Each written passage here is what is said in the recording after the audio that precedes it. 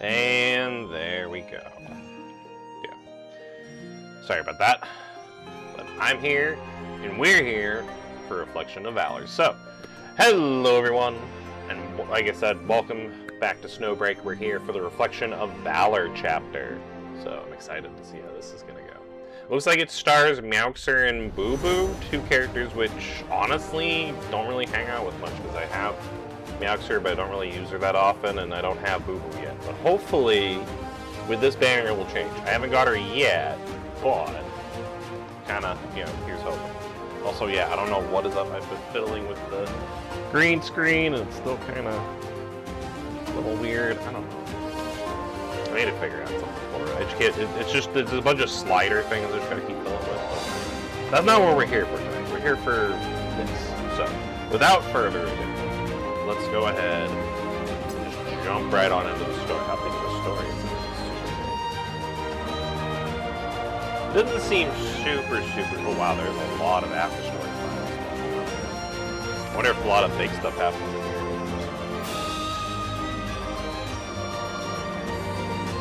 Alright, but anyways, let's go ahead and just jump right on in.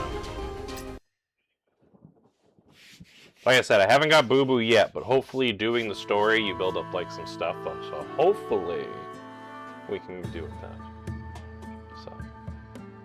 So hopefully we can do some 10 pulls by the end of this stream and maybe see if we can get Boo Boo, because I think I am close to pity, so we'll find out. Dawn was just starting to break when the plane touched down in Yethris. Oh, so we're back in Yethris? Is that where we are? I wonder why we're in Yethris. In our ground transport, I rolled down the window, cool, sombering autumn air. The sun still behind the eastern clouds and light just brushing through the spectral phenomenon. Our vehicle rolled past the field of sunflowers, Maxter gazed at the endless gold while Boo Boo fidgeted. Easy, Boo Boo. Keep your wounds tight and you'll stay sharp. Nuh-uh. Totally calm. Her cheeks popped up in denial. In the rearview mirror, I caught her white-knuckled fist like she was trying to psych herself up. You can't calm down, just say it out loud. Works better than you think. I'm so nervous, Adjutant. I wonder what she's nervous about. She suddenly leaned forward, wrapping her arms around me over the back seat, her head popping through the gap. I was excited at first, but the more I think about it, the tighter my stomach gets. Actually, when the others went out on assignment yesterday, I was a bit bummed. Thought I'd be stuck in the base again during a big op, waiting to crash the victory party. Yeah, Boo Boo doesn't really get a lot of, that's a good point. Boo Boo does not get a lot of screen time since, she came out. So it's kind of nice to see that she's getting, a little bit now, but I mean, that's the way this game kind of works. Some characters get a lot more screen time than others. So, but I mean, there's a lot of characters, so I guess I gotta, work through. But when I saw the details, Northwind Aerospace Center, Etta? I mean, sure, I've been training non-stop, but come on. I've only ever fought Titans. This is way out of my league. Me? Going up against Etta? You've gotta be kidding me, Adjutant! Interesting. I'm sure it should be fine. Boo Boo rattled around her worries like a machine gun, but by the end she found herself bouncing again. You feel better now? Still super nervous, but at least I'm not spiraling anymore. Oh, that's a good thing. Nerves are normal, just let them, throw them off, that's all. And eventually Etta isn't our target, it's Sophie you've been trying to work with. But though she used to be an emissary of the Aventus during her confrontation with the Zone, seems to be more restrained with the Fanatics. Besides, intel says aside from leading Etta, she crossed any unforgivable lines, she connected them isn't clear. What really worries me are the Demiurges, the ones hanging around to hate us from the start. Demiurges? You mean Rosen? That psycho from New Hendero? Yeah, that stuff. She threw herself back into the seat with a dramatic flop. Easy, I'm right here.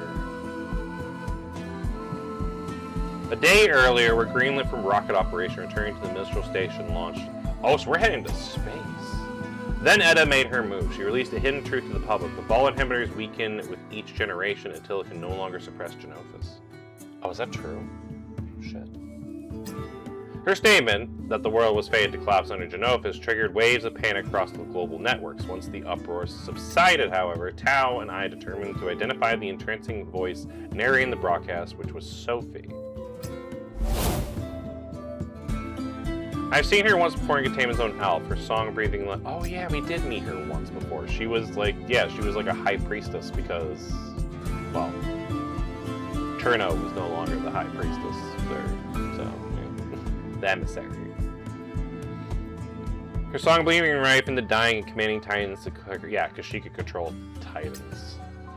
So, with Boo Boo and Maxer at my side, oh, that's a cool looking map.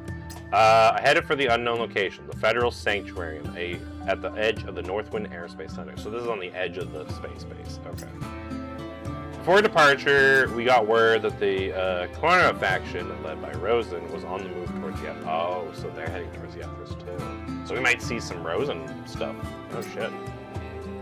Every operation Union Shield mounted was under the public eye. Now that the enemy had stepped out of the shadows into the daylight, Town I agreed. Strike now, clear the game board before launch.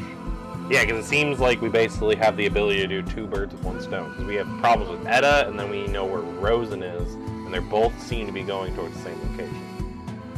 So, on the one hand, that's good, because yeah, Trey's striking them both. On the other hand, it's going to be 2v1, so that is going to be a problem.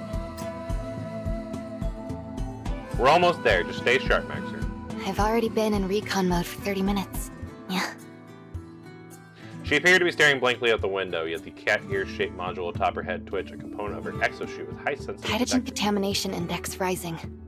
Proportional to proximity with the Federal Sanatorium. So in other words, we're almost there. Boo was straight instantly, eyes staring on the road, fully alert.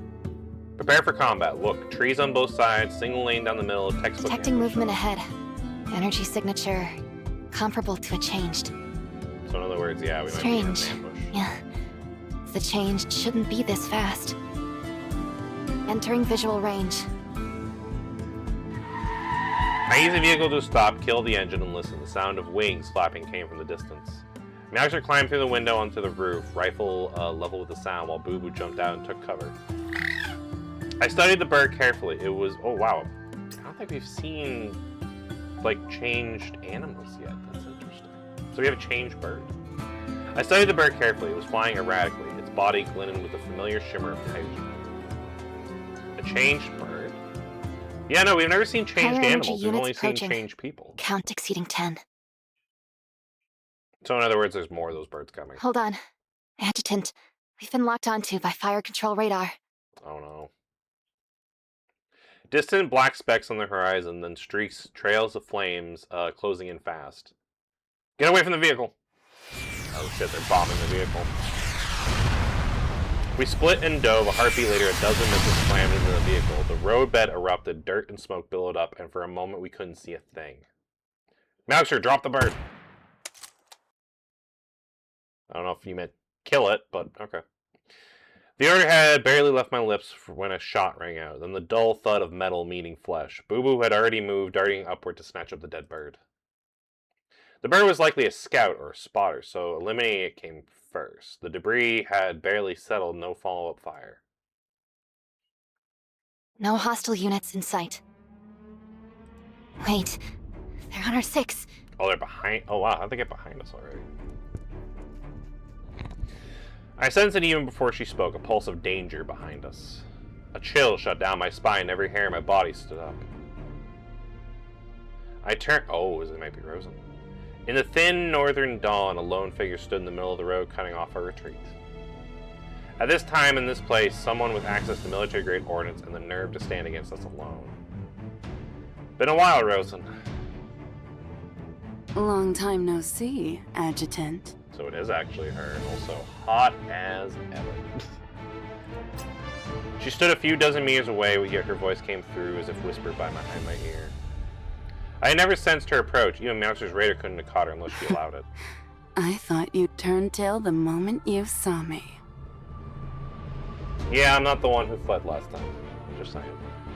Tempting as it is to reminisce, there's already shooting along the border, isn't there? Your time's running out. I'll miss that voice of yours when it finally goes silent. This is about the rocket launch, isn't it? My cryptic words left Rosa silent. You're afraid that once I take care of Etta, I'll have both hands free to take care of you. So you came running hoping to finish me while Etta was still keeping me occupied. When two fight, a third takes the prize, but striking the moment I arrive... Because there'll never be another chance like this. She smiled and looked up. It felt like locking eyes with a beast through the bush. In the moment, I caught the intent to kill in her gaze. The vicious glint, looking ready to devour the dawn, sharp as the flash across blades, then vanished when she lowered her eyes. Before she could speak again, I stepped forward. One step. That single step stopped her short, her eyes narrowed. 2 steps, 3. It wasn't bravado, it wasn't a bluff. Each step was measured, deliberate. Whatever she was plotting, she already had more than enough reason to want me dead. Yeah. She was proud, too proud to forgive anyone who turned down her offer of alliance. That alone would make her want to kill us, yeah. Back in New Ontario, she already been itching for a chance to finish me off, and I hadn't forgotten about that. 4th step, then a 5th. Rosen raised her right hand, Taijin, smoky, violent, gathered at her fingertips, taking the shape of something out of a fantasy. Oh yeah, she made a knife. A hunting knife, about 40 centimeters long, light running down the blade. I couldn't even tell exactly how it had formed. And still, I kept walking. 9, 10... Rosen lifted her head, her eyes bright with excitement. Good. I wasn't wrong about you. If you were as weak as your ideals, that would have been dull. Now this is the opponent I wanted.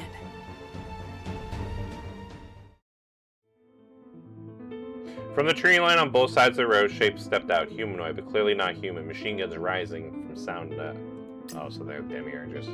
Boo Boo and Meowxer slid into position at my side. In a breath, we locked into a wedge formation and drove straight for Rosen. So it's 3v3. Adjutant, should I activate it now? Not yet. Rosen was too fast. Before my words even left my mouth, she was already in front of me with a blade cutting for my skull. In that instant, I knew all our caution was still felt short. The difference in between speed and power wasn't something technique could close, and Rosen's technique was sharper still. This wasn't a fight Boo Boo and Meowxer could join. I locked in, forcing myself to match her pace. My right hand shot out, catching my arm, wielding the knife, and I dropped my left shoulder and dove in straight for her guard. Wow, we are starting off... This is starting off, really quick, damn. The instant my palm locked around her wrist, Rosen let go of the blade and caught my hand instead. The Taijin knife dissolving on cue, liquid light crawling up the back of her hand, flowing into her palm. A surge of Taijin tore through my core, then recoiled, snapping back into her. In that single touch, the current cycled 3 times before it could even breathe. It was a lesson I've learned the hard way from Rosen herself back in New Ontario when I could barely control Taijin. Back then it was already a flood, now a raging storm. But I'd grown stronger since then. I forced the discomfort down and drove forward, slamming into her chest like a cannonball. I mean, can you blame me? An immovable force, like hitting a wall of steel, then recoil threw me back. Even with perfect leverage, I couldn't gain the upper hand. We froze for a heartbeat, and then next belonged to Rosen.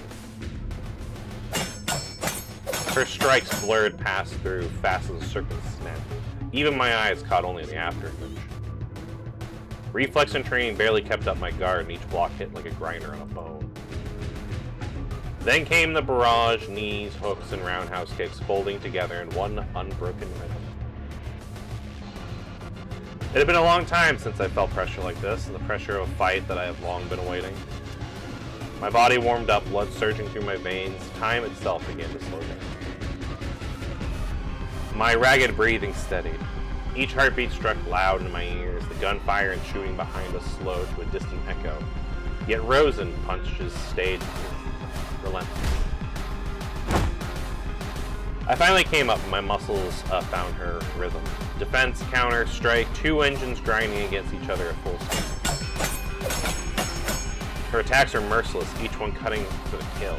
So I abandoned defense for the moment. First fist to fist, elbow to elbow, every class back, only to drive to the next. It was like fighting on a knife's edge, each clash fending back a faint discord. The impact wasn't muscle alone. No ordinary body could deliver or absorb power like this. The stakes were high and stacked against me. The clean hit from early, barely registered on me, but one of hers could put me at a disadvantage in an instant. That shield-like recoil on impact in the way she could conjure a knife out of thin air. So she has instantaneous Titagen defense. With that theory in mind, I took a gamble. As she stepped in with a lead hook, I dropped my guard and drove forward, turned my body, slipped between her arms, forearm tucked, elbowed up, ramming for her sternum like a rattling band. But she didn't flinch, even tried to block. Instead, a grim smile crept across her face. Gray-white scales appeared across the exposed skin in her chest. What is that? Like a hammer striking an anvil, the shock stunned my limb for a split second, but unlike last time, Rosen shook it off a fraction faster. The window was tiny, there wasn't even time to pull back, let alone strike. But she seized it. Her right hand clapped down on my shoulder. A heartbeat later, her head slammed into my brow in the fastest move possible in the gap, almost impossible to block. Ooh. Darkness crashed over my sight. I fell back on instinct, arms up to guard my vitals. But before my vision cleared, a whip kick cracked against my thigh. Those gray scales, what were they? What was I just thinking? The headbutt wiped my thoughts clean. The distance I had gained vanished, and Rosen was already on me again, not giving me a second to think, let alone find a way to break the deadlock. But I've already figured it out. What I need was time. Then I'd have to make some. Time to bust out the finisher I prepared for Rosen. Out of the corner of my eye, I caught Boo Boo. She and Meowster had been locked with Rosen's underlings. Lying, shifting back and forth. Now Meowster was gone and Boo Boo was sprinting straight for me. Where's Meowster? Because she's the one that has the thing, I'm assuming. No time to think. After another clash with Rosen, I sprang back to recoil. Meowster! Dead Neil. 1 minute earlier, the 2 girls who rushed Rosen and me realized once there was no opening to break in. Rozier, what do we do? Eliminate the pursuers. Keep them off the adjutant.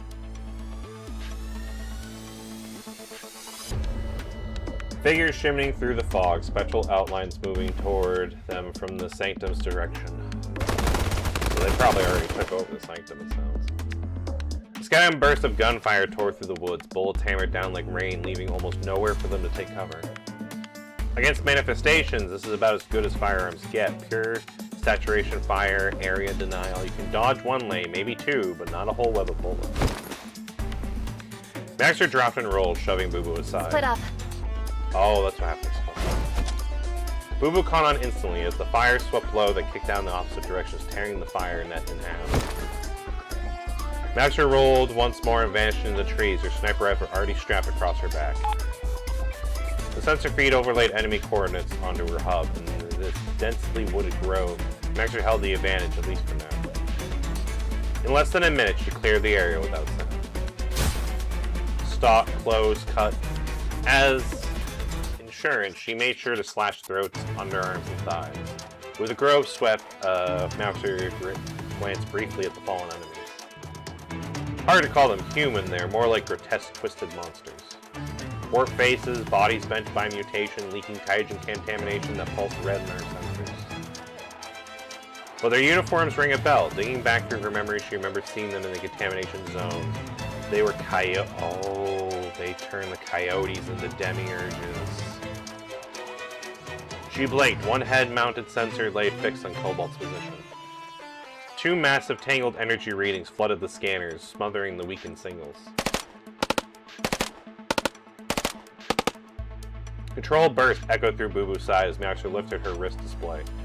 Across the road, only Booba's tag was still active on her flank. A single hostage lingered nearby. I need to help the adjutant ASAP. Yeah, that might help. She brought up her sniper rifle. Through the leaves and brush, another unaware enemy came into view. Heimdall? Oh. Heimdall? Oh, that's what she did. She joined... Because we remember she kind of like defected a little bit from the Coyotes way, like, God, what chapter was this? That was many chapters ago. So she must have teamed up with Rosen and she became like, yeah, it looks like she became more like a demiurge version of herself because she's got like the spikes and everything. Damn. I think she was like she was the bird lady, the one that, I forget what her code name was. But she was like the boss fight that we had where like she was like the big bird in that one. So it looks like she got a demiurge upgrade, so that's concerning. Mauser snapped the muzzle towards the sound. A woman stood in the thickest a few dozen meters away. Esther! That was her name, Esther, I forgot. But... In that blink, the silhouette resembled Esther vanished from her screen. Her terminal shriek, hostile pings flared across the display. That also explains the missiles earlier, thinking about it, because she would do that. But Mauser didn't have a second to confirm. The figure tore through the branches like a beast that felt no pain, crashing into Meowster and hurling her back. So Meowster's busy fighting Esther. It's you. I'd know you even if you were nothing but ash. Meowster barely brought her dagger up in time to parry the woman's clash, driving them both through the trees again with unhuman force. Blood ran down the dagger's grooves as Esther gripped the blade and guard with Twig's fist twisted with... Ugh, untwisted. Pinned against the splinter truck, Meowster braced for everything she had to keep the dagger from her throat. The woman's intent to open it was more than clear. Oh yeah, we need Meowster. Oh yeah, this is the part where at like death kneel. Die! Now! Of all times. Yeah, he needs her to do that, but she's in the middle of this fight. Esther drove the blade down, its edge inching towards Meowster's throat. Time's running out. Meowster twisted her head aside, the dagger grazing her ear. Using the momentum, she caught Esther's wrist and drove the blade through her hand into the trunk. The instant the pressure eased, Meowster tore free and drew the device from her vest. Wonder what this device does. The air rippled outward from her hand, a perfect sphere wrapped in light as space is expanded. 1 year earlier. Damn, we're going. Okay. Frida and Meowster stood across from Tao's desks, and while they reviewed his proposal, Frida had just handed over. It's viable. That's good, at least. Yes! Told you it'd work! Frida shot me a quick, triumphant grin, but I caught the look on Tao's face. We'll need a different project lead, though. Huh? Wait, what? I wrote almost all of it. You're saying I don't get to lead R&D? It has to be the adjutant. Even if it's not the most efficient setup, he must oversee the entire project. Because I'm the one that fought Rose. And that Right. makes sense. Yeah. Frida caught on at once. Beside her, Meowster stood a little confused. Tao looked at me, then at Meowster. You both understand what this would mean for the adjutant if we actually build it. It's his proposal. His body is the focus of the research. And the weapon we're building is designed to hurt him. Oh, it hurts me? Interesting. I mean, no need to make it so grim. If I can't trust the people in this room, there's no point in doing it. I trust you to keep this classified. It doesn't have to be at me at the helm. No. If you don't agree, I'll kill the project. So it has to be me and nothing. Tao was adamant. Fine, I'll do it. So what does this thing do that it could hurt me? From that day a year ago, the secret project began moving under my lead. By studying my body and the inner convections among Taijin's 3 states, we developed an apparatus we called the Death Kneel. It ran on Meowster's manifestation output, amplified through her new exosuit. Once activated, Death Knee releases an oscillation pulse in regular intervals. Those pulses drive Taijin into resonance, forcing a reversion from its energy forms to matter. Anyone manipulating Taijin in its energy state under the Death Knee's field suffers the backlash of the forced reversion. So it's a weapon that he designed to hurt Taijin users, which so far we only know there's 2 people that can use Taijin, me and Rosen. So that's why it was said it was built to hurt me, because it's gonna hurt me, but with Rosen this close, it's gonna hurt her. Even without active control, it triggers a phase lock. Resonance freezes the Taijin structure inside the body. It's like having a sword embedded within you. Move and you're cut from the inside.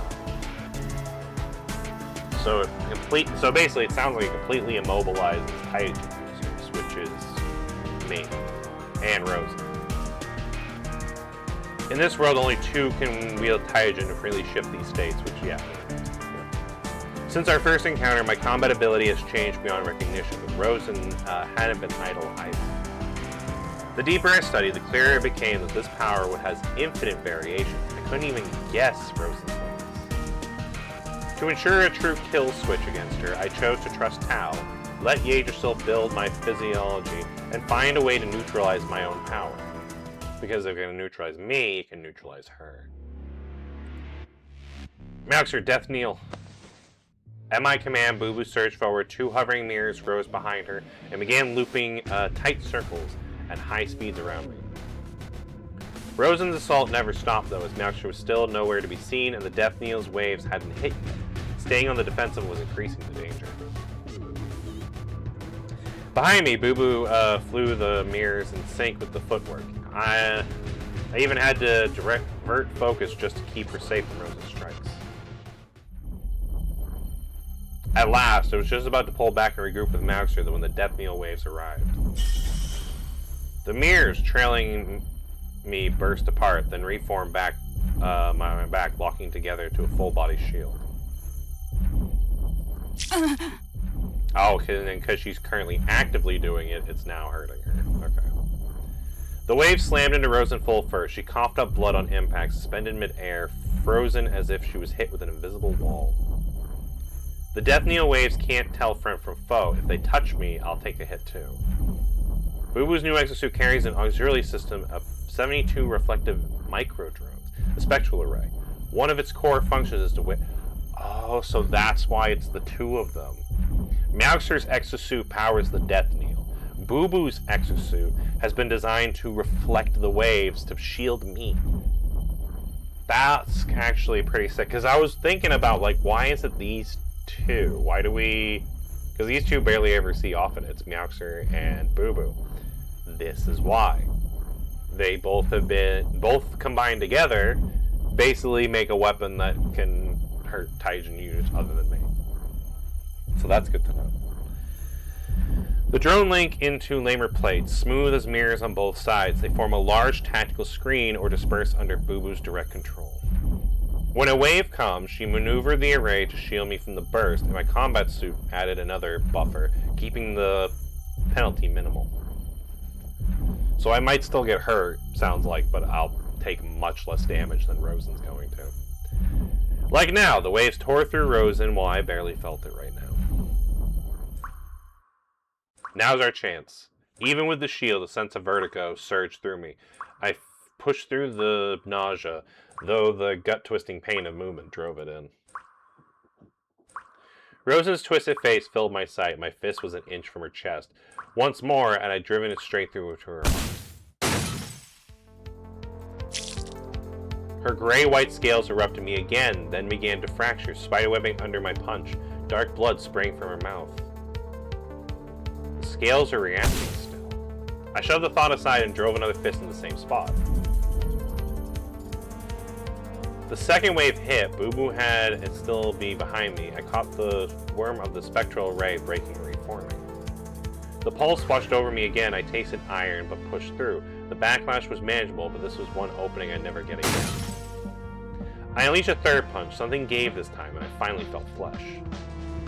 A fourth time, I uppercutted and clean into the guardless chest. Oh, but she blocked. She caught my fist too late. Her sternum shattered, her knuckles drove on through. Her palm still wrapped around them. The follow-up went through her throat. Her windpipe was now collapsed under the blow. I followed through, though. Left fist pinned her hand and heart. Right fist slamming through her throat. So now we're on the offensive. Bones splintering, the strike drove into her side and up beneath her arm, punching through into her lungs. The third wave hit. My next punch was already halfway through. Something feels off. The instant I felt it and tried to slip back, Rosen's hand, still guarding her chest, snapped shut on my wrist like a vice. Oh no. Boo Boo! No time for further orders, no need either, as the plates Boo Boo's been piloting were already breaking apart and sealing tightly along my back. Oh, her mirrors can't keep up. The Death Needle's pulses weren't hitting me hard, but something had shifted. In the scramble, Rosen, the Spectral Ray, and I had fallen into one line. The third wave was barely touching her now. So now she basically switched it. She caught my other hand, grinning right into my face. Her heartbeat thundered. Her sternum knitted back together, then swelled, forcing my fist onto her chest. The damage I've done vanished in a heartbeat. A powerful suction pulled at me from her palm. The Taijin in my body wrenched free, streams of energy drawn into her hands and around mine. Her instant regeneration had turned the fight on its head. Worse, Meowxer could only fire the Death Needle 3 times. Now Boo Boo and I were the ones in danger. Should I pull back? No. The thought flickered, but then died instantly. A fight is about preceding information, reading intent, and attempting the next move. Instinct, tempered through the countless battles, told me one thing. I had to break Rosen's move here and now. Right after revealing that incredible regeneration ability, she'd gone straight to draining the Taijin out of me. It wasn't a feint. Her heart had been half pulverized. She was forced to use that power, and her next move had to flip the food. The same choice I made when the Death Needle hit. I poured everything into holding the Taijin in place. Fourth wave hit. Wait, a fourth wave? Oh no. Rosa and I coughed up blood at the same time. The world went crimson and Death Needle wave slammed into both of us at full force like we were locked together. A fourth shot hadn't been in the plan and Boo Boo had already pulled back the protective plates. But this development worked in my favor, so we both got accidentally hit with it really hard. I'd fallen straight into Rosen's setup. At this range, she slipped inside the Spectral Array's buffer zone, nullifying the Death Needle's impact on her. Our original plan should have gone like this. Meowxer would fire the Death Needle, Boo Boo would fly the plates to screen me, letting us press the advantage. The top priority was weakening Rosen. The Death Needle doesn't affect Boo Boo, and if the tide turned, her close quarters knit would let her finish Rosen while the wave crippled her. But when the wave hit me, no amount of drills with Meowxer could have prepared me for that kind of pain. Time slowed to a crawl. Boo Boo burst past my shoulder. A knee crushed fold in Rosen in half, lifting her clean off the ground.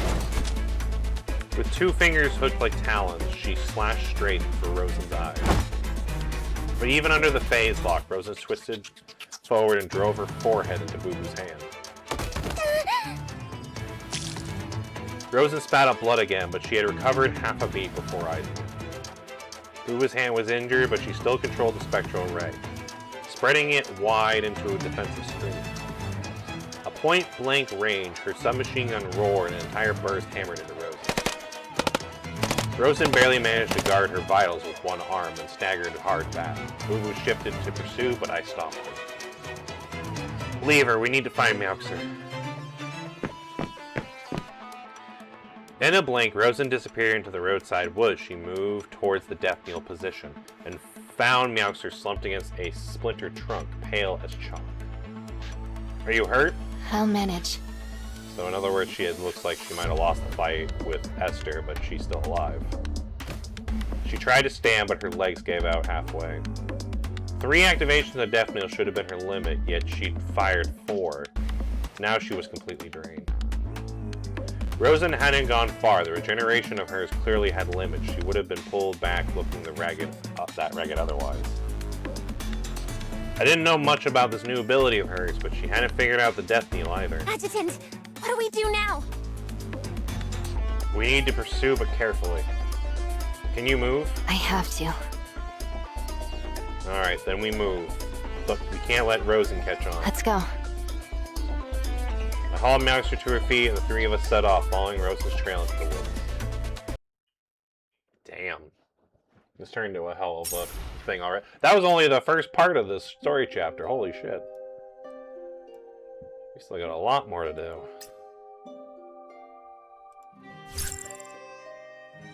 Alright, so we have these two as trial characters. I'm just gonna take Rachel for the heals.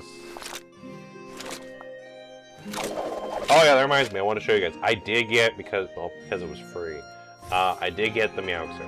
So I have my own, yeah, I have my own Meowxer. Where is H? Oh god, excuse me. Yeah, so H will provide backup heals.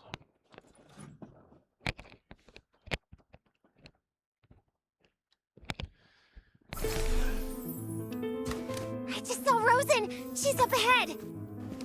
Oh, there's the adjutant wants you to slow down. Oh, okay. There's the place we're heading for. Ah, what the? Okay, I don't know what that was. That was weird.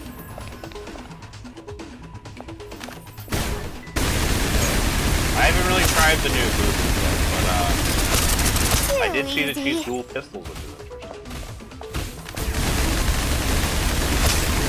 There's an elevator over there.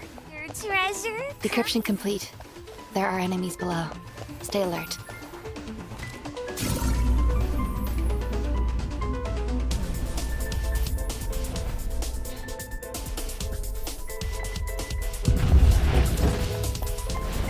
Sensible rebel and presence. Take this. Hi, Rosie.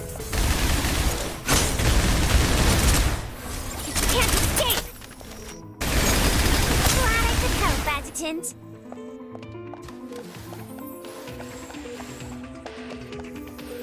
Treasure, treasure, come my way. Oh, it's just like More enemies? Leave them to me. The next wave is ahead to the right. Don't go the wrong way. Open. Stars have aligned. Don't hesitate. May all evil be purged. Break!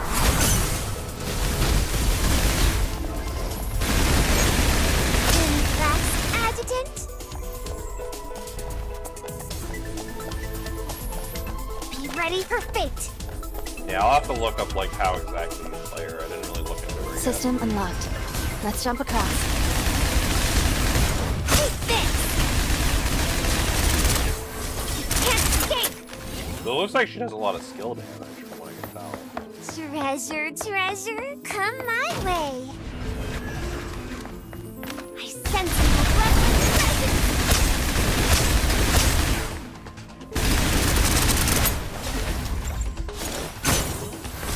Can't escape. I'm too easy. Where is she? I'm a full-fledged My sensors say she's still ahead. Got it. I'll In other clear words, the path. yeah, she's running away, but she's like right ahead of us. Oh, she's heading for this boat, maybe. Oh, bye, Rosie. Huh? Adjutant!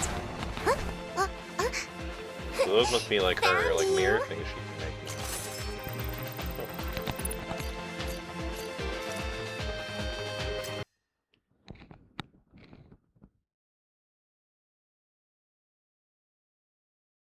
I won't betray your faith in me, Adjutant!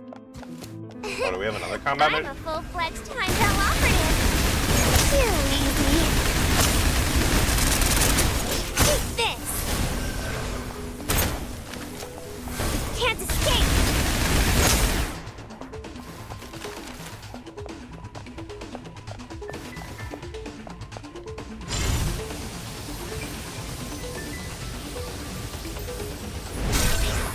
Take this! Can't escape! Spectre array!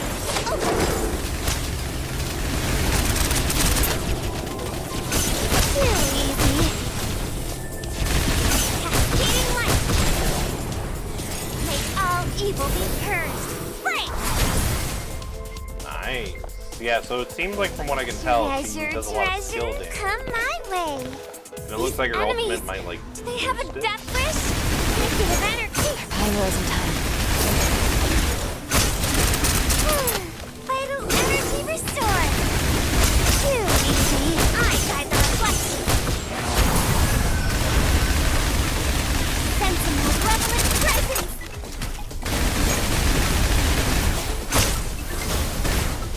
Can't escape! Impressed, Adjutant? I'm a fool. I see the entrance. Did Rosen already go inside? I don't know, maybe. What's wrong? I'm fine. Don't mind me. This is a gentle touch. Yeah, Mauxer definitely looks like she strained herself a lot. But I mean, it helped. Wait, I sense a more prevalent. Take this. Can't escape.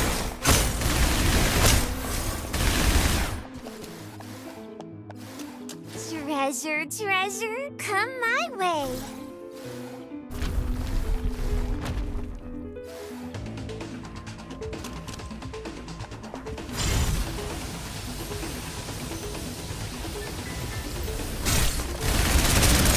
Be ready for fate. Take this. Too easy.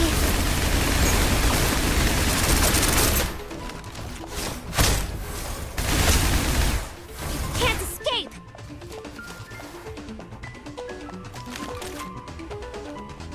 Glad I could help, Adjutant. Sense a more relevant presence. Cascading light.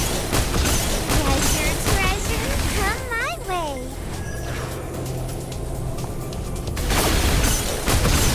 Cascading light. Too easy. Okay, so I think I kind of get how the new Boo Boo plays. So she's all about skill damage. It seems like her, like her burst there seems Found to you. boost it, and then also kind of does like an explosion thing when you run out of like the skill uses or something like that. So definitely cool. We blur through the window and hit the corridor. As we chased Rosen, her creatures swarmed to block the path, and outside, the Federal Sanctuary and grounds crawled with the change in Titan. We were forced to slow. By the time we breached the building, Rose's trail was already gone. Taijin contamination is rising. Comms are breaking up. Let's find somewhere to regroup and catch our breath. Things are getting messy. But we know she's somewhere in the building. We just gotta find her about where. Boo Boo nodded, face pale, hair plastered with sweat. I noticed it back in the highway now. Mauxer was barely still conscious. Mauxer. Yeah, because she forced herself to do more than she was supposed to do. We found a quiet room and Boo Boo stood guard at the door while I eased Mauxer onto the bed. Mauxer, you okay? She fumbled for the sensor display on her wrist. I clamped the strap and set the device in her hand. The sensor in her head flickered, data streaming across the display. Narrow pulse pressure, heart rate spiked, body temperature's low. Mild shock. I'm fine. Her voice was barely there, reaching for her combat kit she missed. I picked it up for her. Which one? Cardiac stimulant. I found the apple, rolled up her sleeve, and drove it into her forearm. Her pulse readily climbed on the terminal. Moments later, color began to return to her face. I remained silent. Beside me, Boo Boo held her breath. I'm okay now. Don't stress. Yeah. What happened? Esther has become a demiurge. Oh, yeah, no, I kind of figured that. She got like a demiurge upgrade. It's in the log. Let me pull it up. Mauxer tapped the screen. Recording for about 30 minutes earlier appeared on screen. So, her fight with Esther. The death knell wave rippled from Meowth's. Her gash spilled open across Esther's body, gray-white Taijin splattering from the blood. Oh, right, because she I guess technically Esther being a demiurge would kind of have something similar. Huh. She roared in pain, thrashed as if skewered and bound by invisible wires, yet still writhing, tearing herself open even deeper. As the pulse faded, she lunged at Meowth's again, straight into the second wave. This time, she powered through and swung away. So Meowth's got hit from there after the second wave. The image jolted, and the camera slowly moved. The third wave flared, finally locking Esther in place mid-motion. When the death knell grip began to wane, she moved again, and Meowth's fired a fourth one without hesitation, even as she slowly, painfully drew the sidearm from her waist.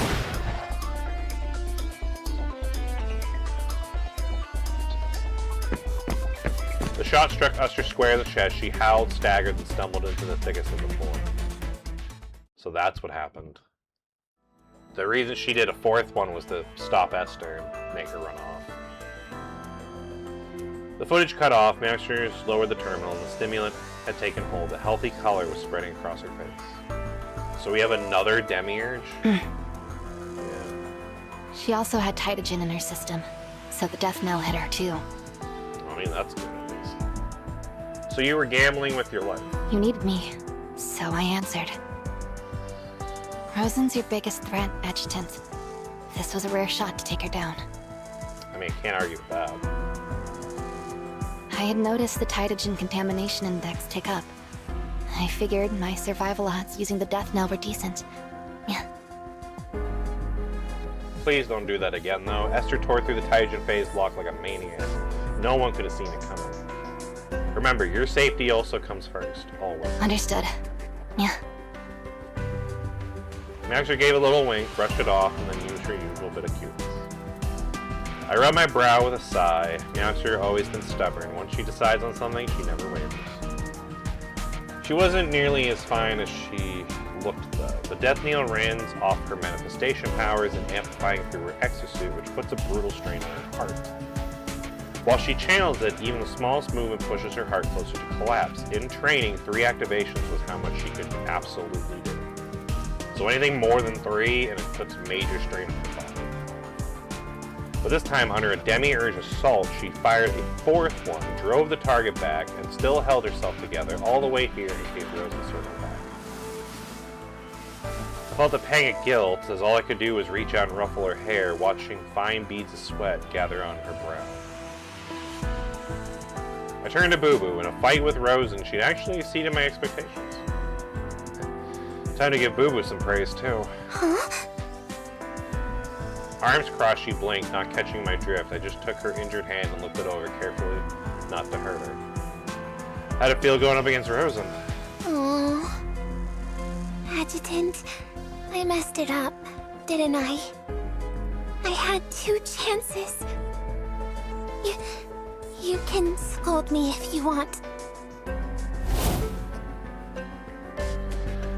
She met the 3rd and 4th death knell waves. Amidst the close quarters chaos, the spectral array was dulled, the 3rd wave impact on Rosen. And when the 4th hit, Rosen still broke through Boo Boo's strike and still was blaming for herself. But it wasn't really on Boo Boo, not when our opponent was Rosen. Rosen and I weren't just evenly matched in power, her will to fight was exceptional too. Those gray-white scales that appeared in the instant regeneration during the 3rd wave. My mind drifted and snapped back as Boo was standing there anxious and guilty, eyes shining with unseen tears. It had been silent so long that she thought I was upset with her. Your wrist delocated, hold still, this is gonna hurt. With a steady pull, I guided the joint back into place. The sharp pain stopped her tears before she could fall. I checked her hand again, slowing this time. Well, your fingers seem fine. Sorry, I zoned out for a bit. You did well, though, Boo Boo. Don't beat yourself up. Your reactions were quick, and in a fight that brutal, you still kept full control of the spectral array. But I messed up my positioning. And how's that your fault? Rosen grabbed my wrist. That's why I couldn't pull back in time. In just 2 waves, mere seconds, you already read up the setup and found a counter. None of us knew there'd be a fourth wave, and you still charged in to face her. Boo lifted her head from her chest, her eyes still glistening wet. I just wanted to protect you. For once. I mean, you protected me 2 out of the 4 waves. I'd say that's pretty good. Next time? No, every time. As long as I'm with you, I won't be afraid of her.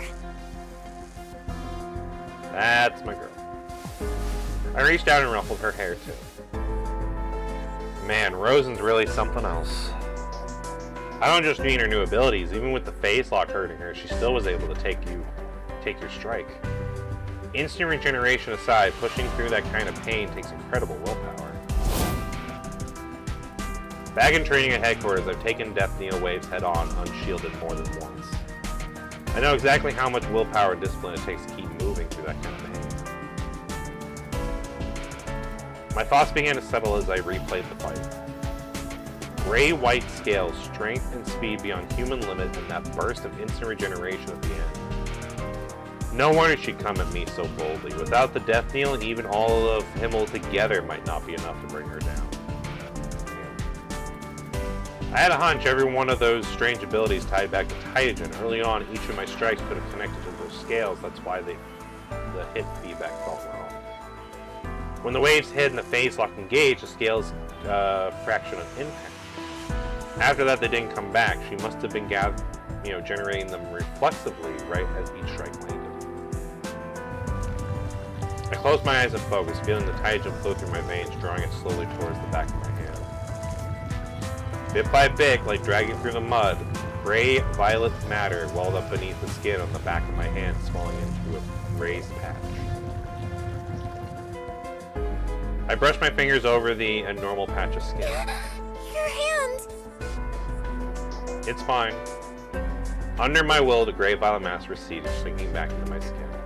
I pulled out my comms terminal to reach headquarters. Static screeched as Taijin contamination was too heavy. The call failed. I'm good to go. Yeah.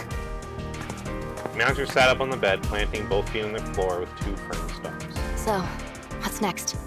We heading out to contact headquarters? Yeah, I need to get in touch with Sapphire. And we need to trace the source of this Taijin contamination, too.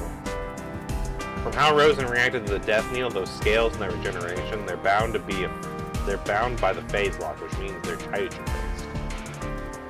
If we don't pursue the Taijin here, taking her down will be very difficult. Do we really have to take Rosen down here?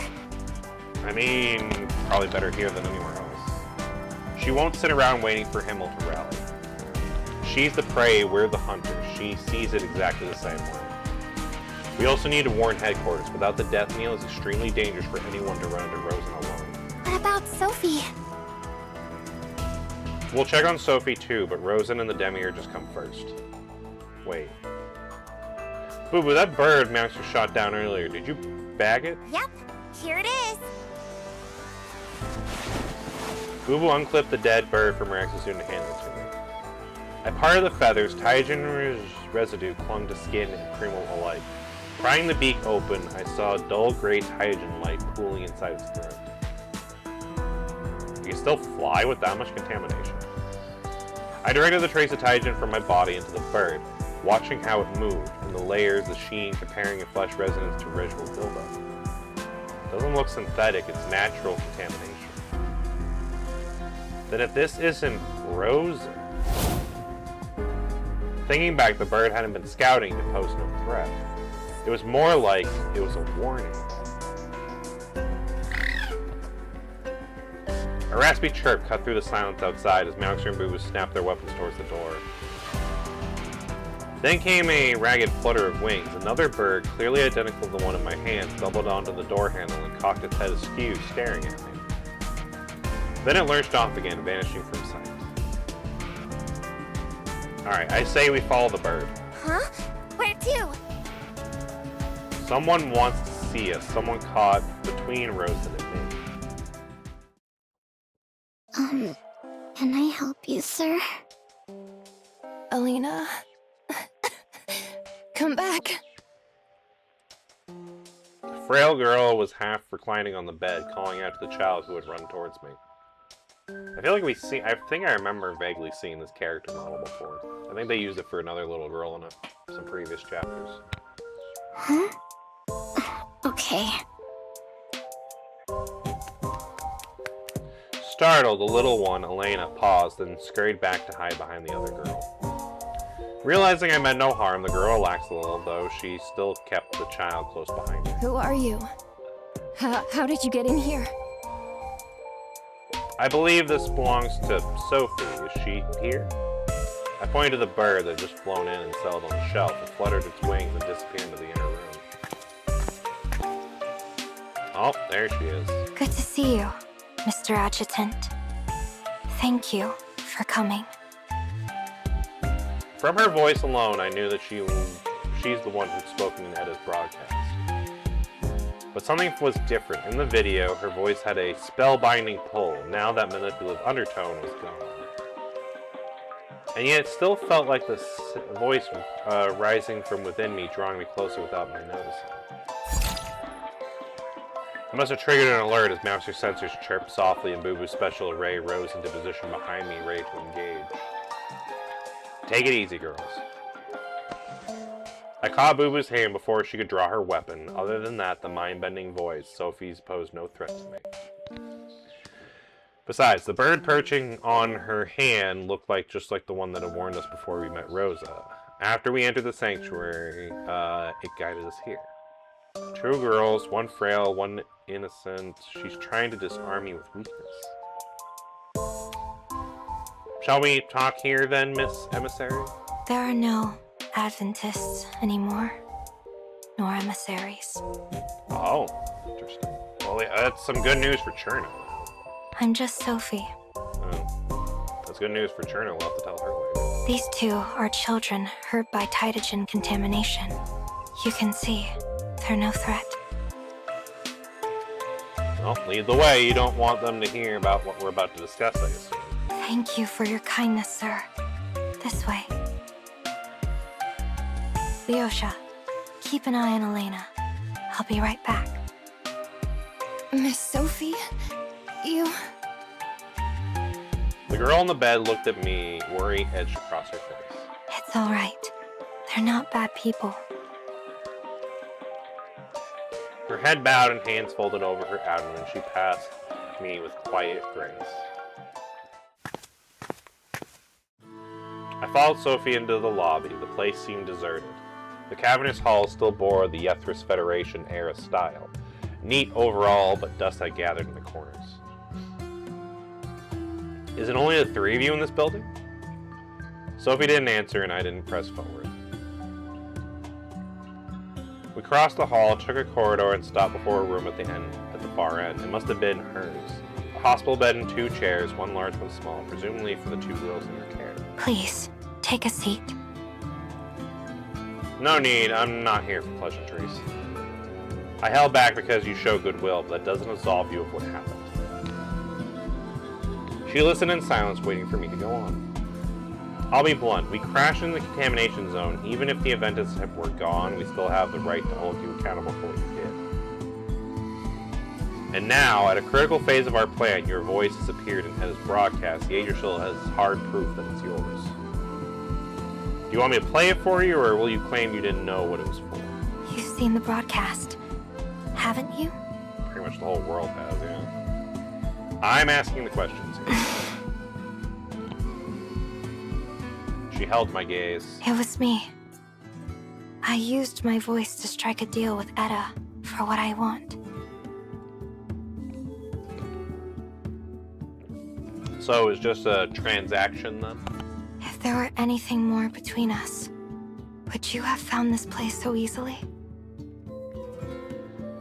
I mean, you have a fair point. Edda would have probably made it harder to find. If Edda's the one who led me here, but something about this didn't sit right, so I kept it to myself. She paused. When I didn't object, she went on. I'd like to strike a deal with you, too. Will you hear me out? I mean, I'll at least hear you out.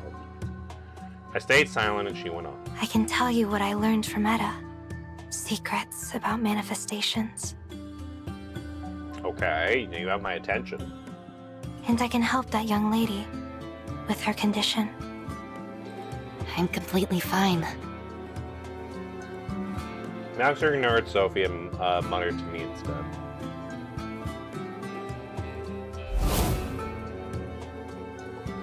A thought struck me, and I found myself rubbing my fingertips without thinking. A few minutes ago, when Mouser came out of shock, I laid a hand on her head. A fine sheen of sweat had gathered on her skin. Mouser's alergia, the condition that was preventing her from feeling pain, was also preventing sweating. Her glands are intact, but the nerves fail to sense signals. I didn't know much about Mouser's alergia, but I knew this: if she's sweating, something's wrong. What do you want in return? Tell me, what do you think of that broadcast? Is that part of the deal? Sophie fell silent. She stepped closer, her gaze drifting past me and Boo before coming to rest on Mouser. The inability to feel pain can be the cruelest pain of all.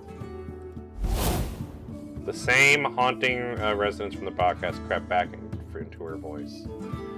It was like a soothing balm. Even the tension left from the fight with Rosen seemed to ease. I turned to Mouser again, beads of sweat glistening on her forehead. She scrunched her eyebrows as if enduring something unseen. Mouser? I'm fine. She met my eyes, lost in uncertainty. She's recovering already. That's good. I took Mouser's hand, her eyes flickered to the sensory display on her wrist. Readings do look steadier. Consider that a gesture of good faith. So, in other words, she can fix Mouser's condition. Because Mouser has a condition where basically her nerves and stuff are kind of shot, so she can't feel pain, and she can't sweat and everything, but she's been sweating since she's been here. I wonder if that's something to do with, it probably has something to do with Sophie. So Sophie could cure her of her inability to feel pain, which is both good and bad. Yeah. Now then, will you tell me? Sophie had been with us since we met. Nothing seems to matter to her except the answer she wants. What exactly do you want to know? How do I intend to deal with Etta? How do you see the ending she foretold? Whatever Etta believed, she did it to make people think Yggdrasil was up to something. But you're not really one of them, are you? Why did you reject her solution?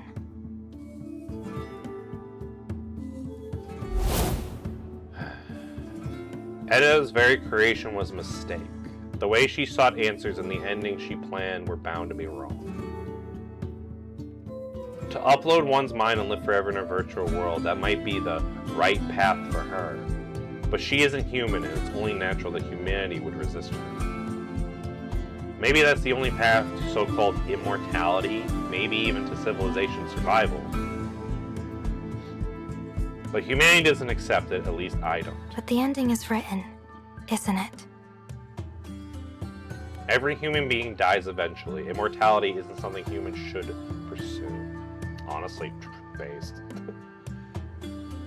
I mean, when you really think about it, immortality is much more of a curse than it is a solution to anything, really. Like I said, her creation was a mistake, created to handle problems that weren't ours to solve. The mistake isn't on Etta, it's on those who naively place that burden on her. I want to correct that mistake, nothing more. Are you going to try to stop me? Of course not. I told you. I only want to understand how you see it. Then what comes after? How will you face the final end? That's not for me to worry about. I never call myself a savior. I don't have some grand plan to fix the world. And anyone who claims that usually has an agenda. The idea of a savior is a lie. We tell too many stories like that. Someone rises, fixes everything, sets the world right. It just never works that way. The world's problems are flaws and contradictions. They aren't for one person to solve, but for everyone to work on together. I'm no doctor, I can't cure Genophis. I've just been lucky. My life used to be simple, lived as best as I could, Hope someone found a cure. Hope things slowly got better. Hope children make their parents proud. Hope the burden finds the strength to stand again. That was enough for me, even with Genophis. The world wasn't too bad. But some people couldn't stand that. They had to burn it all down and call it an ambition, a chance to prove themselves. I just happen to have the power to stop them. That's all my saving of the world amounts to. But to fix everything alone, I have my own life, my own happiness. To give all that up, to throw myself completely into that kind of crusade, it might change nothing at all. And to the ones who care about me, the ones that, that would just be cruel. Humanity has its fate, its fight. We'll find answers ourselves.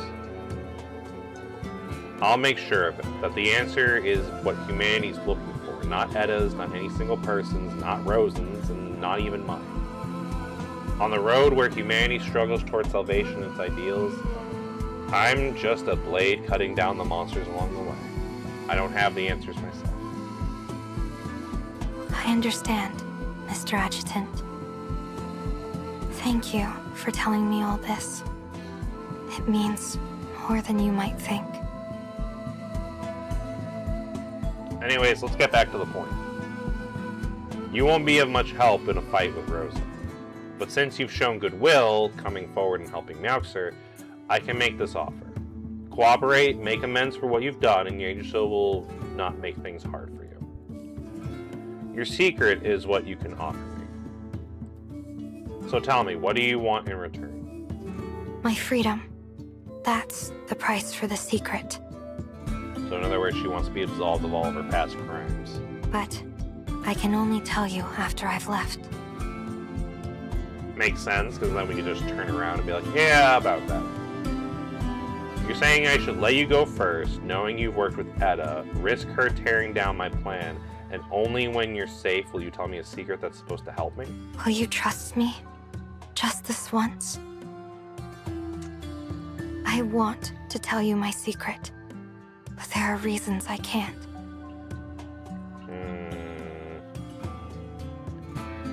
She still wore that same look of utter sincerity. She had it since the moment we met, so genuine is almost felt reversed.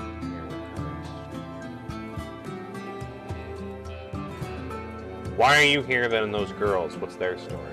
They're just children who've suffered too much. I listen when they need to be heard. I listen to their pain, to the choices they've made.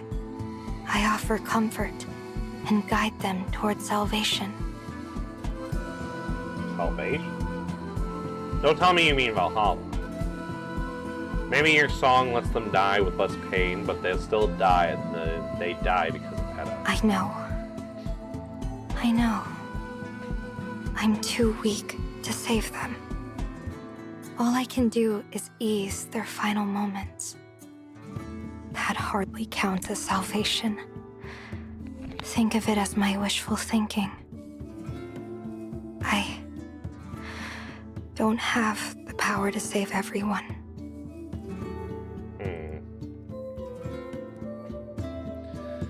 I knew she had a part in Edda's scheme. But in those last few words, the false note vanished. Whatever she's done, her kindness towards those girls was real. I wanted to believe there was still some good left in her. Besides, letting her go was part of the plan. Fine. I'll let you walk this one time. Thank you. Thank you for understanding. She turned away and left the room. Adjutant, we're just letting her go like that? Yeah, I need to contact headquarters. To verify what she said? No, I want to see what Edda has planned for me. There's no point in trying to catch her now. She'll bring her surprises soon enough. I need to contact headquarters to report Mouse's condition. Whether the plan continues will depend on that. I told you I'm fine. Yeah. The strain from using the death knell has faded. I feel fine now.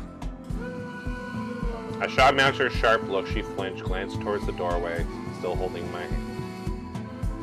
Let's head to the roof. If we can't get a signal there, we're moving out. Master sensors flicked back to life as she stared up the stairs to the second floor.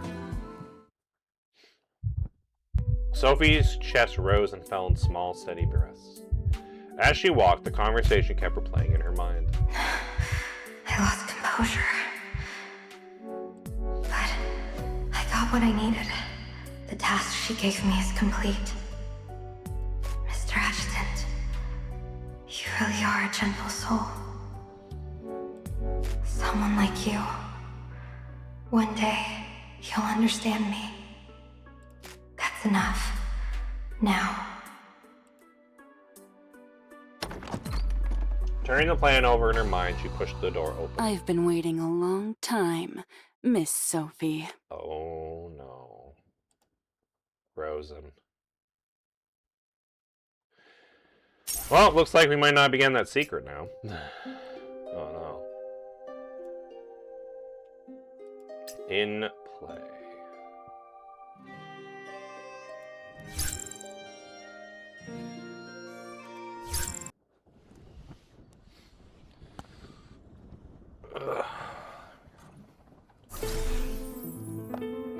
Hydrogen contamination is still too high here. Our comms won't link.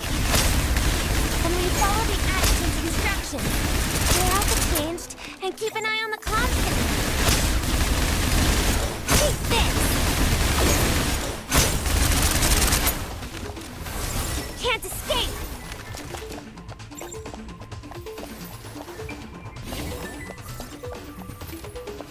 Let's go this way. So many changed in this abandoned sanatorium. How can Sophie live here with those two defenseless, sick children? That way. Yeah. Signal just improved a little. Oh, got it! Take this! You can't escape!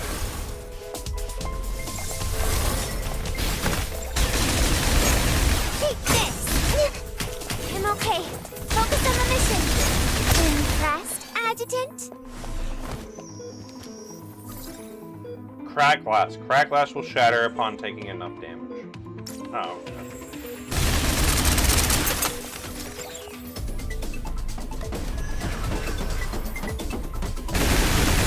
Take this! You can't escape! Sector array! Open!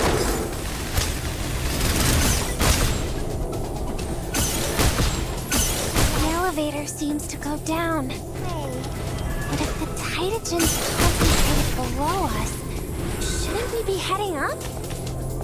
There's no other route. Let's head down for now. I need to map out the whole facility's layout anyway. Might be useful for the operation.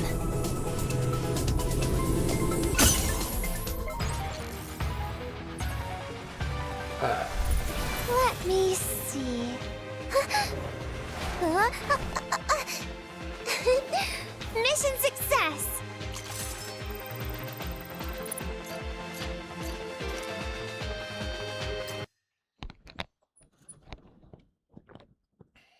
I've been waiting a long time, Miss Sophie.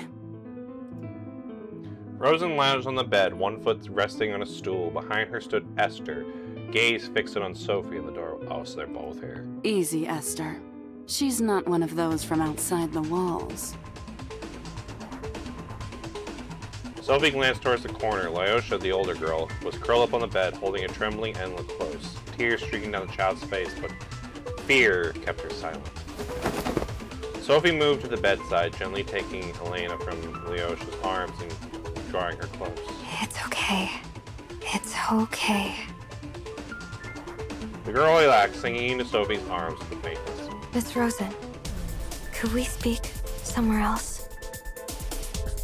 I don't care for the place you chose.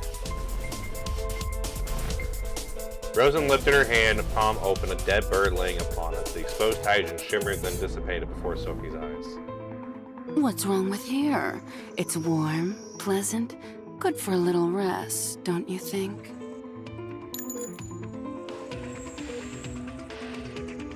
A metal clank rang out, metal clanged on the floor as Sophie watched Rosen's abdomen tighten. Then ease as several flattened bullets were pushed out of the wound. Oh, she's using the Taijin and the bird to heal herself. They're just two innocent children. Do you have to drag them into this? Knowing Rosen, probably. Depends. Do you even have the leverage to bargain with me?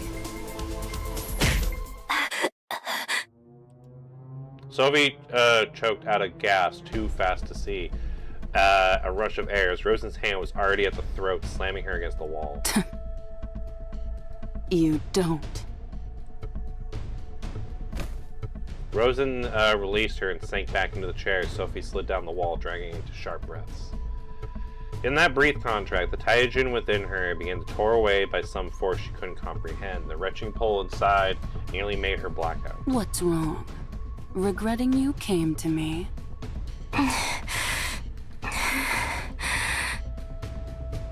Still gasping, Sophie braced herself against the bed frame and pushed to her feet. Let me go. I'll tell you anything you want to know. Oh? Turning me down before I even open my mouth.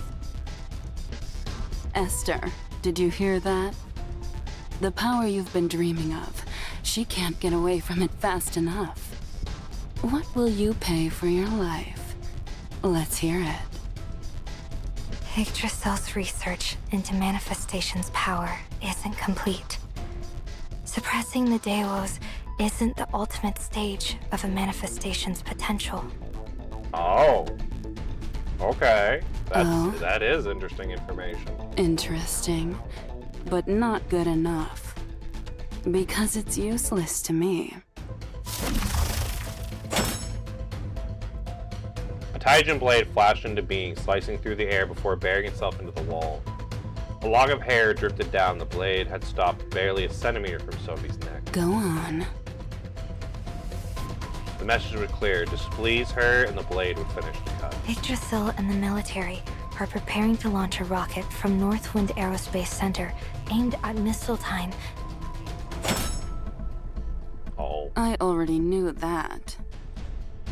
Another dagger hissed past her neck and struck the wall, one on each side now, a pair of blades pinning her in place like a iron yoke. Interesting.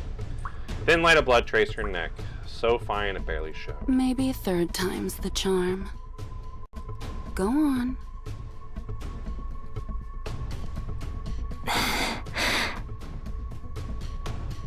Silence stretched, Sophie's chest rose and fell, and after a long pause, she forced the next words out of her mouth. The weapon that nearly killed you. It can only be activated a limited number of times. Rosen's expression didn't change. She raised a hand. One of the blades at Sophie's throat unraveled into a shimmering tremulous of energy flowing back into her palm. Good. That settles your life. Once. Now then, for refusing me, go on. She wants more information now that she's... To refuse to become a demiurge was to reject Rosen herself, and that meant death. Sophie fell silent, sinking deep into thought. Time stretched as Rosen waited in silence. The room was warm, yet the air frozen solid. I want to end pain from this world. I want to save everyone. Rosen neither spoke nor moved. She just watched. Her eyes narrowed, unblinkingly fixed on Sophie. Under the cutting gaze, Sophie went on. I have to achieve what I came here for. I have reasons to keep living. She shoved the blade from her throat, blood trickled from her fingertips, and she didn't even notice as she stepped towards Rosen. I've already learned what I needed from the adjutant. His path. Miss Rosen, I want to know yours. I misjudged you. You're weak, that's true. Yet strong enough to ask me that. As for the adjutant's path, I'll hear it from him myself. I don't need a messenger. Rosen rose and walked over to Leosha, the girl lying on the bed. She studied the girl's pale face. I want a world built on true equality. Not that hollow pretense people like to call fairness. Everyone's rights should measure up to the power they hold. Every right has to be earned that way. even the I right mean, to that makes live. sense for her. Life goes on only through struggle. Love and kindness rot a civilization from within, letting it fester in its own hypocrisy. Because those things can never be shared equally by society. Conquest and savagery lie in our bones. Only the right to struggle is the truth life grants us all. It's the only creed I live by. It works for me, too. Struggle never ends, and that's the only fairness that endures. Death and purging are inevitable. Juvosis and Tytogen are signs of change, the laws of a new age taking shape. The will to survive, to fight and win, that's the only thing I find worth anything. Rosen stepped back to Sophie, pressing her hand against the woman's forehead, studying her face closely. Even an ant can shine for a moment when it fights for something. Those who refuse me, die, but only if they're worthy of it. I never meant to kill you. I was merely curious. And now you've turned out to be my kind of person. Ironically, that gives me a reason to kill you. Still, I'm a woman of my word. I'll let you live, for now. As for your path, you haven't earned the right to speak it yet. I'll wait for the day you earn that right. Think carefully about what it means to speak your path aloud, and come prepared next time. Don't disappoint me. I'll be waiting. Interesting. She rose with a lazy stretch and left the room. Esther trailed closely behind her. She actually bought it? You tricked them both. Not bad at all. Etta. A crimson silhouette shimmered into the view behind Sophie. She raised a hand, feeling the warmth. The wound had already sealed. Her new flesh pushed the scab aside. The plan worked. He only comes when I get close enough to the rocket. And when he comes, Rosen follows. Oh. You know, I didn't even think about this until just now, but it makes sense. You remember when I was talking about earlier about, like, you know, having both of your enemies in one spot? You know, it's like, on the one hand, it's killing two birds with one stone, but then you're outnumbered by two people. I never thought about that from Etta's point of view. I was thinking about that from our point of view. Technically, with Etta, this is also two enemies with one stone. Etta could just as easily wipe out the only two people capable of stopping her. The only two people that can manipulate Tytogen. I didn't even think about that. Yeah, Etta could easily could probably take both of us down in this kind of situation if she, had something to do so. If I still had my trees, things wouldn't be such a bother. Yeah, see, if she had the tree, because we've already taken down the tree here. If she had the tree here, that's probably what she would do. She probably would use, that to help take us down, but yeah, she doesn't have that tree in Yethris anymore because we got rid of it. Let them fight. The bloodier, the better. And then Etta will take on the winner. In that case, no one will have time to stand in my way. Yep.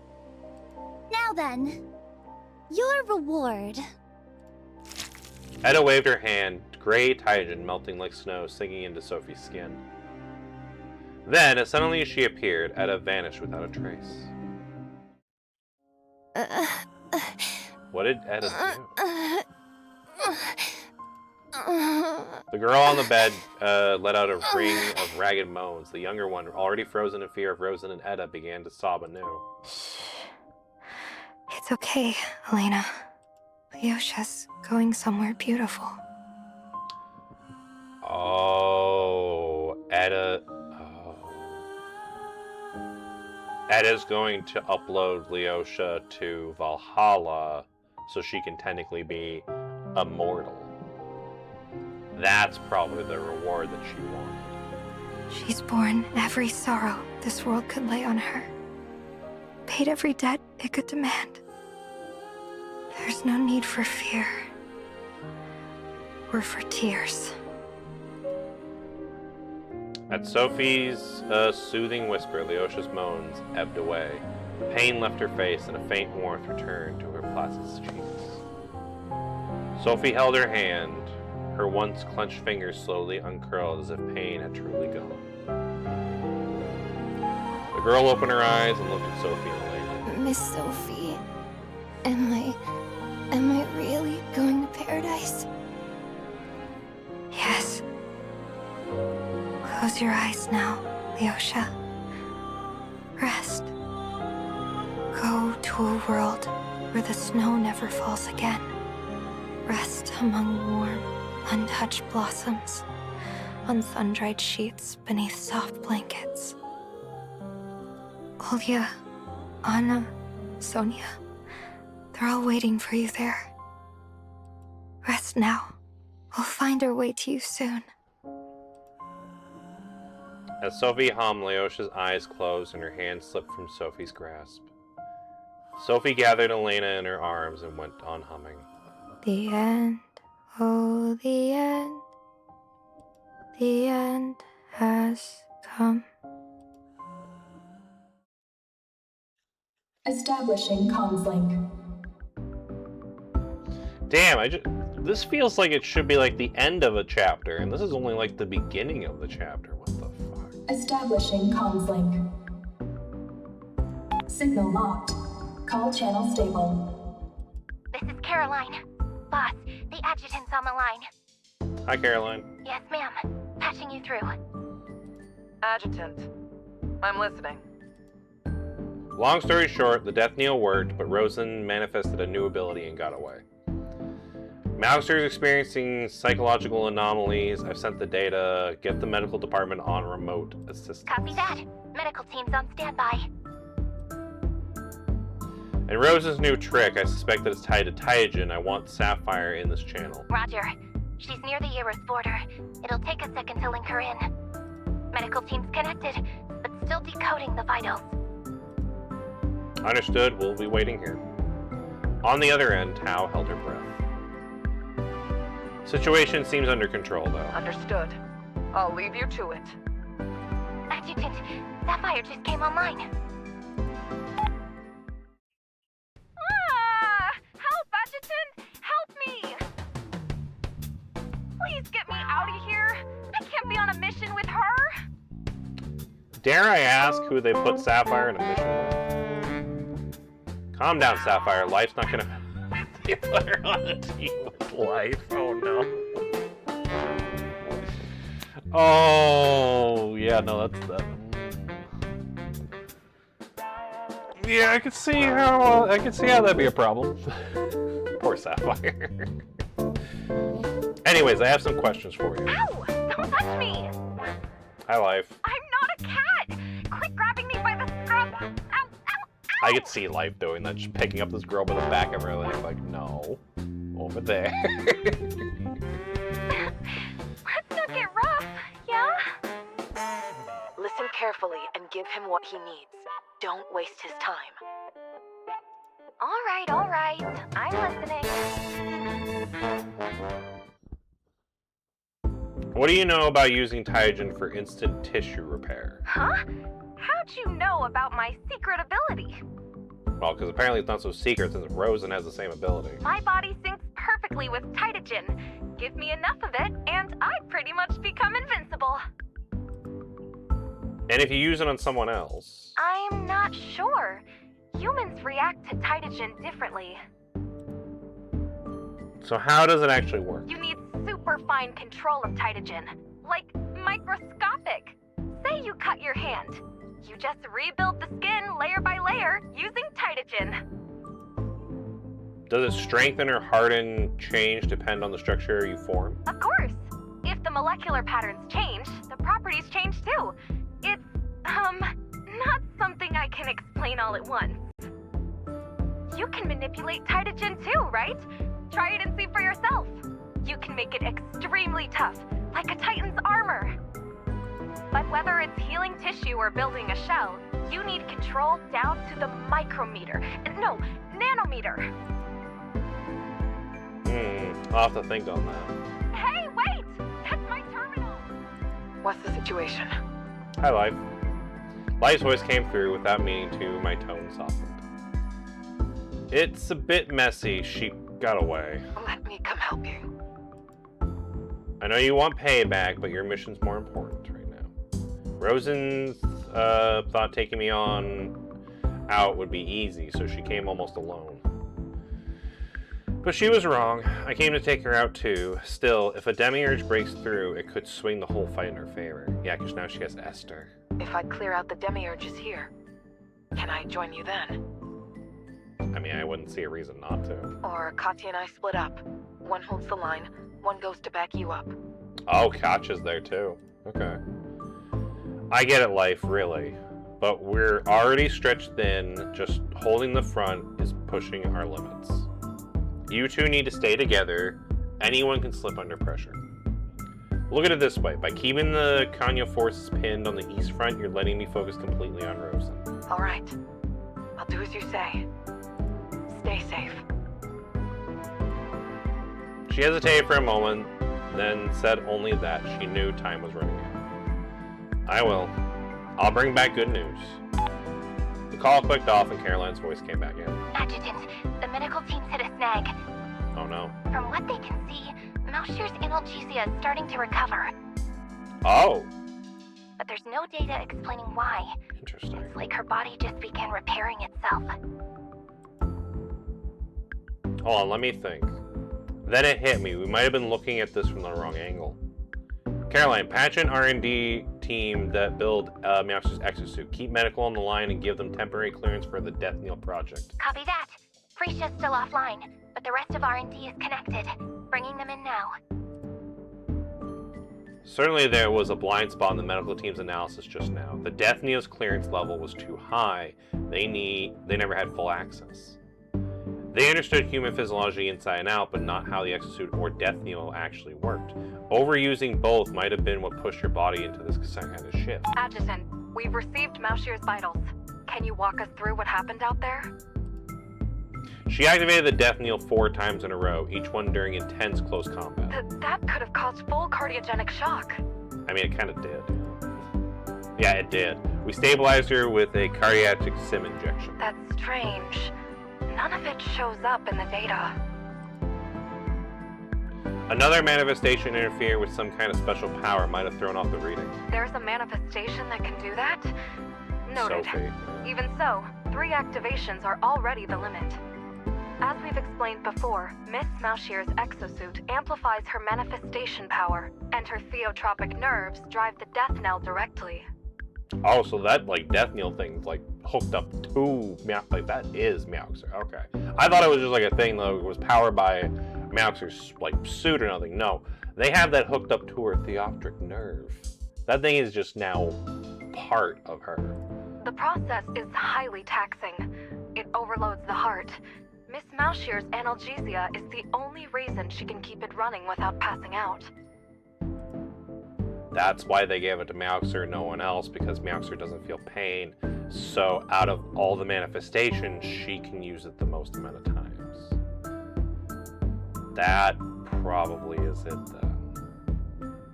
Okay, this is all starting to make sense now. So you think the theoptric nerves might have triggered her recovery from nostalgia? That's our best guess for now. We'll need to examine her in person to be sure. Adjutant, we've got a theory of our own. Mind if we share? Go ahead. Based on the project data, the Death Knell operates through the theotropic nerves, and Miss Mousier's analgesia is a neurological defect. Yeah, defect of the theoptric. It's possible the theotropic nerves either repaired her faulty genes, or the overload somehow reset the damaged pathways in her system. Meaning this could actually be good for her? In the long run, yes. But it might cause new complications if she keeps using the exosuit. Oh, okay.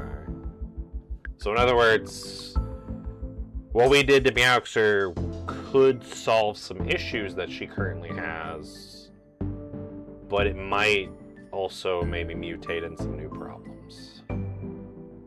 Gotcha. There are risks. Thank you for the help.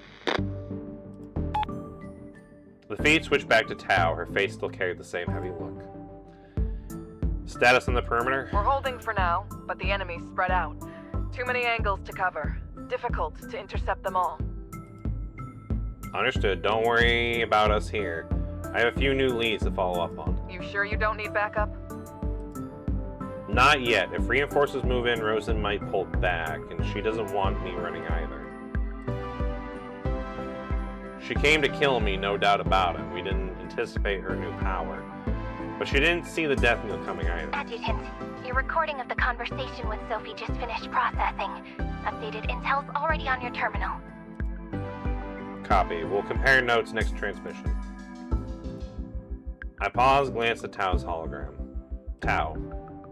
Plans stand. The operation continues.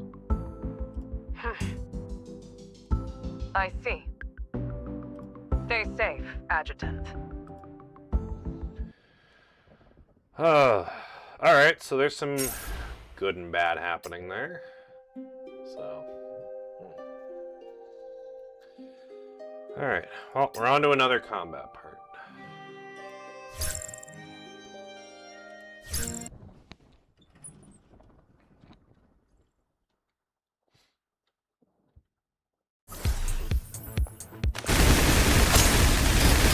Oh, we're taking out all the chains and titans, right? Easy. Don't rush. Yeah. Stay alert for Rosen. Treasure, come my way. Especially since we know she's probably close by, since she was able to reach Sophie right after we did. Take this. Glad I could help, Not Adjutant. surprised she might be nearby. Take this. You can't escape. The mirror captures all. Impressed, Adjutant?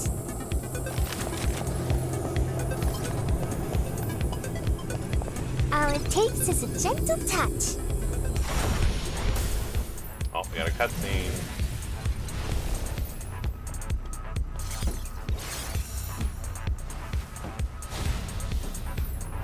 Oh?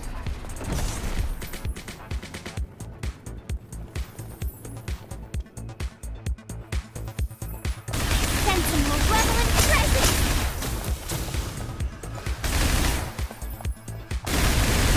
Take this. You can't. Weird. There's no ladder or stairs here. How's anyone supposed to get across? Let me decrypt the system. Yeah. Gravity switch. Step on the device to change the orientation of gravity, allowing you to walk on the wall. Okay, that's sick. Access granted. Oh, it's gonna That explains it. It's an astronaut training room. Gravity can be reoriented. That's kind of cool. Whoa! This feels amazing! There's an elevator at the end. Yeah. But heads up. Titans above. Okay, where are we going? Oh, we're going.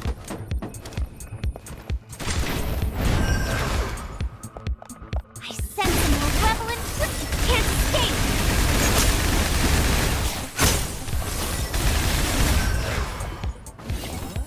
You can't escape! Be ready for fate! Take this! Stay on my toes! All it takes is a gentle touch.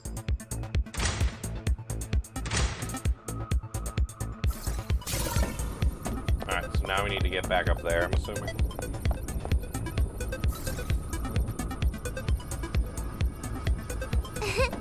I'm a full-fledged Heimdall operative. I sense a malevolent presence. You can't escape. Too easy.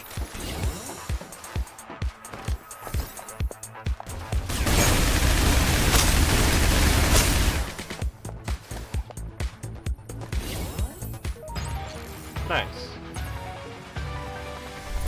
Let me see.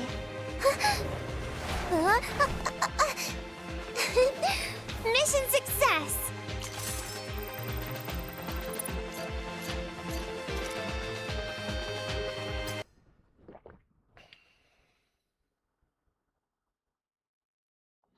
On the rooftop, I replayed the call that I just had with headquarters.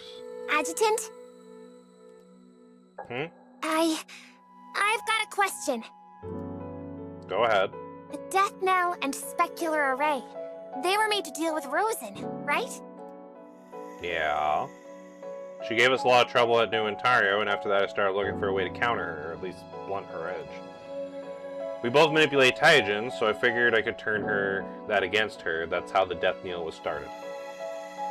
But I also need insurance, something to keep me from being hit the same way. That's where the Spectral Array came in. Then, why me? You know, that actually is a good point, because we went into why Meowxer was the one that had to have the Death Knell, but we didn't go over yet why Boo Boo has to be the one with the defenses. I mean, it's Rosen we're up against. Wouldn't Miss Life or Miss Funny be safer picks? What do you think? Me? I don't know. That's why I asked. We fought through 42 life-death missions together. The Spectral Array needs you locked on me in combat, tracking, shielding, moving in sync with me. So tell me, who else would I trust with you? Understood. I won't let you down, Adjutant. So it's just because we've been on a lot of missions together since she's been here, so... Oh yeah, and we had that...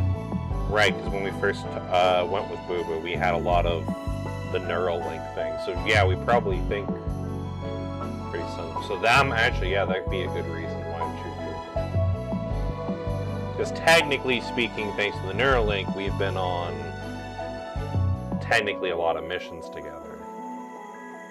When we were trying to get her out of being comatose. So, yeah, I could see that.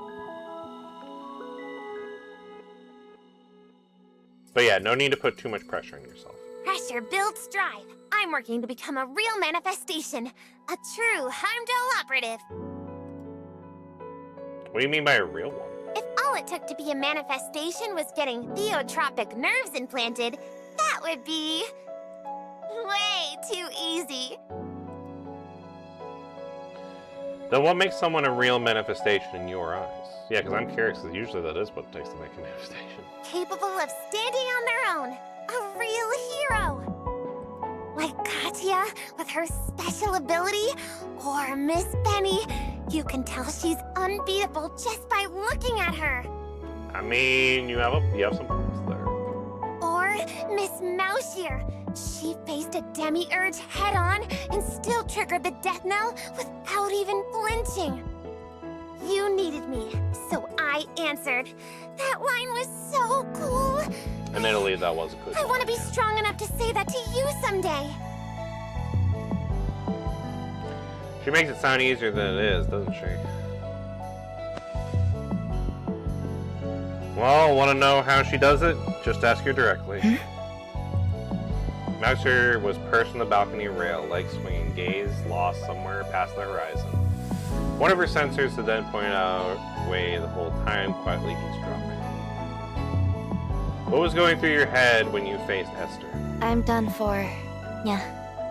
Yeah, that sounds like her. This exosuit's tuned for recon and scanning. Great for spotting targets, not for brawling. Yeah, she is kind of long range with this one, because I think she uses a sniper now in this outfit. So yeah, she's not really built for close range. Getting pinned in the woods? Odds weren't great. Yeah. Huh? But that's not what you said before. People think all sorts of things when it's life or death. Fear, doubt, hesitation is normal. The difference between strong and the weak isn't that the strong don't feel fear, it's that they don't let it control them. That's true. Everyone's afraid sometimes, even me. People are complicated. In stories, heroes always look fearless and perfect, but that's just fiction. It doesn't matter what she felt, what matters is what she chose to do. I get it now. I'll do my best. I'll become a true Heimdall operative soon enough. I mean, technically you already are. But I mean, we're not gonna tell her that, I guess. But I'm like, okay. I almost said it, but I held back. She won't understand yet what she believes in. If it ever truly existed, it would be too cruel a goal to chase. I couldn't let that happen. No need to tell her right now. For the moment, there were still threats inside the sanctuarium that needed to be handled. Sophie, even under the confined serum, what else would Etta be hiding that may be a threat to me? Yeah, because we have Etta here, and we have Rose in here, and then we have the Tytogen stuff that's happening here.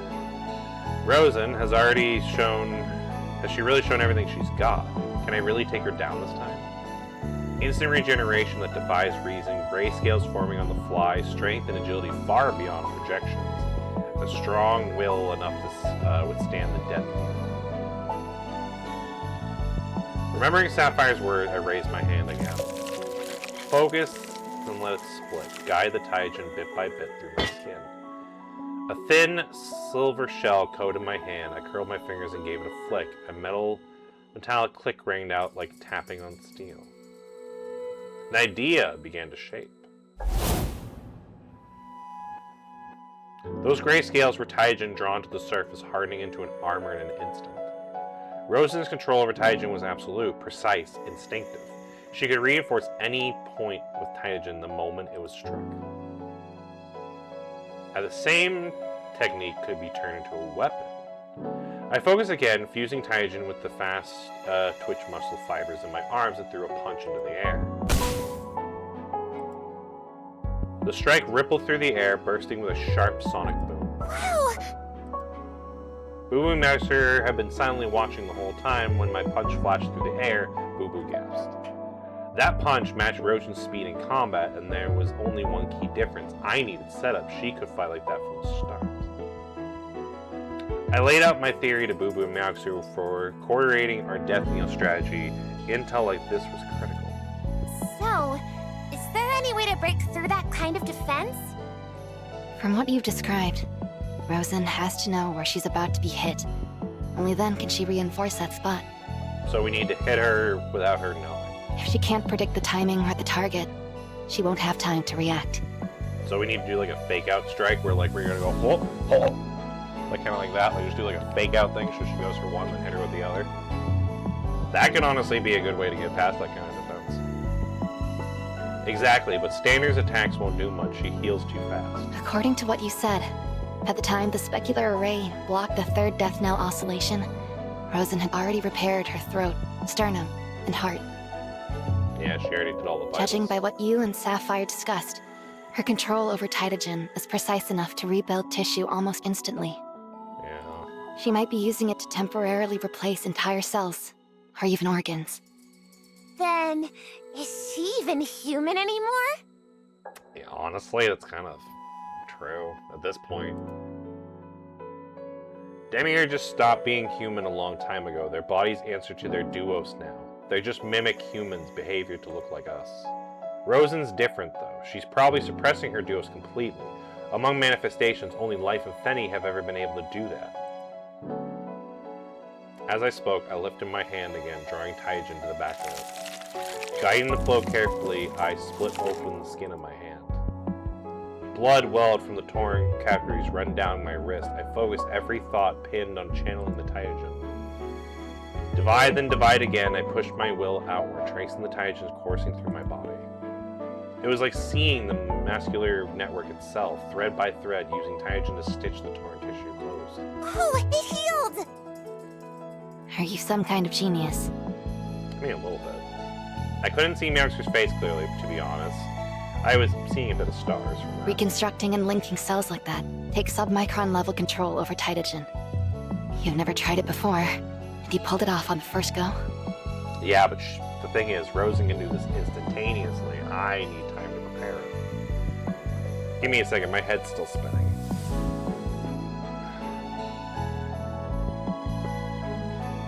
But I mean, Maybe it's a new that's what power sets you for apart us. from the rest of us. It's just something we're going to have to learn to use, which Rosen's already very well learned how to use. Maybe that's, yeah. You're not a manifestation.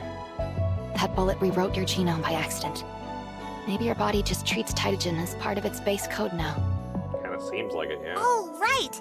On the cultist now. They did say people adapt to Tytogen differently. Maybe you've just got super high compatibility. Even so, catching up to Rosen is not gonna happen overnight. But if I can make any progress at all, it'll help. Now I just need to figure out how. No clue. Yeah. What I said was just guesswork anyway. Let's start by clearing out the Tytogen in the area. If we run into Titans, I want to study its structure up close. Use the fight as a test. See if I can push this ability further. Clearing out all Tytogen. That won't be easy. Yeah. There's a huge unknown amount here. It's even jamming our comms. We saw lots have changed on the way up. If this used to be a sanatorium, maybe they were once patients? That's true too. Most likely. Sophie said those chains were once her followers, now just poor souls twisted by Tytogen. Let's end their suffering, move slow, clear them out one at a time, then locate the Tytogen source. If Rosen can tap into this Tytogen source, so can I. The readings indicate that it's underground. We move until we find it. One more thing. Any issues with your new exosuit, Maxer? None so far. Yeah. The integrated multifunction sensors are running perfectly.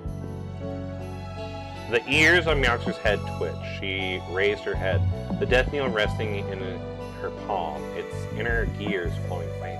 The death knell's performing just as well. The sensors logged all data from previous activations. Yeah.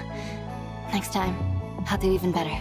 Yeah, but now we know what happened to you after you used that more than 3 times. We need to be careful. And you, Boo Boo? The specular array's control system works fine. Haven't tested the other features yet, though. You'll get the chance. Oh, there's other features. Interesting. Stay sharp. The death knell's already been revealed, and Rosen's probably figured out how the spectral way works now, too. The last battlefield didn't favor us. We lacked steady, mid-range support, and Rosen's power far exceeds projections. With crossfire coming from multiple angles, splitting up was the right call. But Boo Boo, you need tighter coordination with Meowxer. Your exosuits are designed to, back each other up. Splitting up helped you eliminate the enemies quickly, but that left Meowxer pinned with Esther. She could have triggered the death knell in time. I'll do better next time. Good. If I'm not around to order issues, you follow Meowxer's lead. Understood. What if we run into Rosen again? That will be a problem. We don't engage until the Tytogen source is cleared out. After that, the death knells are leverage. It'll keep Rosen's movements in check. I figured out most of her tricks by now. Once we limit her regeneration, we'll have lost the edge regardless of whether we can use the death knell. I'm gonna purge every trace of Tytogen here. She'll feel it, and she'll come for me. She knows I know that. My brain's overloading. Yeah, it's a lot of I know, but you know that I know, but you know kind of stuff happening. Alright, let's move out. A plan started to form. With that burst of power I just pulled off in that punch, if I time it right, I might be able to match Rosen's output. Then I could turn her ambush attack back on her.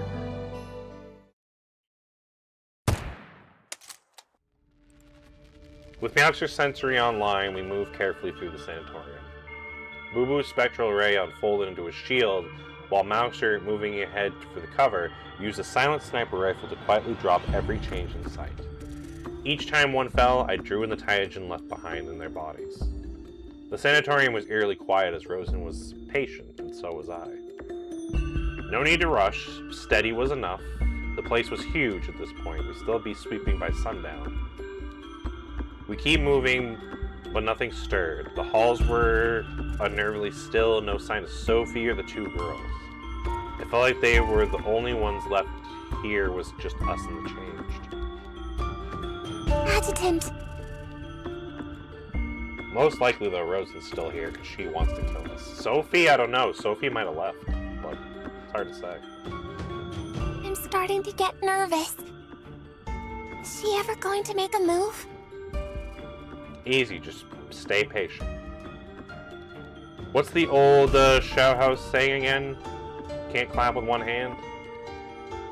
When there's a big gap in strength, the weaker side won't strike first. The stronger side has to give them a reason to fight. Maybe it's something that they think they can gain, or maybe just misread the situation. One way or another, you make them believe they can win. So, we fake an opening? Exactly. Radiation's getting stronger. Yeah. Starting to mess with my sensors. But this is already the lowest floor, right? We've checked everywhere. There aren't any stairs going further down. So there's got to be a secret way down to the basement. If we can't find it, Rosa can't either. Unless the Taijin here was planted by her, but that doesn't add up. Leaving an endless supply behind just to fight us out on the highway makes no sense. Adjutant. Titan. Max reporting ahead as a Titan was pacing in the middle of the hall. If we want to down it quietly, it's gotta be you. Boo-boo. On it! The spectral ray shifted and reformed, and a tall mirror rose between us and the Titan. From the Titan's perspective, we vanished. The surface reflected only the empty hall, erasing every trace of us from view. That was another function of the spectral ray. It polished the surface, packed it with an image sensor and optical projections, made it capture one's view and project it out another. It could even possess the altered image in real time. Right now, it's feeding the background behind us onto its front surface, erasing the three of us. So it basically has an invisibility function. That's pretty cool. The illusion shifted from the Titan's gaze, but if there were multiple enemies lined on sight to account for, or if we moved too quickly or suddenly, the image could wrap at the edges and give us away. So we're going to try to sneak attack and assassinate it, basically. Boo-Boo eased the spectral ray forward inch by inch. She and Meowster held their breath, and I watched our rear, bracing for a sneak attack from Rosa. Once we were close enough, I slipped out of cover and destroyed the Titan's core before it could react. Titans are easy prey for me now, but as I brought it down, I made sure to keep its body intact for study. Keep watch over me. I kneeled and laid a hand on the Taijin's remains. Eyes closed, I traced the structure of the Taijin that made up the Titan's armor. A faint silver sheen resurfaced in the back of my hand. So that's how it works. I stayed still, shifting the Taijin into an energy state and channeling it through my muscles and drawing it in. The sanatorium was almost clear of residential Taijin now. Boo-Boo and Mouser held position in a tactical gray zone, close enough for me to reach if things went wrong, but maybe not fast enough in case of a sneak attack. I appeared to be focused on the Titan's remains, but my attention was already on Boo-Boo and Mouser. If I were her, I'd strike. Probably at Boo-Boo. Mouser would be limited while operating the Death Knell, and I assume Rosen would have learned that from Esther. Without Boo-Boo's spectral lay, I'd be caught in this effect too. In our coordinated Death Knell attack, Boo-Boo is Rosen's best shot at breaking through. So she's probably going to go for Boo-Boo first. If Rosen wanted to make a move, now was the time. I channeled the Taijin, letting it surge through my every muscle. Seconds ticked. Then, without warning, a figure burst from the shadows, lunging straight for Boo-Boo. I shot forward, muscles coiled tight, and in a blink, I was between them. Rosen's eyes widened in surprise, then my charged punch connected square with her chest. Damn, looks like we were right. Yeah, she's gonna go for Boo-Boo. Oh, looks like we're about to have a big fight on our hands. Alright. Well, I'm going to take a quick break, just because I want to go use the restroom and that.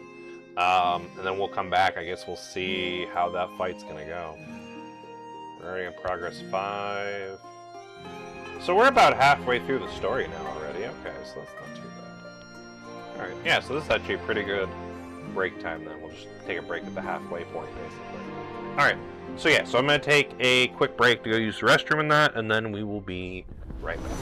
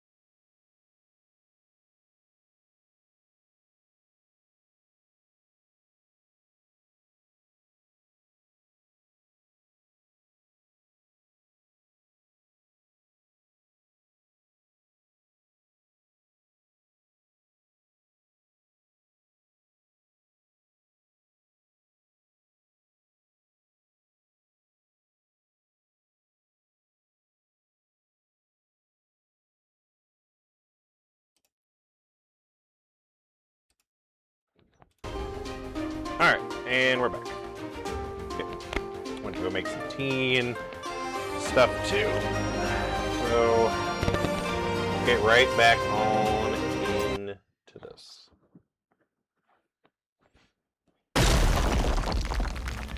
The impact's under flying like a baseball, slamming into a wall and breaking through the concrete. Damn. I'd used what I learned about Taijin to catch her completely off guard. Death kneel, now. Yeah, we're gonna probably need that shit. I charged without hesitation, no need to further orders. Boo Boo was already right behind me. Timing the death kneel had been trickier. The instant it fired, I had to pull back, staying close would be too blunt in effect on Rosen. Her defense was reinforced with Taijin, and I had to finish her off with a narrow window of single activation. If I dropped my guard and took the death kneel wave head on with her, I could have been sure that I'd land the kill before the window closed. Once each of those 3 waves ended, the Taijin in her system would knit her back together, erasing the damage. But I've already planned for that. I know how to turn this fight in my way.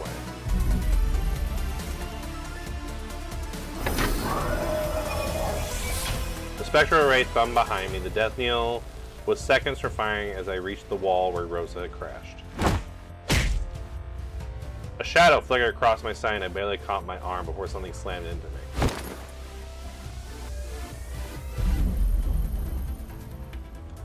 My turn to stagger, Rosen charged counterpunch hit like a cannon, driving me back. I stumbled several steps to bleed off the impact, whereas the first death knell wave had already been gone. To minimize the death kneel's backlash on myself, I head back from using Taijin during the charge. Rosen saw through this. She took the crash of the wave and ate full blast just to land a counter. Hold. The opposite walls of the lobby were shattered, cracked with spiked spider webs. I called off the next death knell strike.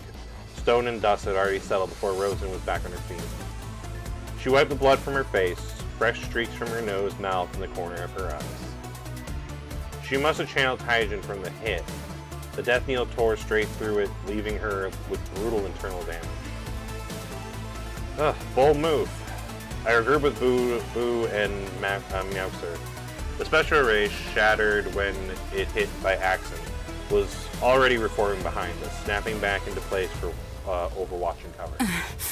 I knew it. She spat dark red on the floor. You never failed to surprise me. Meowser. I have Esther's position locked.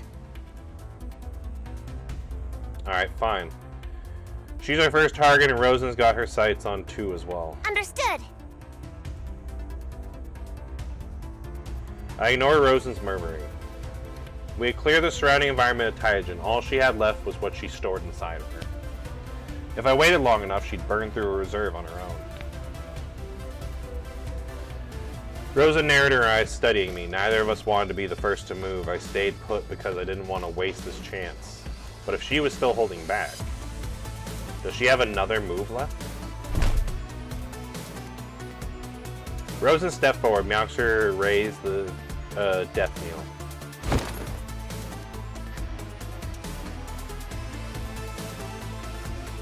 Two shots left. Our flaws was obvious. I decided when to fire, but Meowser was the one who had to pull the trigger.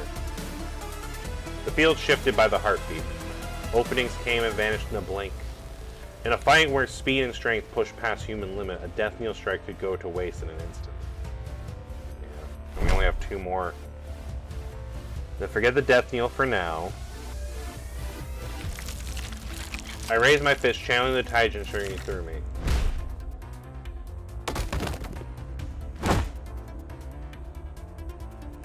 The technique gave me an edge in raw power and speed. But Rosen's knowledge of it was far beyond mine. She could hold the state almost indefinitely, while I had to keep redirecting Taijin again and again.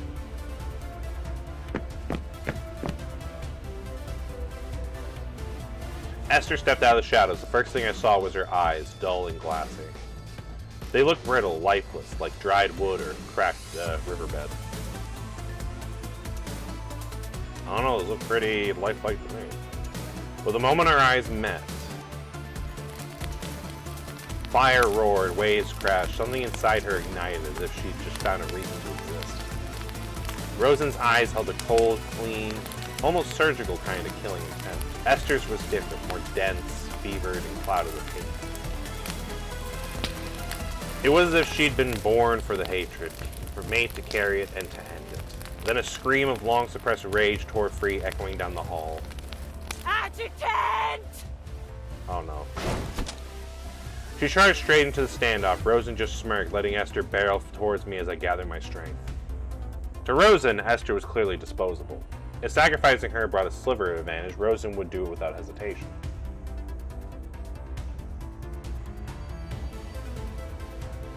Esther came like a bullet, fully committed, no reservation, no concern for the damage it would do to her. She hit with speed and force beyond even a manifestation's reflexes, like a vehicle at full throttle. Rosen followed close behind, using Esther's cover, like a knight charging with lance and shield. I only had time to glance back. Good. Meowxer and Boo Boo caught on instantly. Manifestation powers flared as the death needle began to spin, and at this range, Boo Boo didn't raise the spectral ray to shield me. The strike would be hers to make. The key to victory was simple. Drain Rosen's Taijin reserves, the decisive factor would be me or Rosen. It would come down to Esther, Meowxer, and Boo Boo. Esther was the soft target. Taking her out or capturing her would trip the balance. With Esther gone, Rosen would be facing a 3-on-1. But if Rosen disables Boo Boo or Meowxer, or Death Needle plan would fall apart, that would make her easy targets for her than I was. So I aimed my charge strikes at Esther. Even with Death Needle seconds from firing, I took the shot.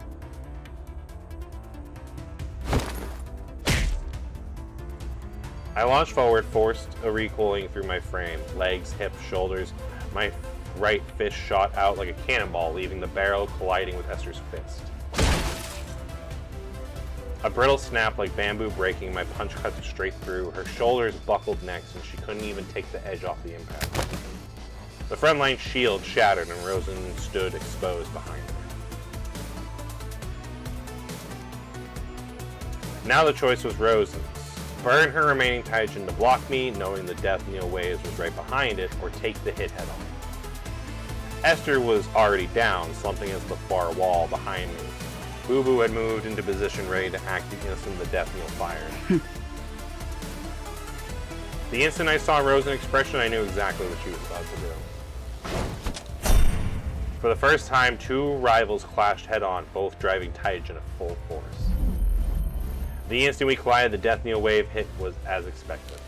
The Taijin in my body snapped from its energy back to matter under the phase lock. Cells built the channel, that energy ruptured under the strain. Everything went red. It felt like my blood froze and shattered. Ice-tripped needles tracing through my veins, blades slicing inside me. Across from me, though, Rosen's eyes burned crimson, her mouth twisted into a feral grin. The next wave was already building, yet she forced her right fist up, fighting the phase lock. At that critical moment, a figure flashed past my flank. A dull, unmistakable crack of bone followed. Rosen charge broke off in an instant as Boo Boo knocked her into the front, sending her crashing the other way.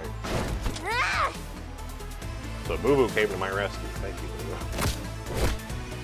With a sharp yell, Boo Boo lunged like a tiger pouncing, driving her elbow straight into Rosen's chest. Then came a furious follow-up. Mid-air, off balance from the Death Needle's wave, Rosen had nowhere to go as Boo Boo was hit again and again. The Death Needle fired for the third and final time. Boo Boo finally lost pace with Rosen. The moment she realized she couldn't close the gap, she tore through Rosen's guard, her chest already a mangled ruin, and drew both guns.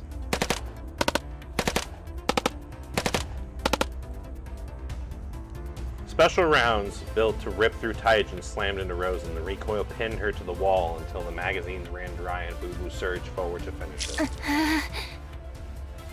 Oh no. I heard Meowxer's voice from behind as she hit her limit, but there was no time to check on her. Numbness spread through me as I charged at Rosa. I was only 5 meters from her, Boo Boo barely even 2. Before her eyes, Rosa's chest, shred by gunfire, started knitting itself back together. I pushed past Boo Boo, drew back my right fist. I could hear her heart starting up again. Step, coil, strike. But my hand shot out a billowing dust, catching my punch mid-swing, palm to knuckles, stopping it against her chest. Her sternum was laid bare, leaking with gray-white tytogen as flesh crept back over the bone. If it had been a second, even a half-second faster, it would have ended there, but it didn't. Even that wound couldn't stop her. She recovered. God damn. She is resilient. Unexpectedly, a fourth death knell wave hit the field. Malxer must have pushed past her limit again. I fought the urge to look back. I knew this was the last play. Everything she had thrown in to help me bring Rosen down. As I was winding up the killing blow, I saw Rosen's face. She was calm, even with the last deadliest death wheel wave bearing down on her. Oh, look at her eyes. At the edge of my sight, her other hand clamped around Esther's head. Massive surge of tytogen burst from Esther, seeping through her skin, arcing towards Rosen's heart. Oh, so Esther was a backup battery. Before the wave could hit, the tytogen streamed down her arm, hardening over her left chest and skull into a solid shield. The blast struck with a muffled thud, but with the layered shield and the phase lock still gripping me, there was no finishing her now. Then the tytogen began to flow again, mending her body from within. Ugh. Fighting through the last death knell wave, I gave the order. Fall back. I grabbed the unconscious Esther and pulled her with me. Boo Boo helped Meowster to her feet, and we fell back for Rosen. A thunderous roar ripped through the air behind us. I glanced back. Something 2 stories tall was hauling itself up from Rosen had fallen, rendering the sanitarium walls. Oh shit.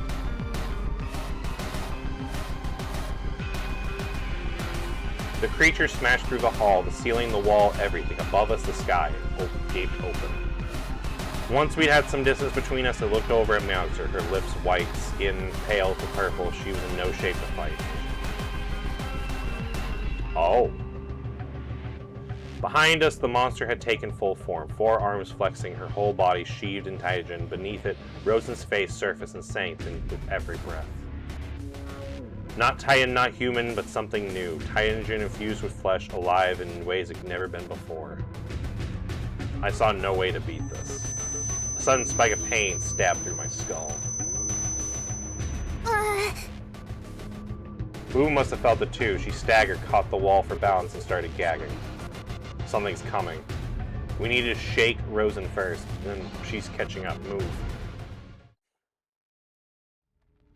Down in the sanitarium basement. All the manifestations are tied up by the demiurges.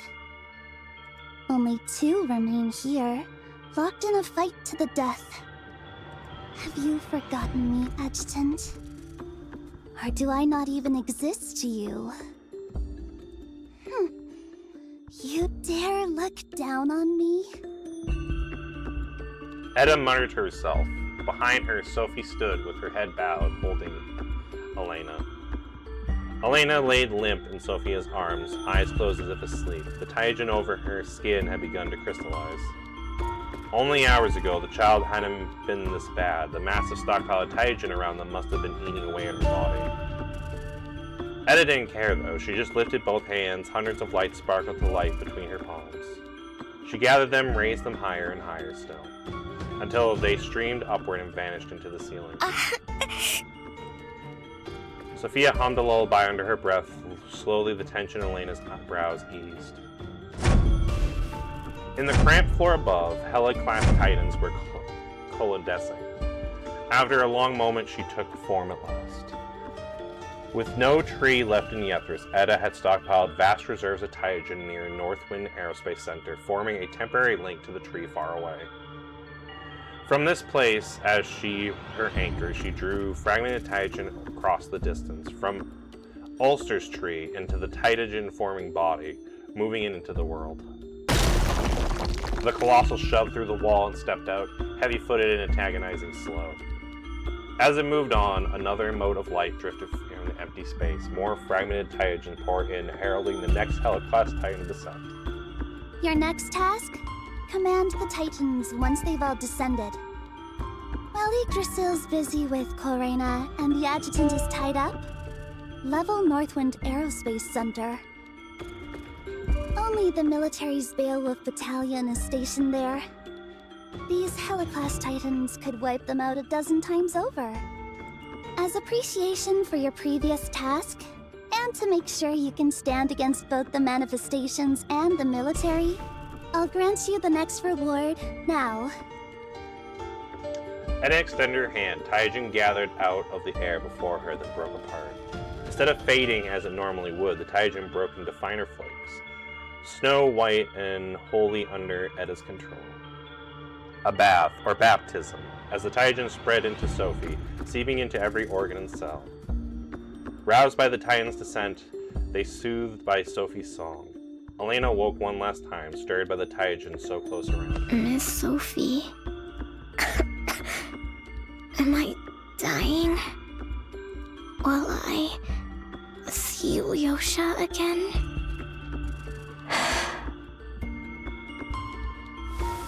Sophie brushed her hand over Elena's face, dusting now with tiny form crystals. Her voice caught before she could speak. It's done. All went smoothly. And with that, Edda was gone.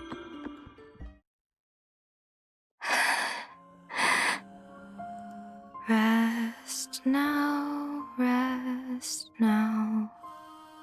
Sophie hummed softly. Edda's blessing seemed to have given her voice a strange new power. In paradise or the abyss.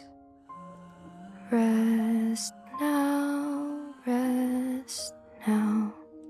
No more pain, never again. At her whisper, Elena smiled. Her breath slowed, then ceased. As Sophia's touch, a glowing orb of fragmented Taijin rose from her body. She cupped the light and drew it to her chest, where the glow slowly sank beneath her skin. Elena, you'll always be with me. She laid Elena down, sat beside her, and kept her silent vigil. Damn. Well, that fight didn't go as planned. Now we got Edda finally showing her fangs, and now we got basically, like we have been, a three-way fight.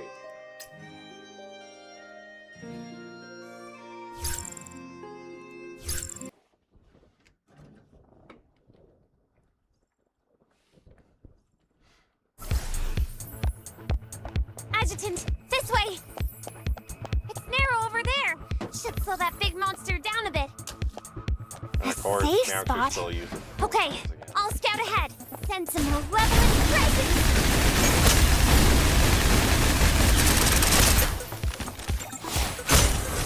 Can't escape.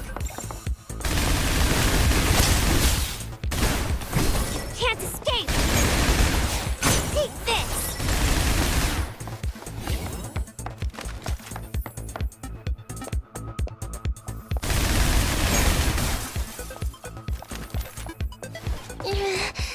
That feeling again. I feel sick. Is it a Titan descent? Edda? Yep. Scared? No way. I can do this. I'm okay. Focus on the mission.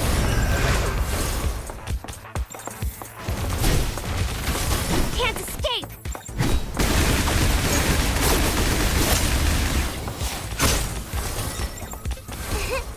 I'm a full-fledged Heimdall operative.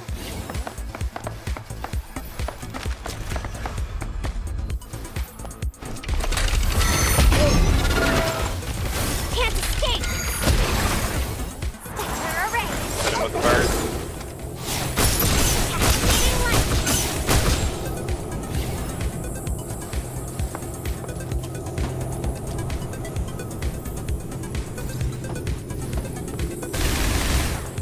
Wait, I'm confused. What am I? Oh, use.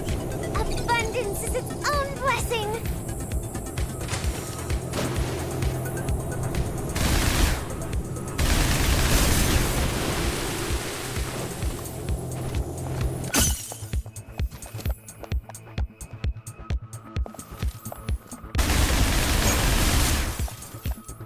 Be ready for fate.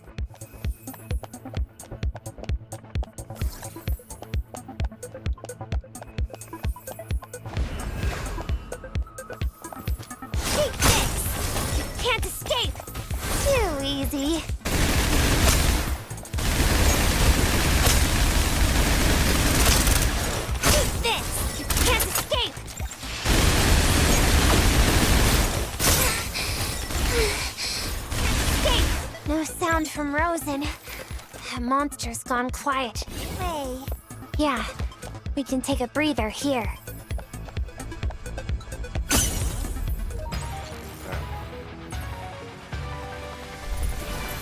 Yeah, we should probably check on Meowx and see if she's doing after doing it 4 times again. Found you. Really gotta stop overusing that. Relying on wits and familiarity with the terrain, we finally managed to shake off Rosen for the time being. When we found a room that was less exposed, I decided that we should rest here. Boo-boo, keep a close eye on her. Okay, got it. I dropped Esther to the ground. Truth be told, there was no real need to watch over her. I had already checked. There wasn't a trace of Taijin left in her body. She was just an ordinary person, though stronger than most. Boo placed Meowx on the bed. Her condition had improved slightly since before, but still far from reassuring. Sweat had matted her hair to her face. Her pinky finger trembled, as though she were enduring some kind of agony. I lifted her into my arms, holding her close, gently stroking her face. Her heartbeat was faint, but it still held a steady rhythm. As I held her hand, her fingers constantly tightened around mine. Meowxer? I called her name softly as I soothed her back. I'm here, Meowxer, don't worry. I retrieved a cardiac stimulant from her pocket and injected it into her arm. After a moment, she began to stir.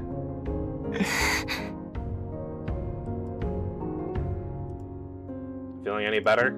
I'm fine. Fine? Look how much pain you're in. I didn't know how to scold her because she had pushed herself to the extent for my sake. There are Titans. So many Titans. Yeah, I know. On the way, I had confirmed the source of that sharp, stinging sensation I had felt during the fight. Countless Titans from the window now could see them gathering outside the sanitarium walls. I also confirmed something else. The immense Taijin I was sensed when we first got near the sanitarium must have been the work of Edda. The tree in Yethris had long been destroyed, yet she was still able to erect Titan descents. She must have planned a massive amount of Taijin in the area, probably creating a relay node connected to other trees far away. After the tree was destroyed, she just wanted a way to disrupt our use of the Northwood Aerospace Center. So she hit a trigger here, waiting until I turned my attention to the station to set it off. But my true goal was never the station. Inside a specially built chamber within Yggdrasil, a while before leaving New Antara. The plan worked. The combination serum is taking effect. I paused, and across from me, Tao's eyes narrowed slightly. Northwind Aerospace Center should be ready by now. You're going up to Misteltein Station? What do you think? This isn't something you can just rush into. Ever since she became self-aware, Edda's been reinforcing the station's firewall. Even now. Even if she ignored your attack entirely, that firewall would take a while to break. What if we factor in Genghis? Would that be enough to make Edda even slightly react as if she were threatened? Even with Ganges, we couldn't suppress Edda. I'm opposed to this. It's far too risky. You always do this. I know you want to end it once and for all. But at least when it comes to the station, be patient. You really think I'd actually go? Did you have to scare me like that? I've already got enough on my plate. I saw resignation in her eyes, and I gave her a faint, apologetic smile. I just need to make sure that my motive is convincing enough in other people's eyes. Hard to say. To outsiders, you come off as even more intimidating than Rosen or Edda. I can see that. You make it sound like I'm the villain here. You push yourself, like you're your own worst enemy. No one wants someone like that as an opponent. Okay, point is, even if you believed it, I think it could work. Rosen, Edda, both of them would believe I really intend to go up to the station. So then what's the real one? I looked Tao straight in the eye. I'll use this as a chance to flush out anyone or anything that might interfere with the launch. Etta, Rosen, and the optimization within the military. Aerospace centers everywhere have tried to rebuild, but Etta's interference has stalled every attempt. Even the military's own centers have caught her unwanted attention. Only Northwind has managed to finish reconstruction and prepare for launch. I know, you've been monitoring it from the start. It's the ideal site, no tree, and harder for Etta to interfere. Exactly. That's why we chose it. It's always been the optimal launch point for a return to the station. Northwind was rebuilt through a joint effort between Yggdrasil and the military. The garrison station there, Beowulf Battalion, is the most sympathetic to us and the easiest to sway. Supposing it gets destroyed. Tao covered her face, rubbing at her brow. Fine. Don't worry, I won't let your work go to waste for nothing. The death knell is almost ready. You mean... Rosen? I waited a long time for this. If she shows up, I won't let her get away.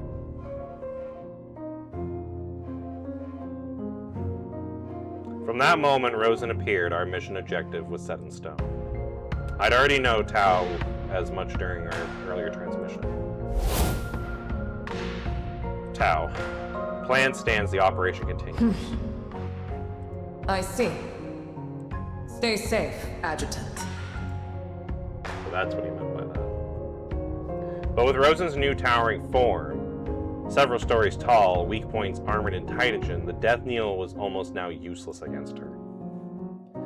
There was a fallback plan. Rush to Northwind, retreat with Beowulf Battalion, and abandon the Aerospace Center entirely. No, there's still a chance. For a moment, the thoughts of retreat flickered, but I pushed it aside. I shook my head and began piercing the station back together.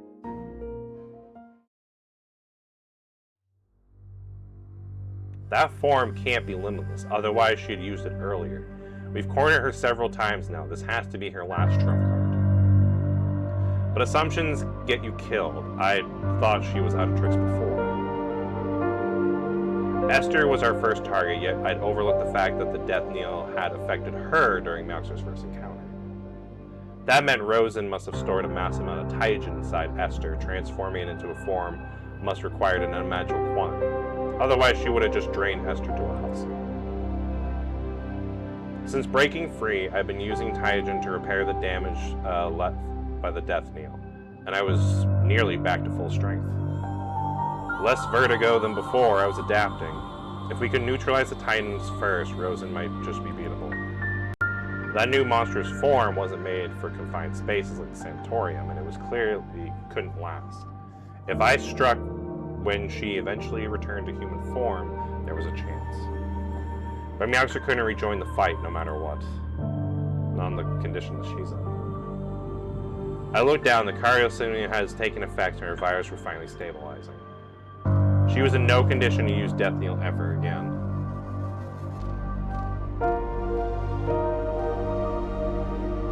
The medical department's theory was right. The death knell was gradually curing Mauxer's analgesia, restoring her body's pain response. But the pain itself was intense enough to trigger shock, just like in the last battle. Only Mauxer could operate the death knell, because her exosuit amplifies her manifestation output. Boo-Boo's power wasn't nearly enough to activate it. For me, I tried powering it with Taigen, but the moment it fired, its wave phase locked the Taigen in my body, completely disrupting my control. At the same time, it's kept siphoning Taigen from me until I was dry. In the end, it nearly imploded, so I couldn't use the death knell either. Boo-Boo. Yeah? You and Mauxer head to the Northwind Aerospace Center. Take Esther with you. Huh? What about you? I'm staying behind to hold Rosen here. What? But... Boo-Boo's voice trailed off. Adjutant, did we... fail the mission? Not just yet. Your next move is critical. Don't attract Rosen's attention. We need to keep her away from Northwind. With so many Titans in the area, local comms are down. Northwind is the only exception. It has a military relay station equipped with a black room and a hardwired comm shielding from Tyrogen radiation. From there, you'll be able to contact headquarters. Are we calling for backup? Tao's fully engaged with holding the demiurges back and countering Edda's interference. I can't pull others off their fronts. They've already stretched thin. I have to consider everyone's safety.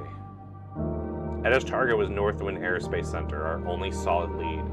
I need to stay patient and break her plans down step by step. Contact Tao and tell her to push for military clearance. Clearance? For annihilation charges. They're explosions designed specifically to neutralize Tyrogen. Beowulf Battalion is a Titan-killing unit, so they'll have plenty on hand. Load the rocket's core module with the charges, then launch it straight into the Titans. That'll wipe the residual Tyrogen and keep Neurwinds intact. But what about you? Don't worry, the blast only reacts with Tyrogen. It barely affects anything else. The main risk is the energy surging when Tyrogen neutralizes. So as long as I'm not too close, I'll be okay. Once the rocket's been launched, though, withdraw with Beowulf. No. Held against my checks, Mouser had been quietly listening until she's finally spoken up. I can still... No, you cannot. Withdraw after the launch. That is an order. I rarely use such a stern voice. Mouser flinched and Boo-Boo's mouth snapped shut as well. Don't worry about me. Once the Titans are cleared, I'm confident I can take Rosen down. Mouser shifted against my chest. Understood. I'll make sure it gets done.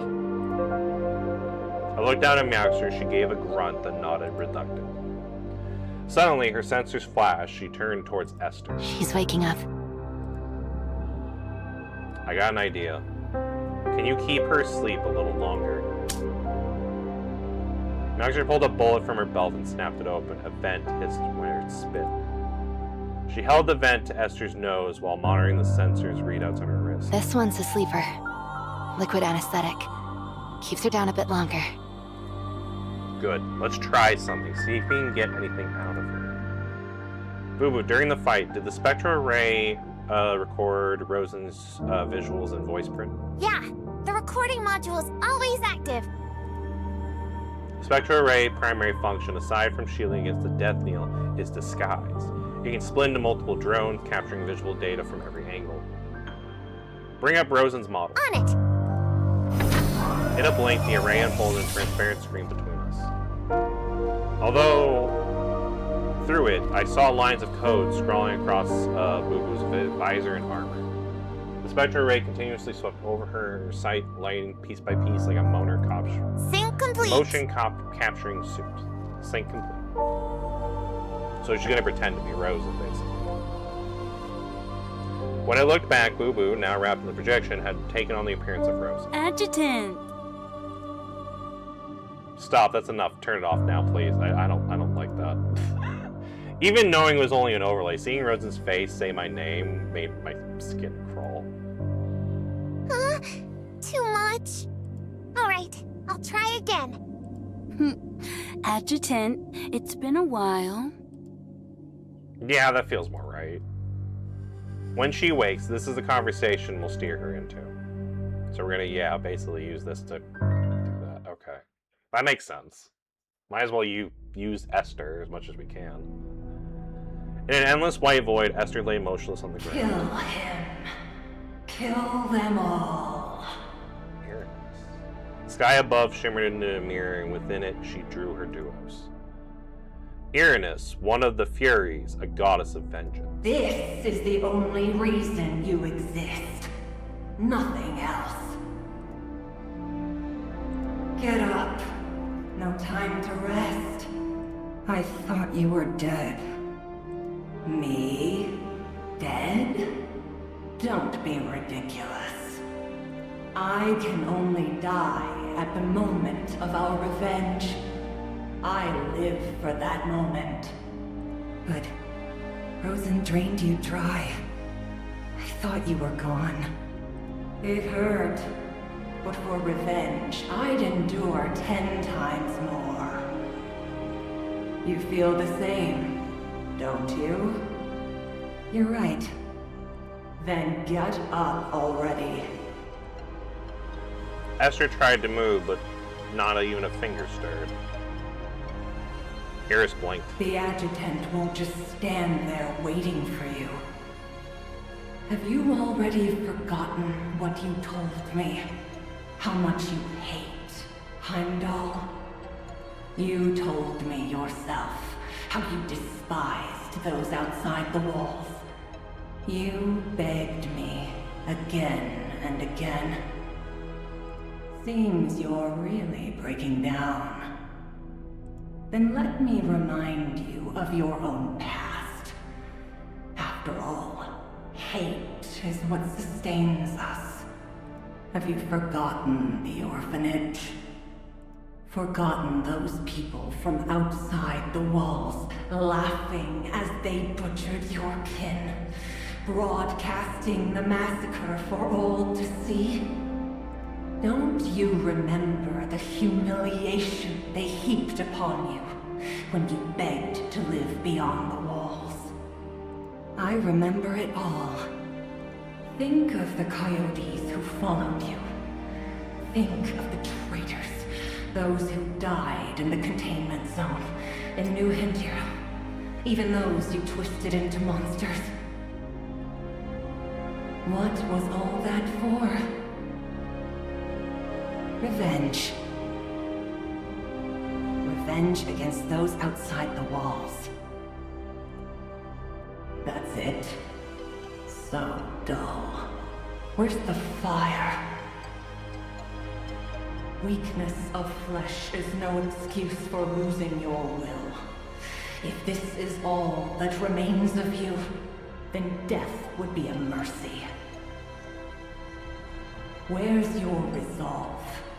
The one that turned your own kin into monsters. Where's the cruelty you showed the coyotes? The determination that let you cast aside morality to offer everything up to hate? But there's nothing left in me. You lost everything long ago. Nothing remains but hate. Only hate. As long as you still hate, I cannot die. Power will come to you. You are still a vessel of vengeance. If hatred only exists in strength, then it was never true hatred. The one who only strikes once they've grown strong, that's the coward. I see it now. I'm waking up. This isn't over yet. She struggled to rise.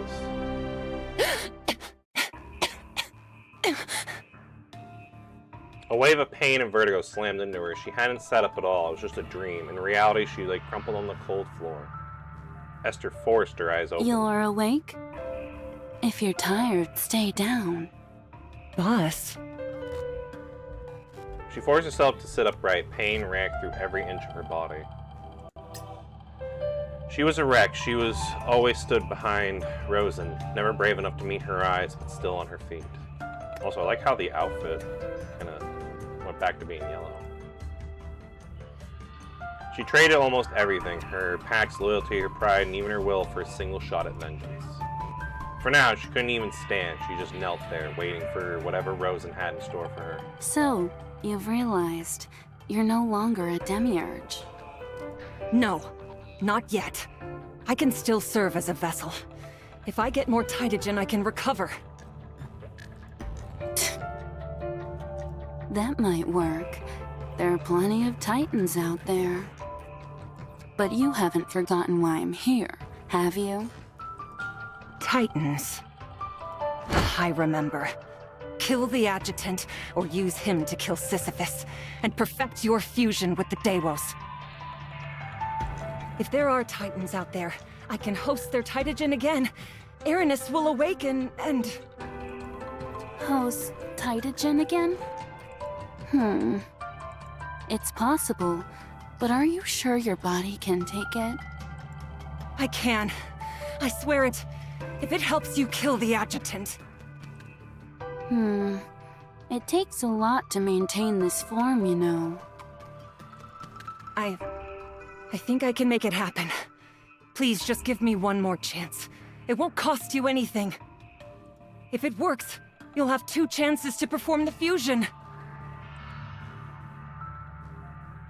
2 chances. Rosen murmured to herself. Without warning, Esther's vision went black again. Pain exploded at the back of her neck and she slipped under once more.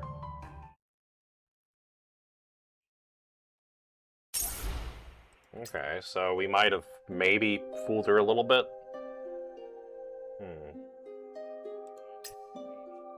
Guess we'll have to wait and see.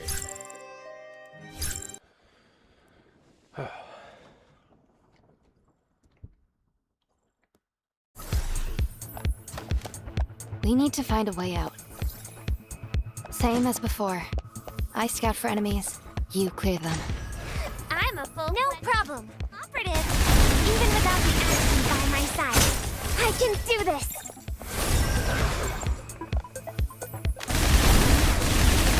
Take this. You can't escape.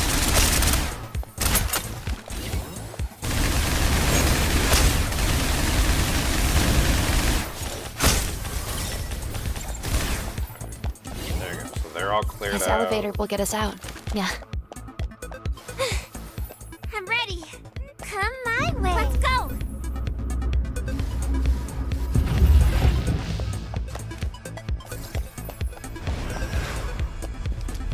I sense a malevolent presence.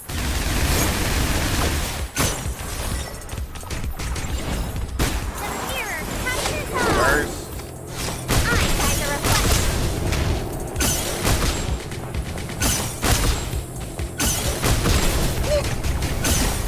Speeding light.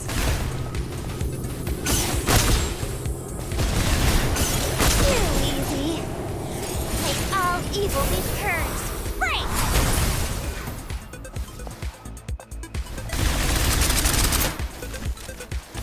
You can't escape.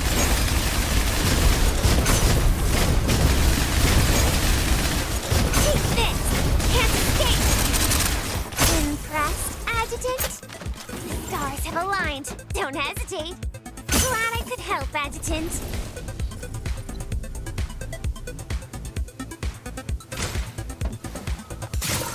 Oh, that's a lot of lasers. Oh, I see. So we need to use the gravity to get through lasers.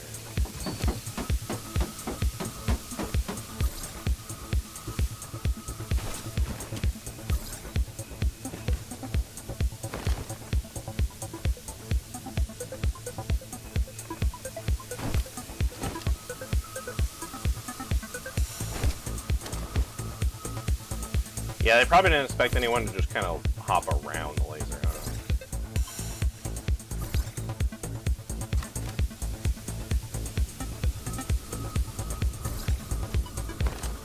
Oh! Where am I? There you go. I didn't know what was happening there for a second. Vital energy restored. I sense a malevolent. Take this. Too easy. You can't escape.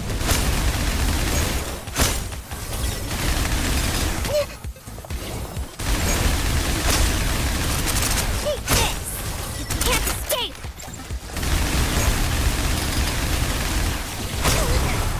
Stay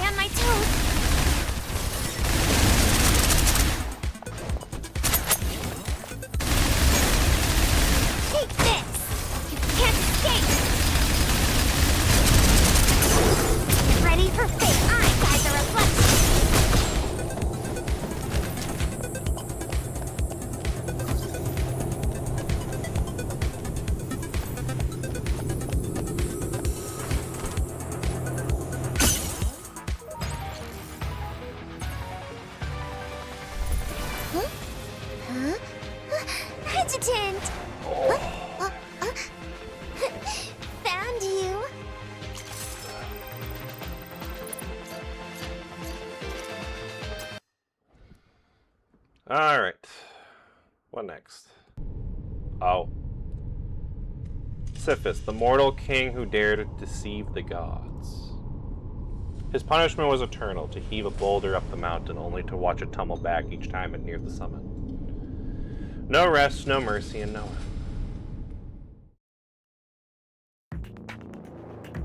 Some parts are still unclear, like that Duos fusion Esther mentioned. She was probably referring to the monstrous form Rosen revealed. But it's enough information for now. That fusion must require an enormous amount of Titagen. 2 fusions. Esther's Titagen reserves could power 1. Rosen, though likely greater, would probably withstand another. They came either to kill me or to use me against Sisyphus, who must be Rosen's Duos. But the records show Rosen already suppressed her Delos. She's reportedly the only demiurge to have fully mastered hers. In Duos research, the demiurges are already ahead of the Yggdrasil, and in Titagen mastery, Rosen stands unmatched. Maybe that's how she plans to push her combat strength even further by channeling that much Titagen and amplifying her power. But at the cost of control over her Duos. I don't know the exact mechanism, but it's the most plausible explanation. Hey, Nico, how you doing? Yeah, definitely. It feels like it's been a hot minute. How you been? Hopefully you've been going well.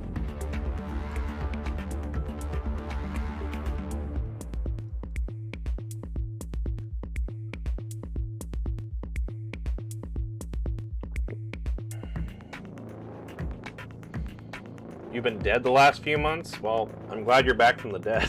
So, yeah, I'm definitely glad you're back from the dead.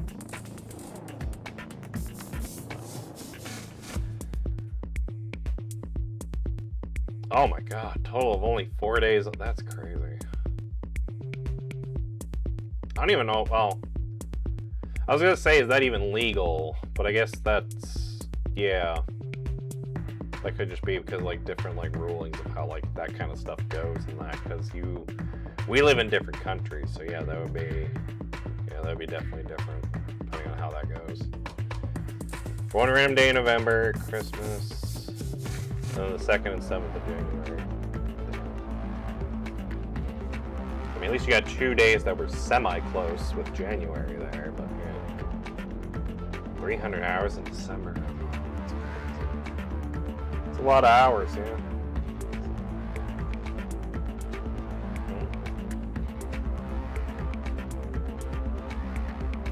I mean, it's still pretty close. 300, it's still a lot, yeah. So.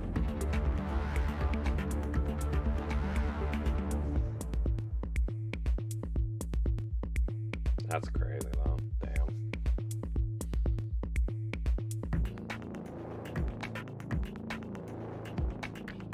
Well, I'm glad it seems like you at least are kind of back for now, anyway. And, you know, hopefully, since you said you're back from the dead, that means that this is over for now. Hopefully.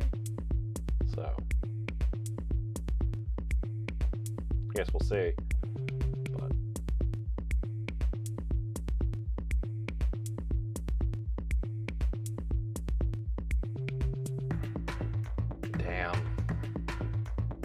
I mean, at least you get those 3 days off, though. I would definitely make the most of them if I were you.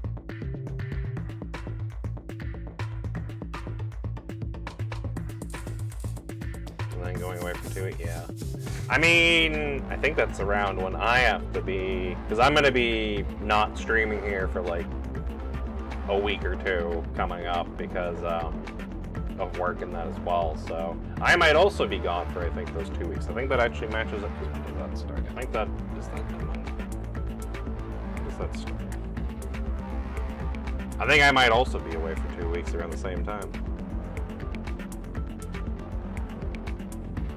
Yeah, that literally starts Monday. So literally when you are going away for 2 weeks, I'm also going to be away because of work for 2 weeks. So I'm also going to be not streaming those 2 weeks. What are the odds? Yeah, we both have, yeah, it starts that Monday. That's crazy. So, yeah, we'll both of us will be gone for separate reasons for 2 weeks. So, but both are, I mean, work related, so yeah. Yeah, no, I won't be out of town. I'll just be busy at a thing for work, so I won't be able to stream or really have much free time at all for myself for those, like, 2 weeks. Other than maybe, like, a, you know, few days, but those days are mostly going to probably either be recovering, or those are days that I usually would have off anyway, because those are days that Colin has off, so yeah. So.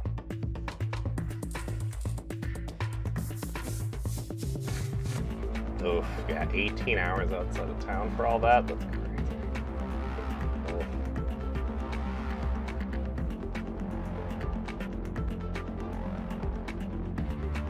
Yeah, that sounds like that sucks. Not gonna lie. So.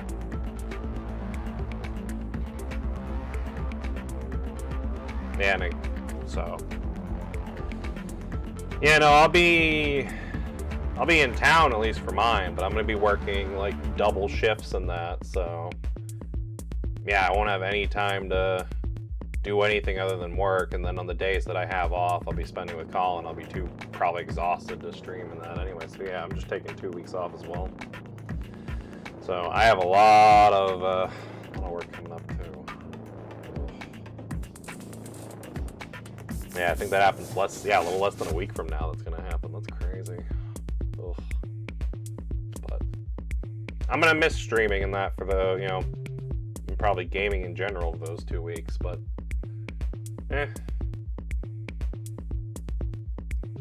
I'll hopefully be able to get through that not too badly.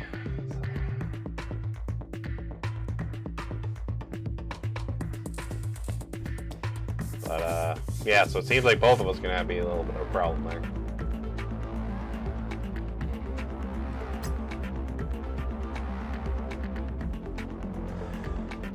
Yeah, so we're still trying to catch up to her in power.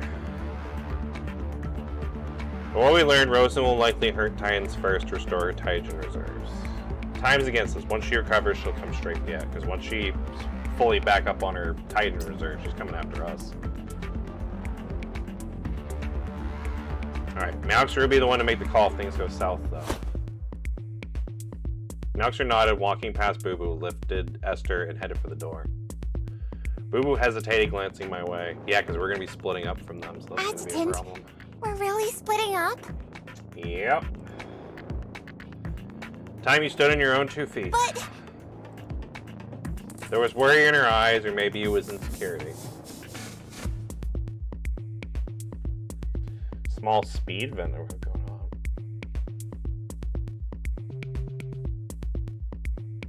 I mean, that'd be cool if you could participate in that. That'd be kind of cool, a speed run event. So that sounds like fun. Hopefully you're able to hopefully you're able to take part in it, is what I meant to say. I got tongue twisted. So, if you do, yeah, let me know how you do, and hopefully you do well. So.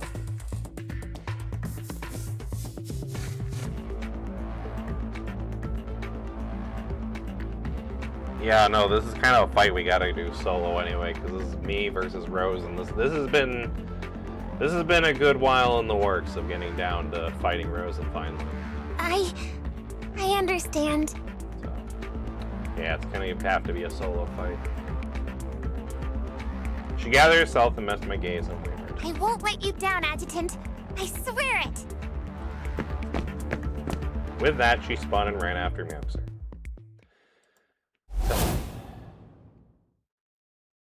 Don't worry me, once the Titans are clear, I'm confident I can take down Rosen. Yeah, how confident exactly are we? Even with all the intel we've gathered, I still couldn't be sure I could bring Rosen down. Yeah, I'm pretty sure. I thought that was a lie as soon as he said that. Probably aim for at least being slightly better than average time, 1 spot higher than whatever the mid player is. I'm sure you'll be fine. I think you'll do good. So I believe in you. I think you'll do just fine.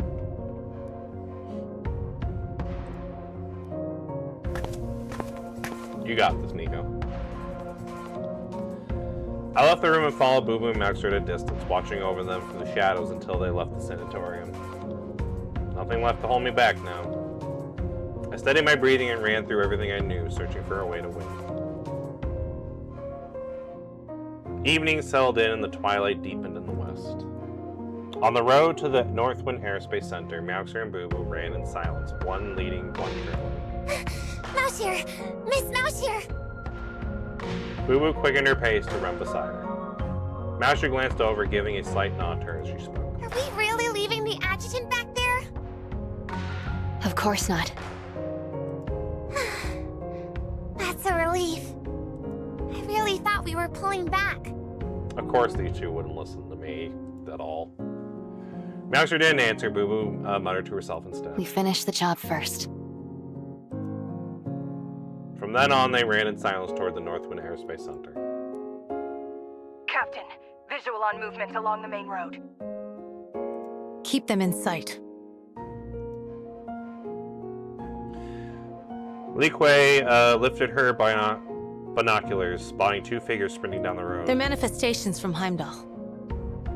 Open the gate. Everyone else, stay alert. They may have pursuers on their tail. Moments later, Mouser and Boo Boo dashed towards the gate at the Aerospace Center. Captain Lee, this is the missing Coyote leader. Please take her into custody. Understood. Come with me. This isn't the place to talk. Li Kuei signaled a few soldiers to secure the unconscious Esther and take her away, then turned and head inside. Boo Boo and Mouser followed her to a reinforced door deep inside the compound. It was a door operated by a rotary valve. Once they passed through, Li Kuei locked in tight. The light dimmed and machinery rumbled to life. Measuring hydrogen concentration. Current level 1%. Access granted. A green light blinked on the far wall. A hidden door opened and Boo Boo followed Mouser and Li Kuei inside. Can we talk now? Oh, of course. This is a black room, a joint project between us and Yggdrasil. It only functions safely under low Titagen levels. These rooms are now standard at major comms hubs. Each one's hardwired to other sites with Titagen-proof lines, preventing Edda's interference at the physical layer. That's actually pretty cool. Their main job is keeping communications stable inside contaminated sections. Maintaining hardlines isn't cheap, so most are short point-to-point links. As long as one end stays outside the contamination, the connection holds. Okay. Li Kuei switched on the comms channel. This is the only exception. A long-distance line linking Yggdrasil to Northwind. Caroline here. Captain Lee, any word on the adjutant and the two operatives? Yeah, about that. The operatives are here with me. They can update you directly. Caroline, Mouser here. Status? Where's the adjutant? Yeah, about that. We kind of split up. Boss, Tao speaking. Mouser, report. After our last transmission, we ran into Rosen again. The adjutant sent Boo Boo and me to Northwind to reach you. He needs clearance to use annihilation charges. Caroline, open another military channel.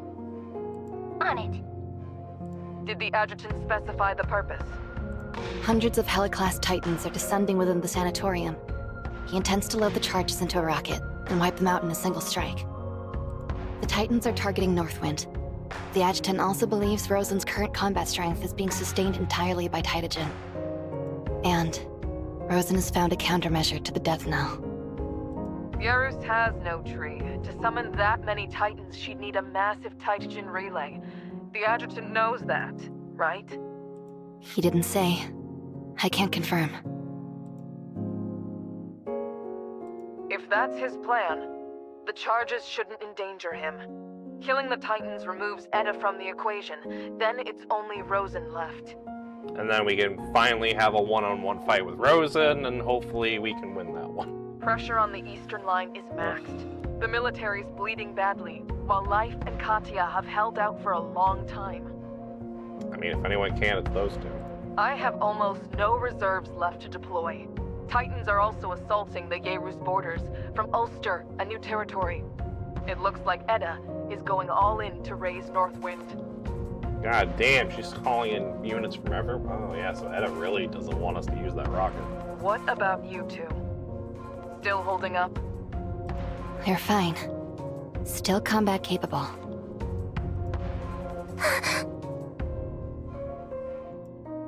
Mouser turned to look at Boo Boo. To Boo Boo, Heimdall operatives have always seemed like ordinary girls. Meowxer, for instance, was a quiet girl who acted cuter when talking about the adjacent, aka me. But right now, the way Masha looked almost froze her blood. Cold, unshaken, a silent warning to play along. On the other end of the call was the commander who led the entire company. The decision was intimidating. But a voice in her heart stirred her. Yes! We're holding up fine!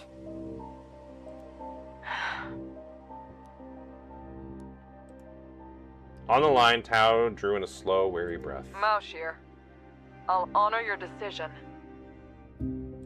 Thank you, ma'am. Boss, clearance secured, but the military is demanding we take any PR fallout. I mean, yeah, that makes sense. If the military is going to set off a giant bomb, they're going to probably want someone to take the fall for it other than them. So, that makes sense. Accept it. Time's against us. Support arrives in 3 hours. 3? Okay, so we have to hold them off for 3 hours. Maoshir, do what you believe you must. The call ends and the console went dark. The room plunged into silence and absolute darkness. I'll have the annihilation charges prepped. The rotary valve door opened and the three stepped out. Lee Chinsei stepped out briefly and returned with a small case in hand. Guidance beacon. It will allow the rocket to be guided through the Titagen interference and strike this exact point. Launch is scheduled for 20 minutes from now. Impact less than 10 seconds after that. So in other words, we have 20 minutes to place that down where we want the bomb, or point that. Do we have to place it down or point it where we got to put the bomb? Either way, we got 20 minutes to set up where that bomb's going to go off. Mouser took the beacon and gave Lin Chinsei a silent nod. Lin Chinsei looked like she was about to speak, then thought better of it. She straightened, then offered Mouser a formal salute. Mouser didn't look back, she just simply walked on. Boo Boo followed. They didn't stop until they passed through the main gate of the Aerospace Center. Thanks for covering me just now. You can come with me or walk away. Your call. I'm not walking away. I'm staying to help. Even though you know you might die.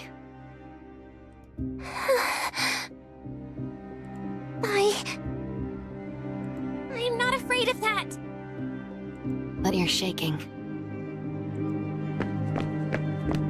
Mouser broke into a run. Boo Boo fell in behind her. That's nerves, not fear. Mouser just ignored her. We're Damn. going to plant the beacon, right? Alright, yeah, so they're gonna plan down the beacon where they want the bomb to go, and then 20 minutes from now, that bomb's going off. Hey! And after that, we go help the adjutant, right? I thought you knew the difference. Forget it. Mouser shook her head and just fell silent. You... They ran on, one ahead, one behind, as Boo Boo could hear her own heartbeat, her breath. You still have until we see the Titans to think about it. Choose like you mean it. Don't just tag along like a hothead. Boo Boo drew a sharp breath, sprinted ahead, and cut off Mouser. I admit it. I don't have much experience, and I've always looked up to you and the others. I know you're super strong. If it weren't for you, Rosen would have killed us all. You've earned the right to chew me out, and I'd take it. But don't look down on me. I'm no coward. I'm not like you. I can't always see where my choices will lead. But I love him too. I want to help him, to fix what's gone wrong. I'm not some hot-headed idiot rushing into danger. Even if I die, I'll finish the mission. That's what you mean, isn't it? That we choose knowing what it'll cost us? You think I don't get that? Boo Boo's chest heaved, her breath ragged. That's not what I meant. I read your file. Back in the cavern in Beijing, you warned others not to come rescue you. Do you remember how that felt? Do you remember the resolve it took? Is that the same resolve you felt just now?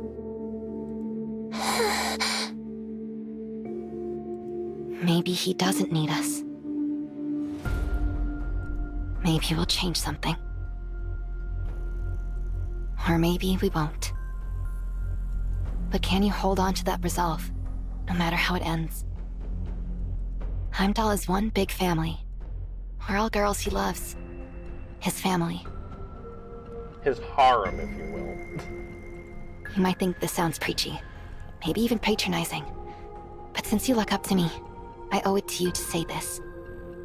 Death itself carries no weight. It only feels cruel when you really let yourself picture it. And resolve, real resolve, only hardens when it's forged in that kind of cruelty. Look at me. I know how much it would hurt the adjutant if I died. But even so, I'd die for him. Alright then. Listen. I feel the same. I'd die for him too. I'm going, no matter what it costs. Even if it's hopeless, even if he hates me for it, even if it hurts him, even if he calls me an idiot, I'm still going. He dies, I won't want to live. He saved my life. That gives me more reason to die for him than you have.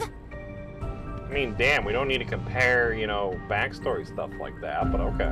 All right. I understand your resolve. I misjudged you. I'm sorry. I had to ask. It's my responsibility. Let's go. We're running out of time.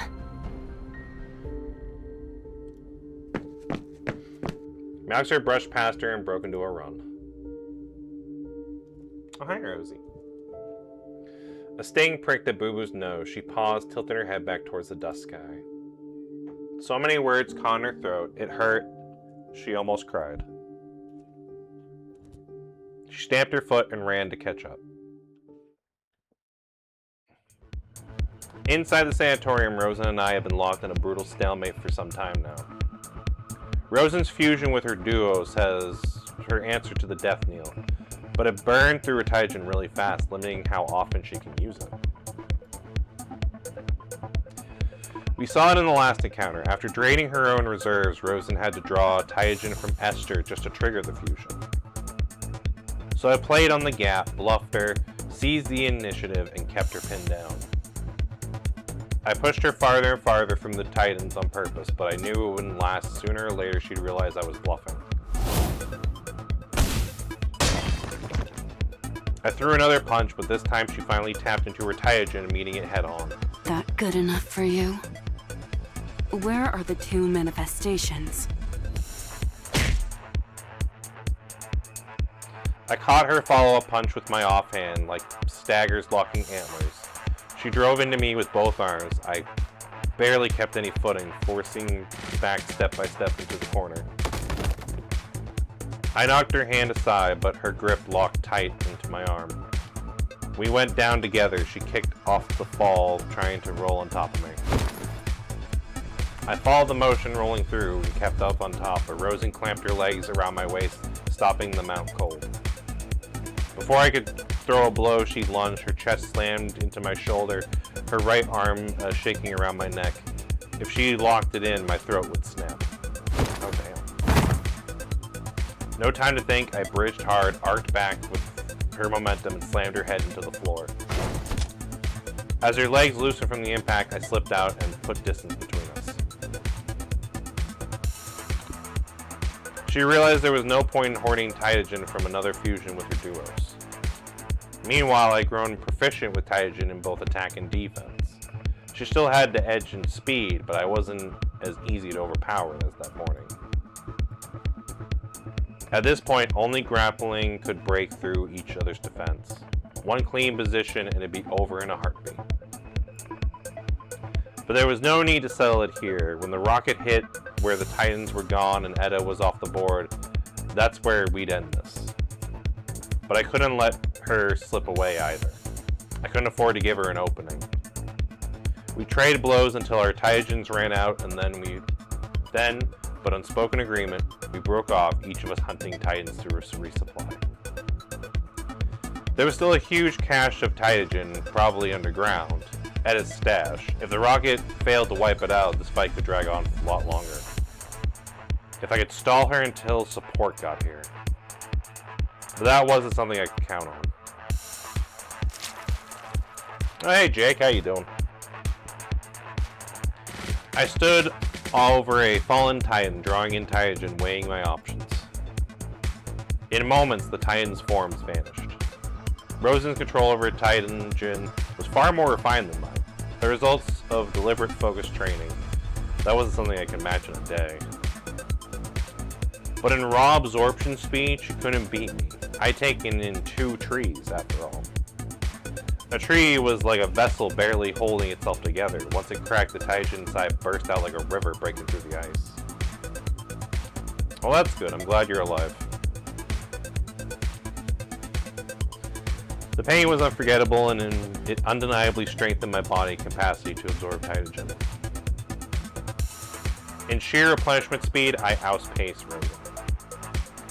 So there was still a chance. I pull away from the Titan pack, scanning again, looking for another opening. Oh, Sophie's still in the basement? Okay.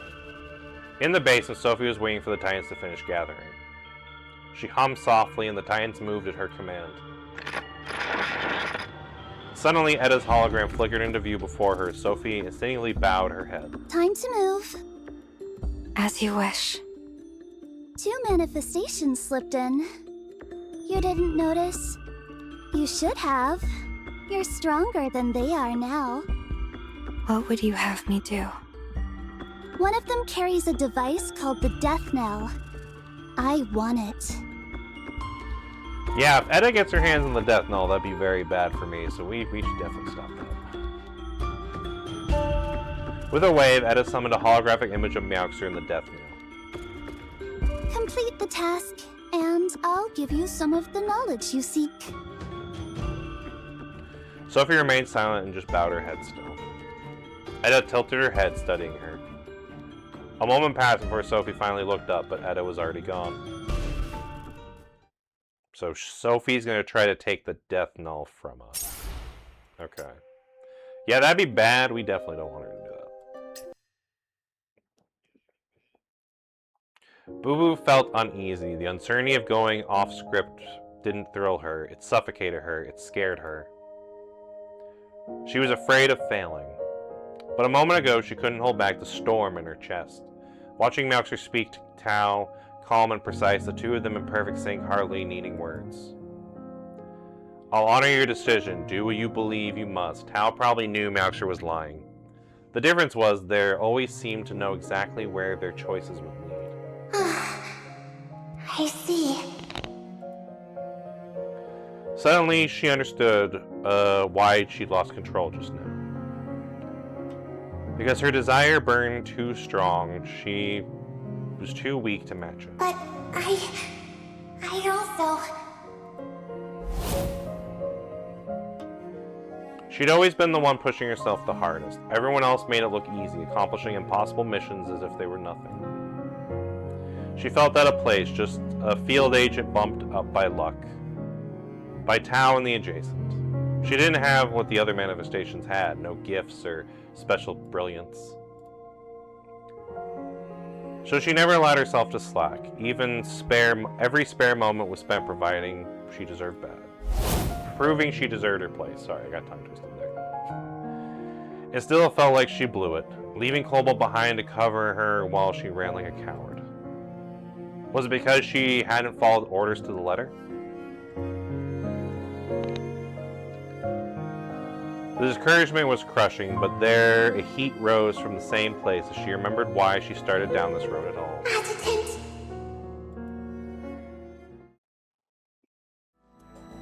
That fragile courage was enough to steady her, at least for now.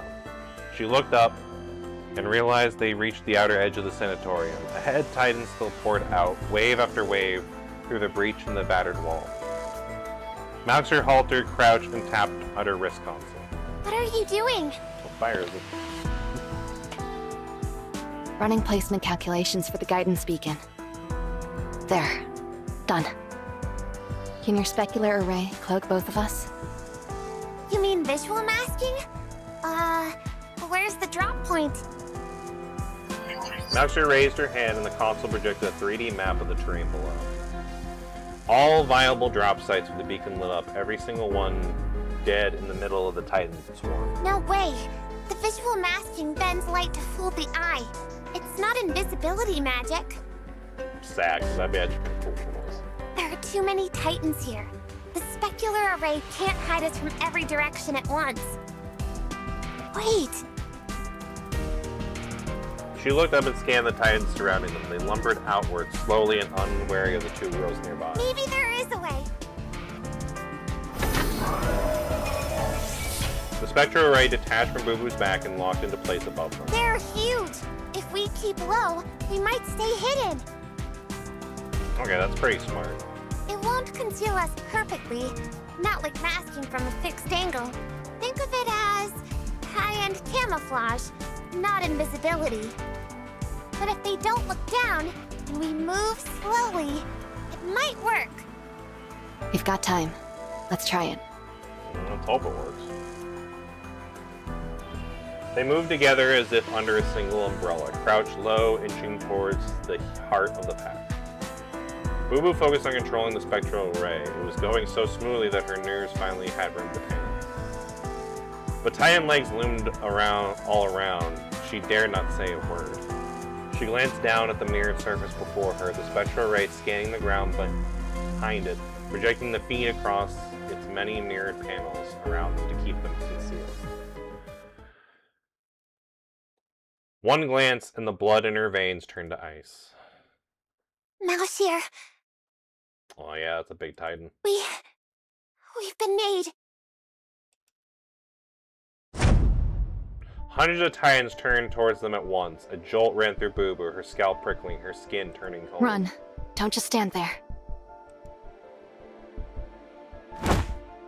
Maxter shoved her hard as Boo Boo snapped to it, withdrew the spectral ray, and bolted after Stay her. close. Maxter darted ahead, aiming for a loose spot in the line of Titans, but the moment she moved, they shifted and the gap snapped shut like a net, drawing closer. Uh-oh. The Titans even crouched low, blocking any path beneath their legs, but they didn't attack. They just kept shifting, tightening their formation, closing every escape. Someone's guiding them. It's Sophie. Boo Boo had reached the same conclusion just as the soft calm began to rise. Through a breach in the sanatorium wall, Sophie emerged, walking calmly beneath the Titan's legs. A gunshot cracked behind Boo Boo. Maxter raised her sniper rifle and fired the instant Sophie appeared. Maxter didn't let up. Over 100 meters, her first round blew apart a Titan's massive hand shielding Sophie. The next shot cut off every line of retreat. But before she emptied the magazine, she stopped. Boo Boo already had both SMGs up, watching their six. But the Titans just stood there, motionless and like specters in an arena. Should we push? Break through and meet up at the adjutant? Hold on. She dodged every shot. Something's off. A low warning whine crackled through the sensor atop Maxter's head. This isn't right. Uh-oh. She's stronger. Way stronger than she was this morning. Stronger than both of us now. Can we take her up close? These two SMGs aren't for show. I don't want to hurt you. Even from over 100 meters away, her voice reached them like a whisper in their ears. Hand over the death knell, and I'll let you walk away. Silence fell as every Titan froze, eyes fixed on Maxter and Boo Boo. Boo Boo, I'm listening. make one push together. If we don't break through, I'll use the death knell to cover your escape. Get out of here. We go together. I'm not leaving you. If we split up, there might be a chance.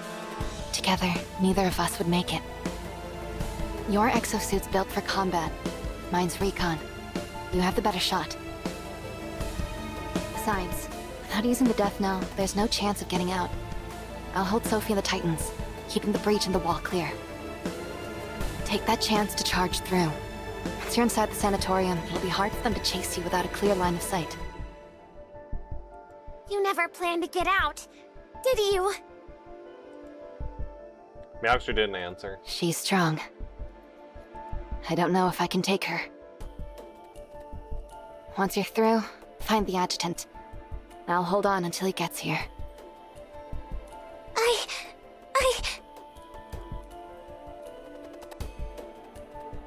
A sharp wave of humiliation hit Boo Boo, or maybe it was just the hate of feeling weak and helpless. She didn't belong on a battlefield like this. The Titans loomed in silence as if mocking her uselessness, and she couldn't even change a thing. When she was with, yours truly, she could hide it, she could keep him from worrying, but now she didn't even have the excuse. Running again, leaving someone else to cover her retreat. First, me, and then Mouser. And again, she could do nothing. Snap out of it. She shot Boo Boo a glance over her shoulder. Don't think you've got the easy job here. Didn't you swear to the adjutant that you wouldn't let him down? Then keep your word. Find the adjutant without tipping off Rosen and bring him back. Can you do that? It's gonna be hard when me and Rosen are literally fighting each other. I can. Then go. With that, Mouser surged towards the breach like a loosened arrow. The death knell spun to life in her hands, colorless waves flaring through the amber dust.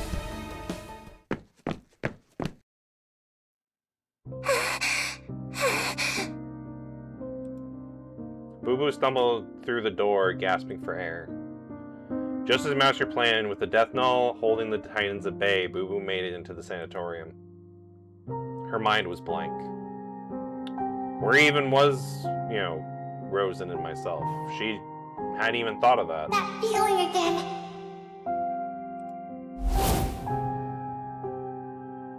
So tell me, who else can I trust with that? Understood.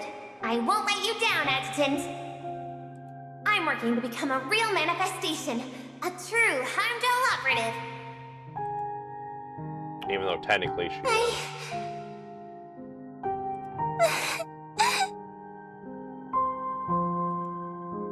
She pressed her hand to her face, a sob escaped before she could hold it in. If it hadn't been me. If he'd picked someone stronger instead. The saying surfaced in her mind, when you've given it your all, then that's where talent shows. No. Get yourself together, Boo-Boo.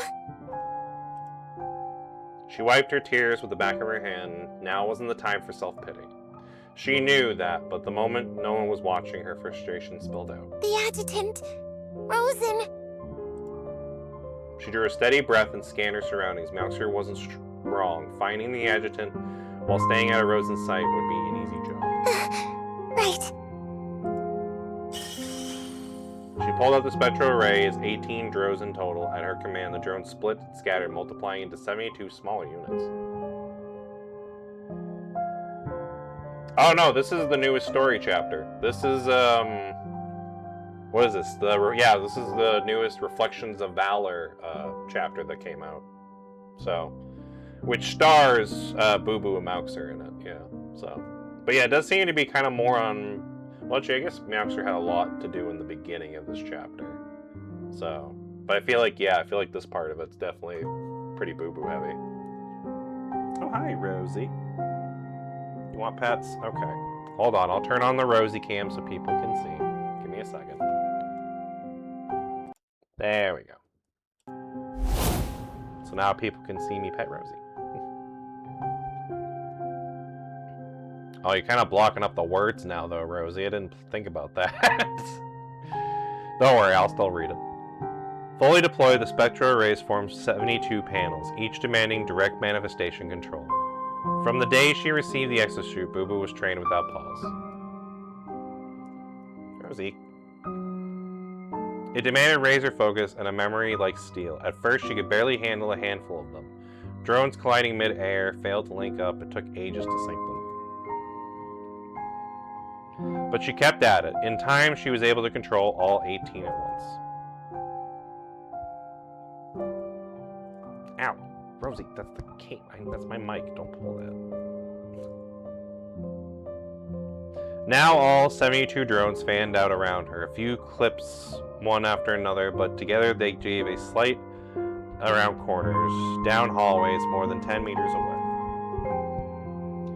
It was a brutal test of focus, managing to sweep through some drones while tracking dozens of live feeds from every angle. I can do this. It's just a bit tricky, that's all. Better than having no plan at all. Soon, footsteps echoed down the empty hall. Rosen had already clashed one-on-one with me 4 times now. Clash, drain, retreat, again. The cycle seems pointless, but it was really a battle of endurance. Rosen was patient, Cobalt hounded her, afraid he might slip away. In truth, she feared the same, that he might leave first. She'd come partly out of curiosity for Sophie's abilities, but mostly to kill, me. For now, something else still had her attention, was Etta. She had surprised her more than she cared to admit. She come to end him with something close to mourning, but he kept rewriting the script. More than once she pushed her to the edge of the true mortal peril. She hadn't even minded said it all.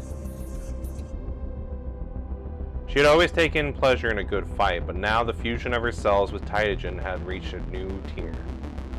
And with that power, the long-suppressed duos within her, Syphilis, began to stir.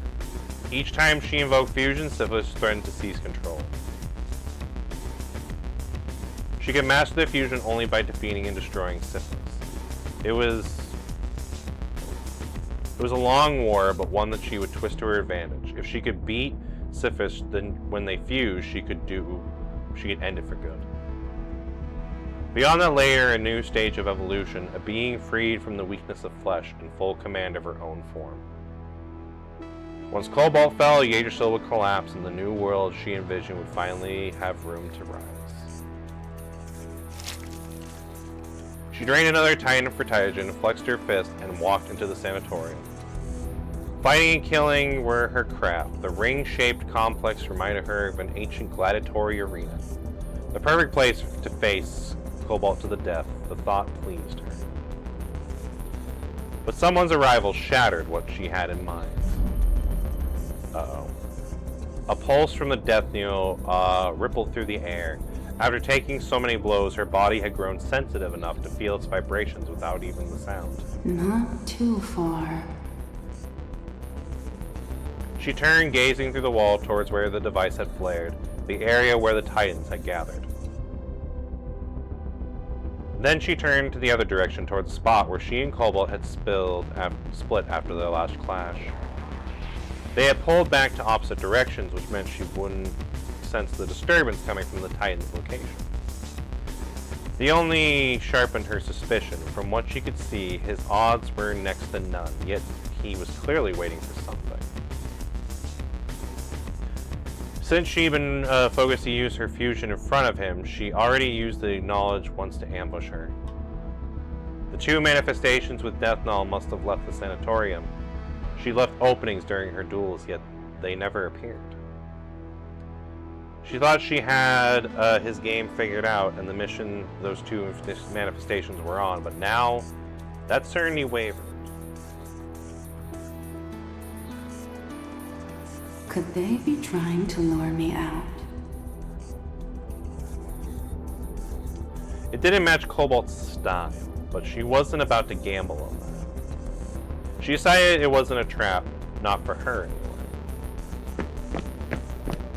Then she sensed another disturbance, a manifestation with the twin SMGs bursting into the sanatorium unaware of her presence. Oh no. The complex was so quiet she could hear the girl sobbing. She was tempted to strike at once, kill the girl, and then go for Cobalt would certainly let an opening slip. But last time she'd gone after the girl, Cobalt had seen it coming. So Rosen swung wide, moving fast and silently to cut the girl off ahead. Oh no. No sign of Cobalt en route. Then she made her call. This hunt would be quick, clean, and ruthless. What is it? You don't want any more pets? As the girl floating spectral rays rounded the corner, Rosen made her move. Like a speeding chariot, she lunged, closing the 10-meter between before the girl could even react. True to her nickname, the little geomancer ducked under the strike and bolted the way Rosen had come, as if she had foreseen the ambush. A miss. She pivoted to chase, but the girl swerved past her by inches. The girl was slippery as an eel. In this maze of space, even with her body reinforced by Taijin, pinning her down quickly would be hard. Time worked against Rosen. This was an opportunity she couldn't afford to miss. Taijin surged through her. She had to kill the girl before Cobalt noticed. Close in strike, but the girl twisted away, a heartbeat before impact.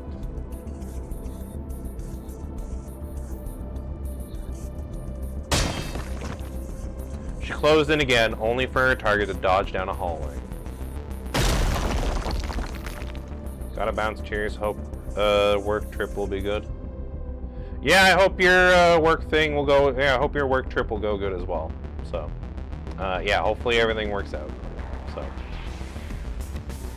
and yeah, hopefully I'll see you again soon, Nico.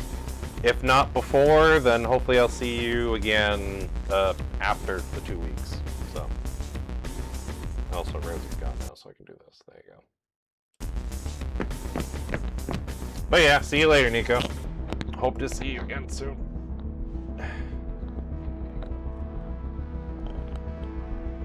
Rosen blasted through the wall. The rising duck gave the girl a moment to widen the gap.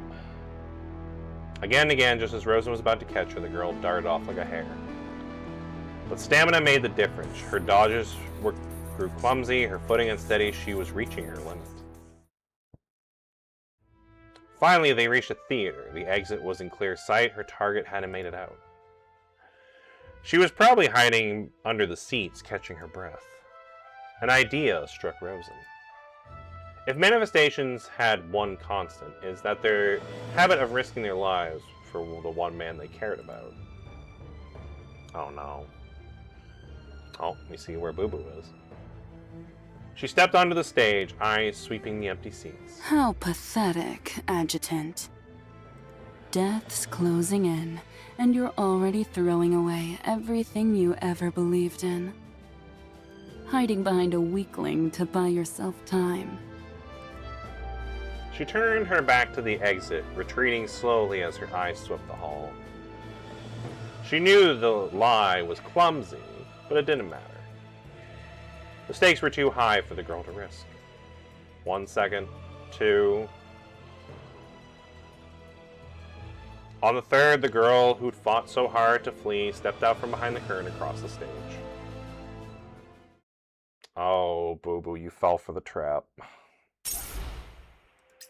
Well, let's hope we can get to Boo Boo in time to help them. Oh, we don't have Meowster in this one. Okay, so we get to pick a third. I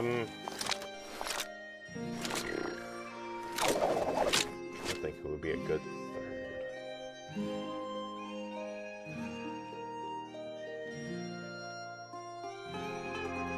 We'll do Fenny, because then at least then she can do like the auto reload, so we can attack more. So we'll do that. Alright, Boo Boo, let's see what you can do.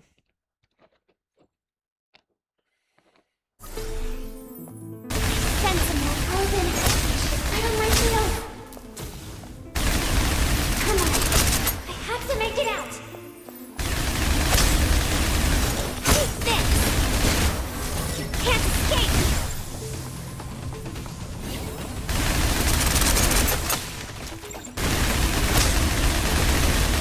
Glad I could help, Adjutant.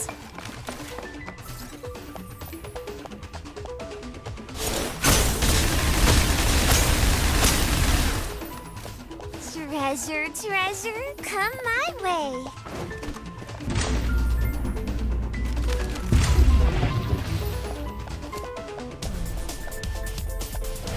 Sensible, level and precious. Don't go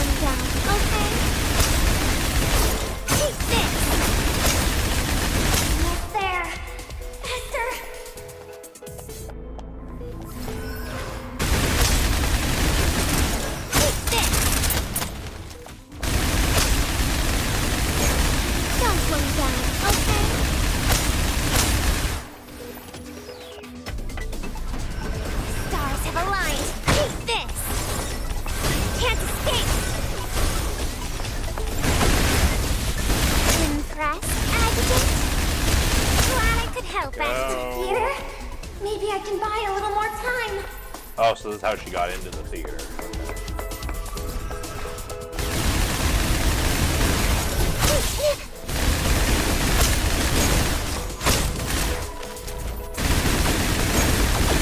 Don't slow me down, okay?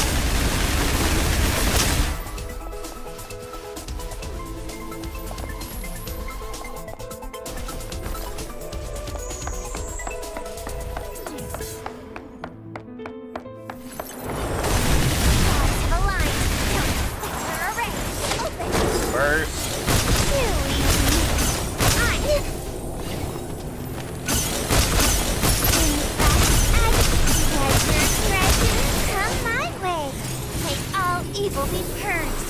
Right! Vital energy restored. Don't slow me down, okay? I'm a full-fledged Heimdall operative.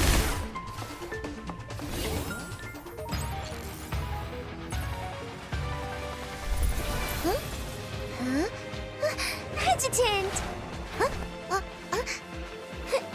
Found you.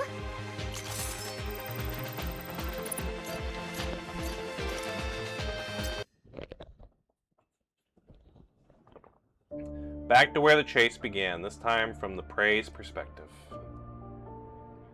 The spectral array used for scouting had split into two formations, one decoy, one hidden. The decoy set stayed visible, while the hidden one hugged the floor, mirror side up, blending perfectly into its surroundings. When Rosen burst through around the corner, the hidden panels caught her. Thinking fast, Boo Boo slipped past the incoming charge, using Rosen's own momentum to widen the gap. She darted through the sanatorium without even a second to draw her weapon with Rosen on her heels. Only sharp swerves and tempo shifts could keep her alive. Just had to run like hell. Time seemed to drag, her body felt like it was coming apart, manifestation power surging through her every fiber, forcing her muscles and heart to run at full capacity. Her theoptic nerves flared like needles under her skin, the unmistakable sting of exhaustion. She had no sense of how long she'd been running. Rosen's voice rose and fell behind her like a tide. She only knew one thing, is that she couldn't stop. All those multitasking drills with the spectral array had finally paid off. Just barely, she managed to juggle them all, mapping her escape route, twisting obstacles to her favor, engaging her speed and distance all at once. Body and mind were on the edge, only willpower held her together.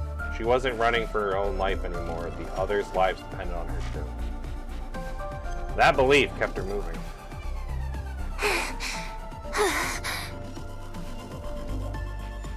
Her lungs burned, her limbs were numb from the fingers to her thighs, her skin tingled and her vision blurred at the edges. She burst into a pitch-black space, wide and hollow with theater. She ducked behind the curtain and clamped a hand over her mouth, forcing her breath to stay silent. Her muscles felt ready to ignite, twitching with heat and strain. Sweat pouring off her, the heat made her dizzy. She fought to the quiet breath, forcing her heartbeat to slow. Darkness crept into her vision from the lack of air, and then suddenly the stage lights flared to life. The footsteps stopped. She stilled her reflexes, forcing herself to be still. How pathetic, Adjutant. Death's closing in, and you're already throwing away everything you ever believed in. Death closing in? Yep, she's Boo Boo's Hiding falling behind for a the trap. weakling to buy yourself time. Buy him time? Me?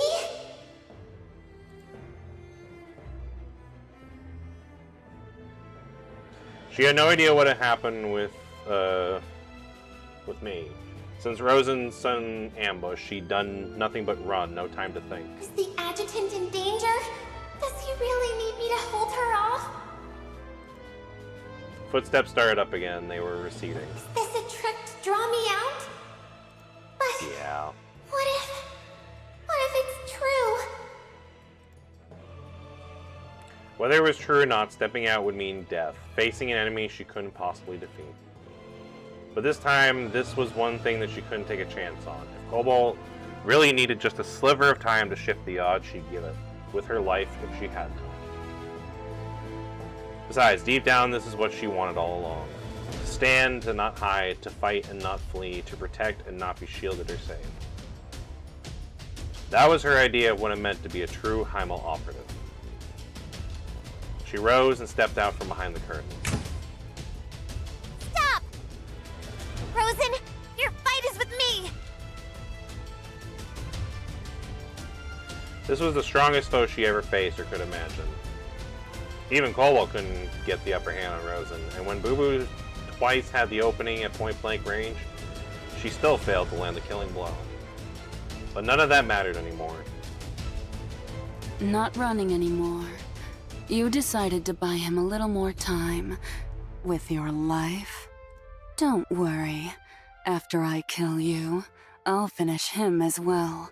You two will die together. Save it! Bring it on! I'm not afraid of you!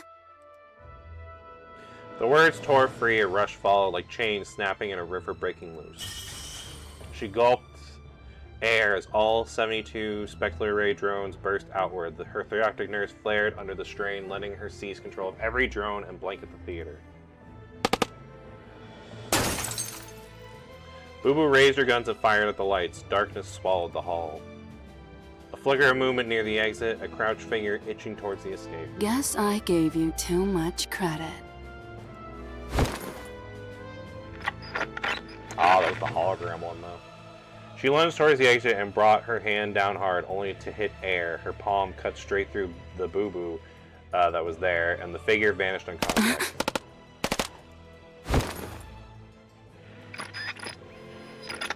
Behind her, Boo Boo's SMGs roared, raring Rosen's back with fire. Rosen snarled, spun, and crawled at nothing again.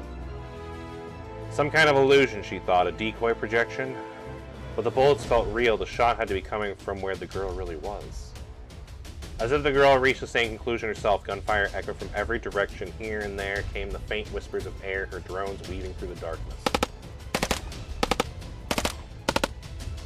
Rounds found flesh now and then. Rosen kept her guard over her vitals, advancing into every burst of gunfire, closing off the girl's space bit by bit.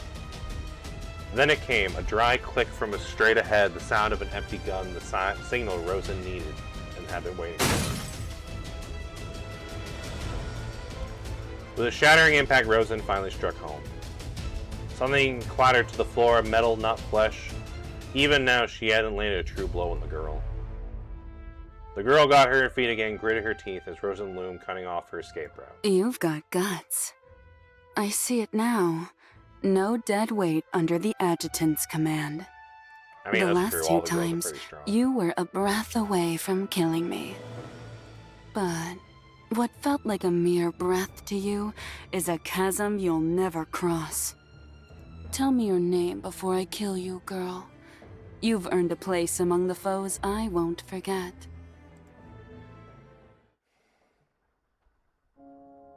Boo Boo used the spectral ray to bend light, weaving illusions through the darkened theater.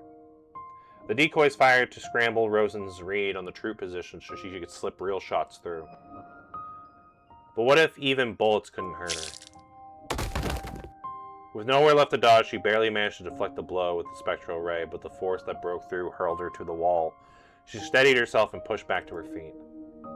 In the gloom, she saw the warped bullets forced out of Rosen's wounds by sheer muscle, clattering to the floor. You've got guts. I see it now. No dead weight under the adjutant's command. The last two times, you were a breath away from killing me. But what felt like a mere breath to you is a chasm you'll never cross. Tell me your name before I kill you, girl. You've earned a place among the foes I won't forget. She had no idea how to beat this foe, but it didn't matter anymore. All right, listen up! I'm Boo Boo, an operative of Heimdall! There was no room left to retreat, no way left to win. She dropped her SMGs, clenched her fist, and fixed her eyes on the monster before her. Sometimes she thought that hard work pays off was a lie. She'd never known what it truly meant to be a Heimel operative, and now no amount of effort could give her a chance of defeating Rosen. But as she shouted her name without regard, she finally understood every wrong she endured, every frustration, every sting of failure and drop of sweat had all been worth it. No one knew better how much she'd longed for this moment or how long she waited for it to come.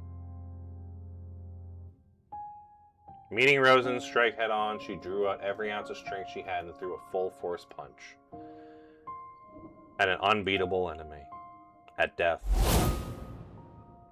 Then she heard a roar, furious, urgent, rushing closer. At the instant of impact, she saw Rosen get blown away. Her consciousness finally gave way, sinking into darkness.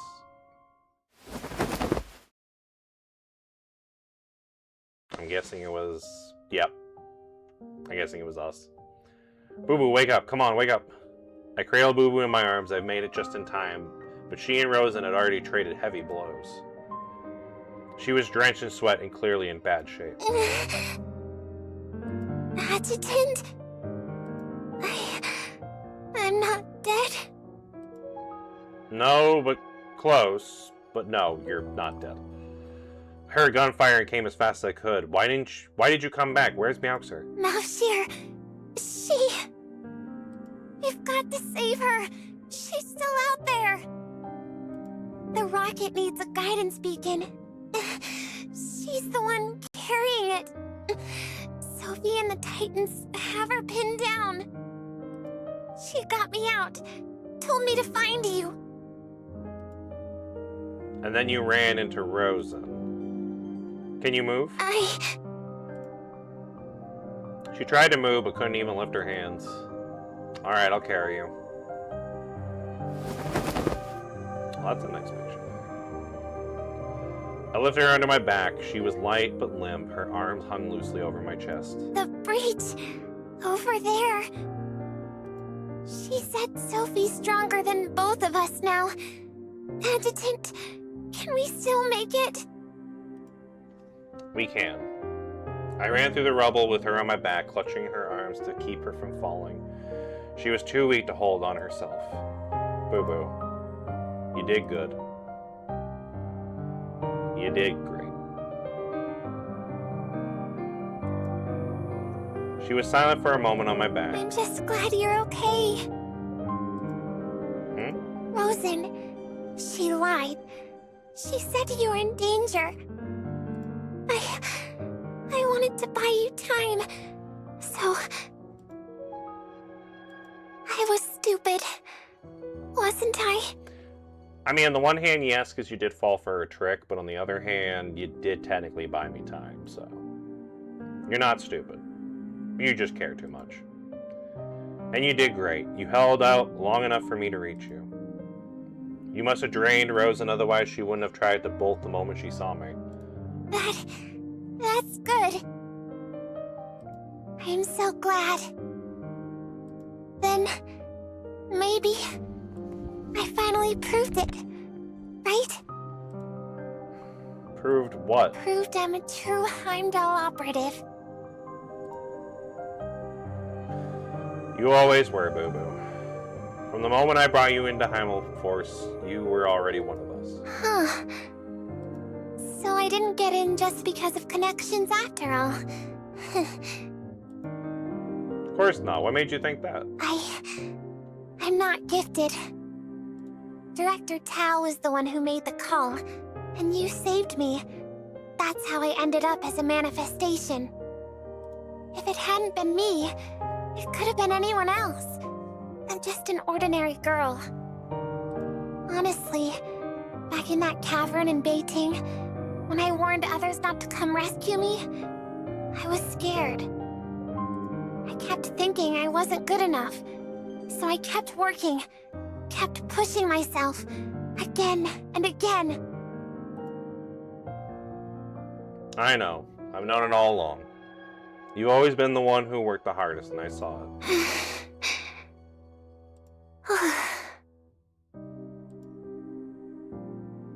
Don't worry, I'm listening. I'm so tired. I held on for so long. And now... But I'm just So tired. So tired. Boo-boo. Huh? You made us all very proud. Boo-boo went quiet again.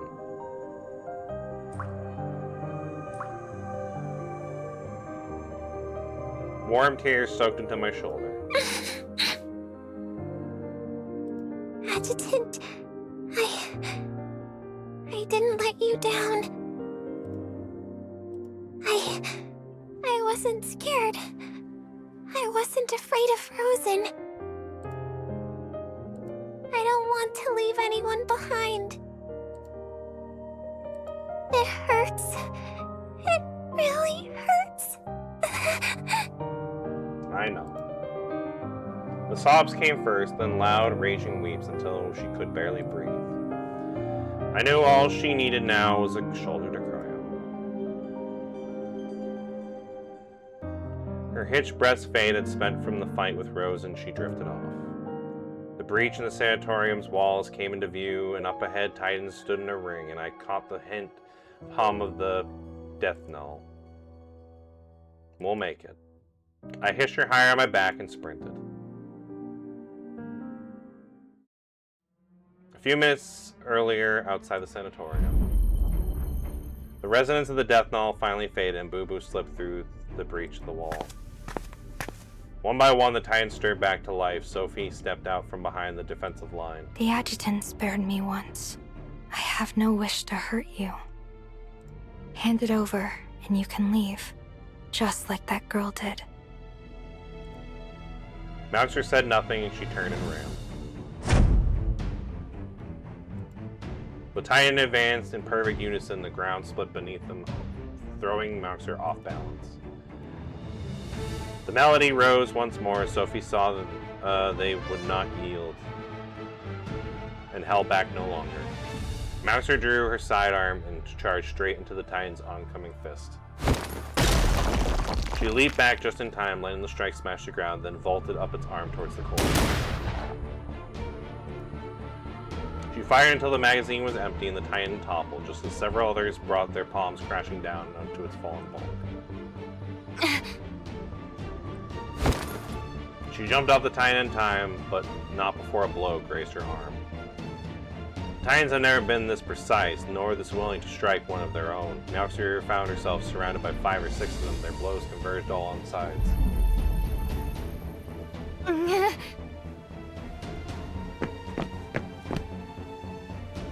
Fighting through the strain of the death knell's toll, Mouser slipped past the frozen Titans and broke free.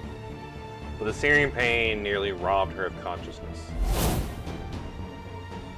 Ever since the first clash with Rosen, she had been pushed to her limits and activated death knell more times than she should have.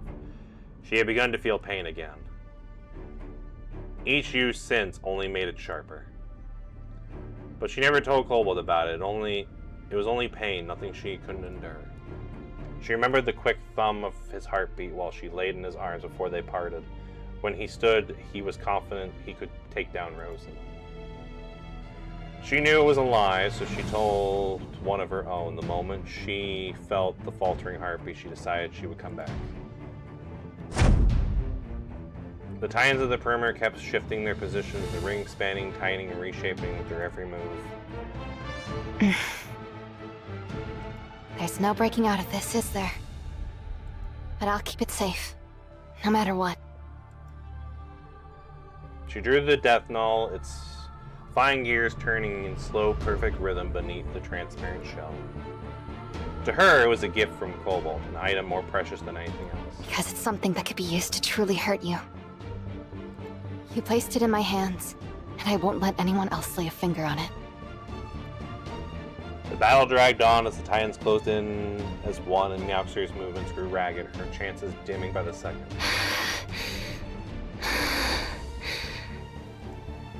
She glanced down at her wrist console, 60 seconds until launch. Oh shit, you guys only got a minute? Oh, we fucked.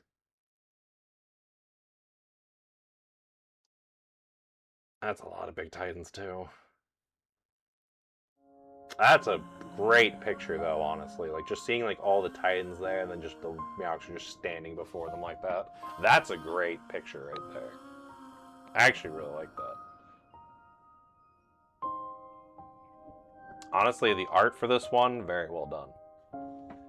She slowed to a stop, her eyes fixed on the Titans closing in. Sometimes she wondered how her life would end. The moment she understood how things would play out, she made up her mind. Hand it over. This is your final chance. Sophie's voice came from somewhere. Meowster let out a dry snort, not even sparing her a glance. Her heart pounded as the manifestation energy surged through her hands. The Titan's ring tightened once more, power surge, gears whirling faster until the death knell sang its final note. Once again, pain ripped through her.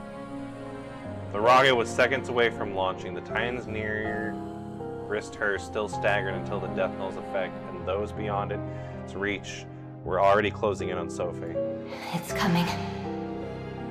It's coming. Death. I mean, Meowster's Duos is Anubis, which is the god of death, so that makes sense, kind of. The death knell's effect faded. Every inch of her skin, every muscle, and every organ screamed with pain. Drained, she sank to her knees and waited for the end to come. To her, death had always been something beyond a thin film of water. Weightless, voiceless, and just out of reach. Because she never felt pain, death had always seemed ordinary to her, simple, almost mundane. She thought facing it would be easy, just a matter of choice. But now she could feel pain and with it fear surfacing from the film of water to share back at her cold and silent. This must be fate's final offering to her. She had no choice but to take it, the gravel biting into her knee, her wounds twitching in reflex. She gazed dazedly into the setting sun. Hey, Adjutant. Can I call out your name? All that was way back when she first joined. Whatever you like. Adjutant! Adjutant! Adjutant! Hey. Adjutant? In a haze, the searing sun over the sea from her memories pierced through her heart. A flash of heat welled in her eyes, slid down her cheek, and fell out the back of her hand. Suddenly, as if seizing something unseen, she sprang to her feet and ran. An unnamed impulse surged through her. She hurled the beacon as far as she could and bolted for the nearest cover her vision sensors could find. Just run into what looked like a warehouse, downward deeper, anywhere she might survive. When her mind cleared, she found herself in a basement. Deeper. I need to go deeper. But there was nowhere left to run. This was the deepest it went. The countdown hit 0 and the rocket launched.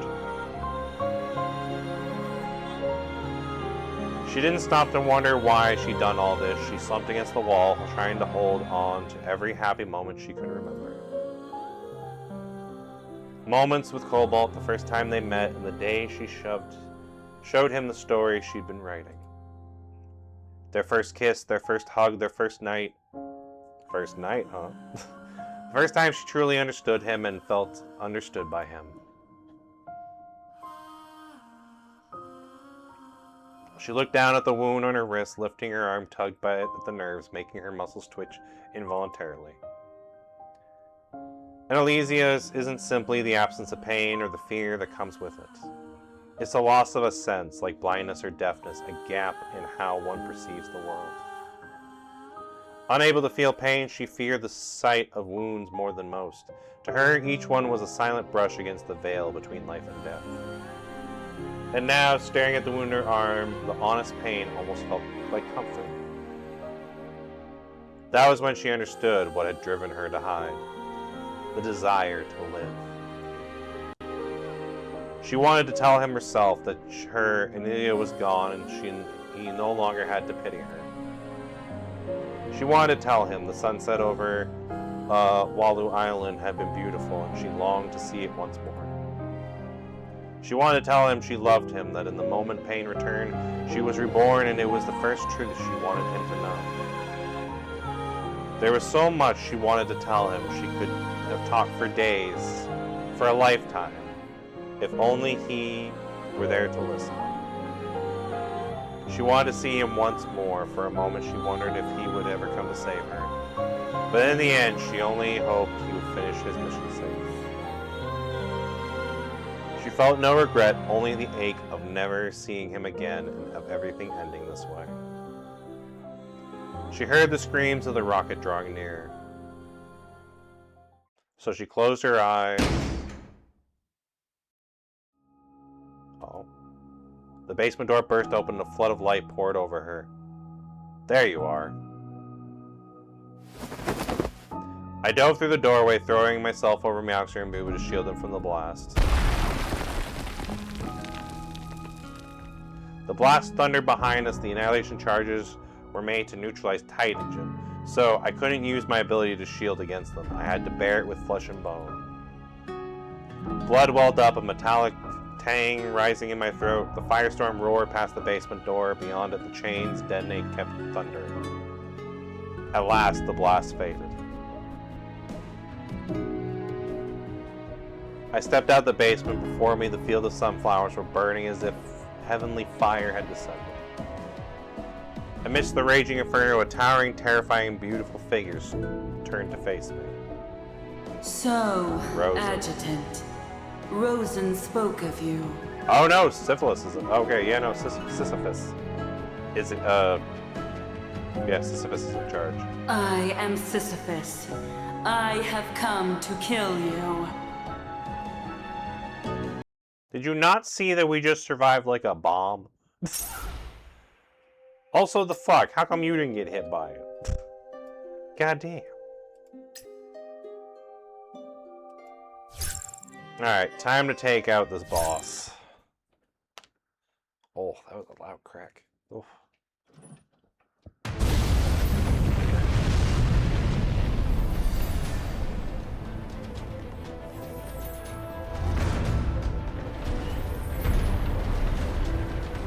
So is this going to show how the Titans all got, like, blown up? Because that is that's a lot of Titans.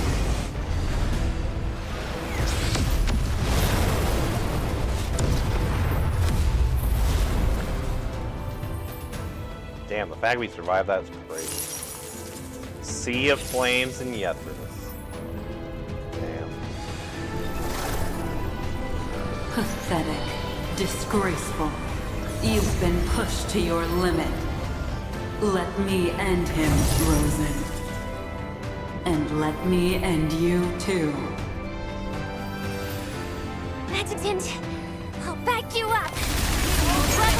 Okay. Wing form, barrel form. Take it down together. I can fight too. I can handle one more death now. Awaiting your command. Can't escape. Alright, so from what I'm reading from this, he switches between forms.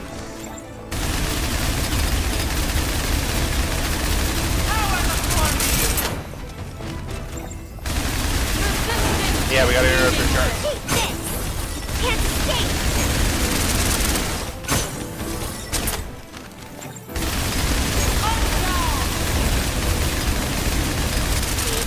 Got a different form? Pressure's on. Your energy level just spiked again. Adjutant, be careful.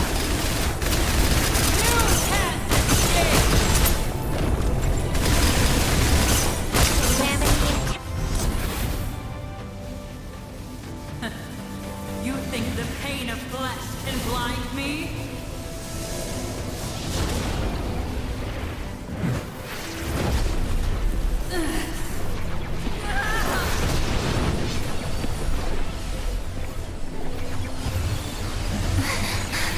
Come on, come on.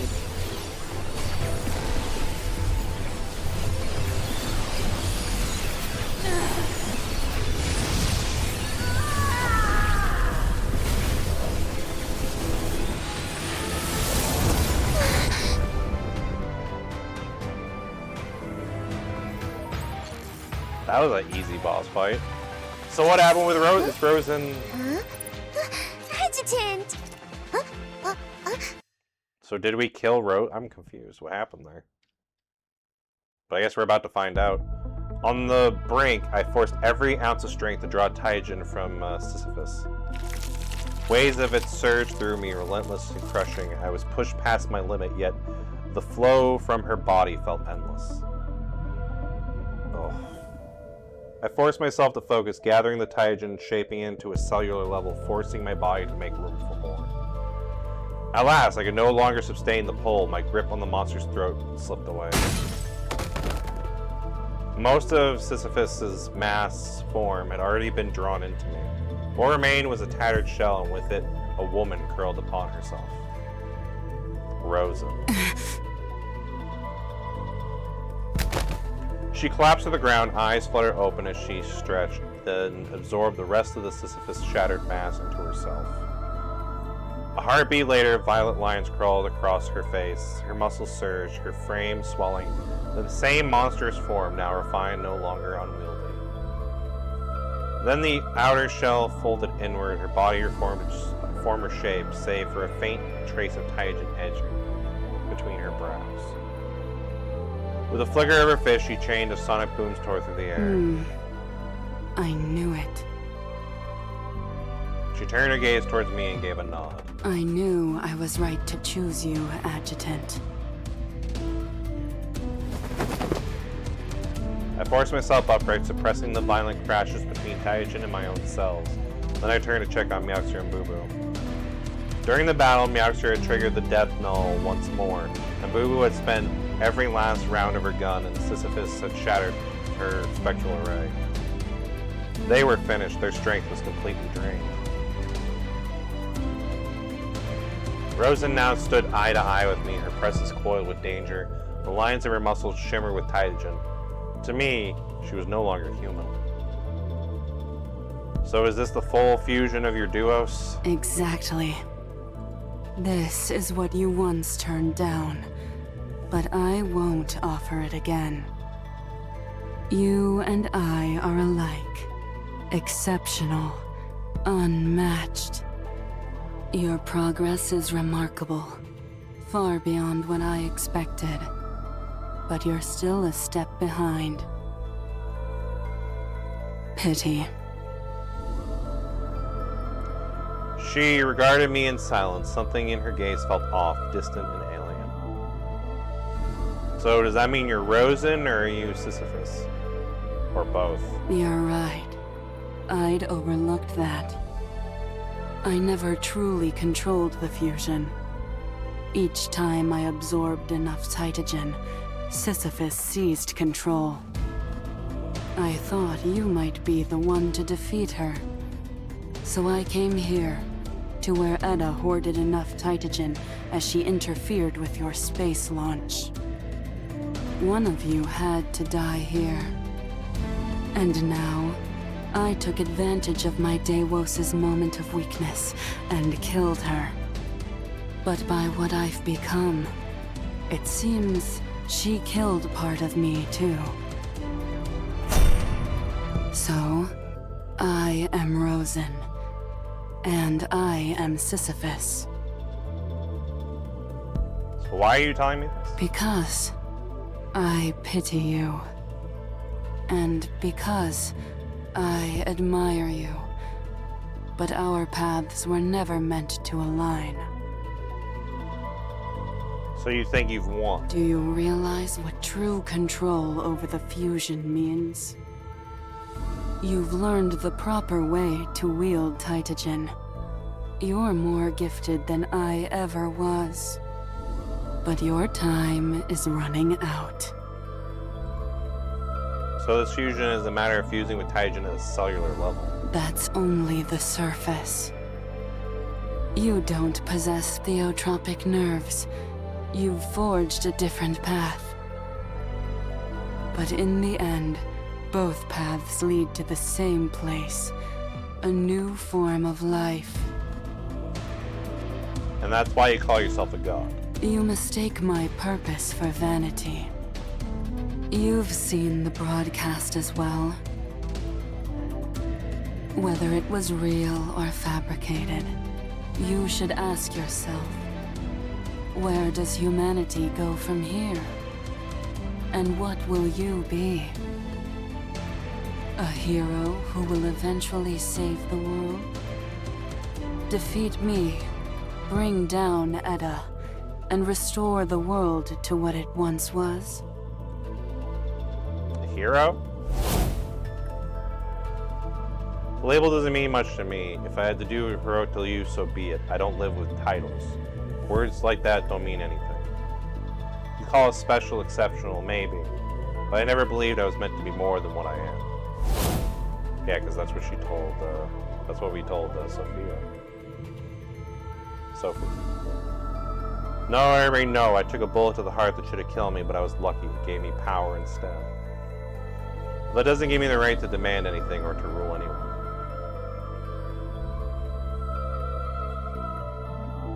I'm simply here to stop you from wrecking the world. Wrecking? Yes, but I don't hide behind words like justice.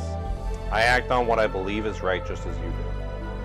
I'm not here to judge you, only to act on my will.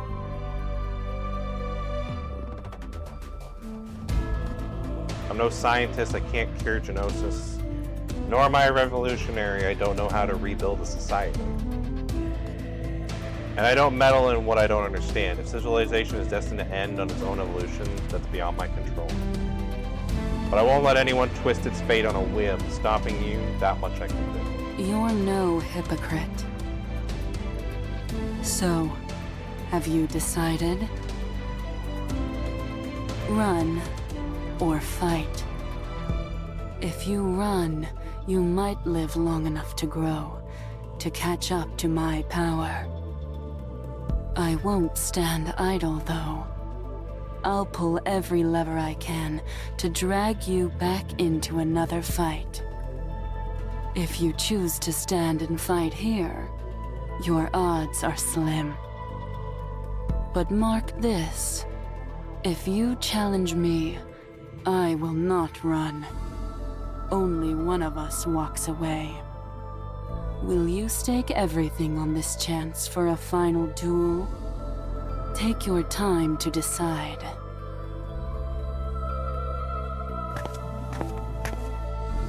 She turned, walked to a lower ridge, and settled at its crest. Arms slipped around me from behind. No. Don't go. I turned and pulled Maxter into my arms. Boo Boo rushed in too, the two of them pressing against my chest. I brushed a hand across Maxter's cheek. She clutched it tight, tears brimming in her eyes. Don't go. Please. I'd never seen her like this before. Let's leave. Let's go home. We can hide. Somewhere no one will ever find us. Maxter. No. I don't want to hear it. I know what you're going to say. I don't want to hear it. Call me selfish. I don't care. I just want you... I just want you to live. It's okay, Maxter. My analgesia is gone. It's gone. It hurts so much. Do you even know? I know. Her tears spilled into my palm, warm against my skin. I want us to live. I haven't even told you half of what I wanted to. I want to go to Yalu Island with you, seal our covenant, and do so many things together. I know, Maxter, I do. But you're still going, aren't you? She tipped her head back, teeth clenched, fighting back tears. I'm sorry. I don't want you to say sorry. I don't want to hear it. You promise me. Promise me I'll come back. I promise. I'll come back to you, and I'll take you both home. We'll all go home together. On the other side, Boo Boo slowly pulled back from my arms. Boo Boo. I'm listening. I want you to know I've always seen how hard you tried every bit of it. Yeah.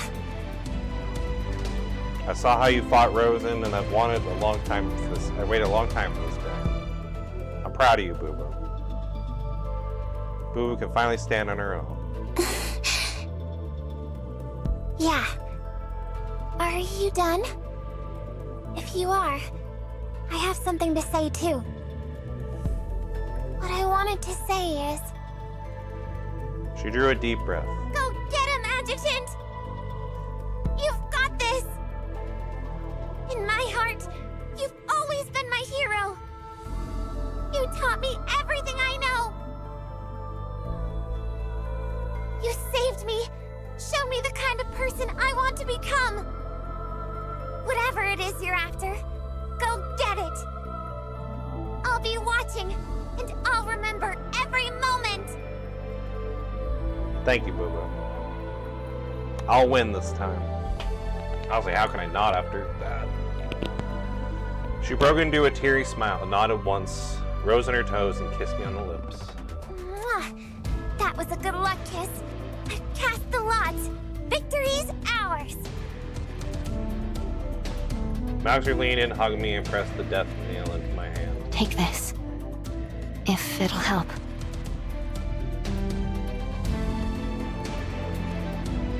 Then a flash of inspiration struck me. I'm sure it will. I ruffled her hair, then turned and started up my hill towards Rosie. You came. I knew you would. Rosen rose to her feet. I was right about you, after all. You look pleased. Of course. I've always believed we're the same kind. We might have different goals, different paths, but you came when I called. That proves it. It's not just strength I'm talking about. You've always carried yourself like someone in complete control. But that doesn't say everything about you. That's only how you act when things go smoothly. When you're pushed to your limits, that's when your true nature shows. If you'd have run today, I'd have been wrong about you. Just another coward, unworthy to face me. That's a narrow view. You've run before. When defeat is certain, retreat is only wisdom. Back then, Rosen Quarena was merely testing you, not seeking a final duel. But now, you stand a chance. You've been trying to make Taitogen merge with your body, haven't you? I gave you that time on purpose. You do have a shot. So you knew, and still I don't understand why you were so generous. I killed part of myself. I already told you.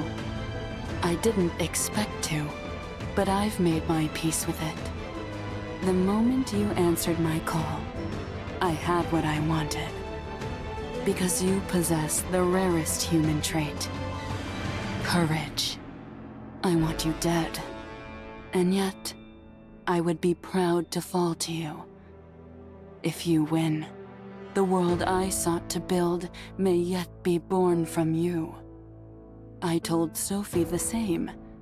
When you reveal your vision to someone worthy, it is a summons to duel. Those who understand and accept your creed earn the right to slay you. When two people who share the same quality clash to the death, that quality endures. Too bad I have reasons to kill you I can't set aside. I can't pretend Rosen is gone. There's still debts to name, debts that That's fine. Will pay. I don't mind. Then let's end this. With the last of my strength, I forced Taijin to fuse with my cells. Like iron in a forge, I needed one final strike to be reforged. From Dawn's first clash to Dusk's last ambush, 100 battles. I was past exhaustion. Yet Rosen still stood before me, nothing born of the night. She was right, she'd evolved into a new form of life. Can I do this? I asked myself if it was a question I could no longer avoid. Her unwavering gaze rekindled a spark within me. I stripped away everything, though thought, noise, doubt. Only pure will and focus will grasp even the faintest chance of victory. This was the moment unleashed the fear that I kept caged and turning it on the enemy before me. Face her, face that fear, face the truth that I've fought her countless times and never won. Face her willpower as relentless as mine.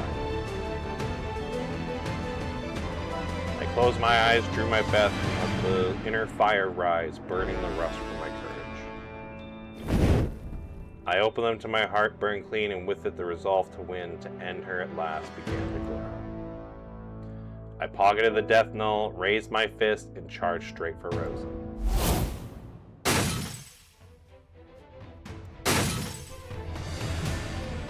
The sunflower still burned, the air stank of scorched earth, and from the ridge metal rang against metal again and again. Flames licked the sky, sparks filled the silence between blows, and flashing through the dark, and still the clash didn't stop. It wouldn't stop. One of us reached for godhood, yearning to build a new world. The other stayed human, fighting to protect the ones existing.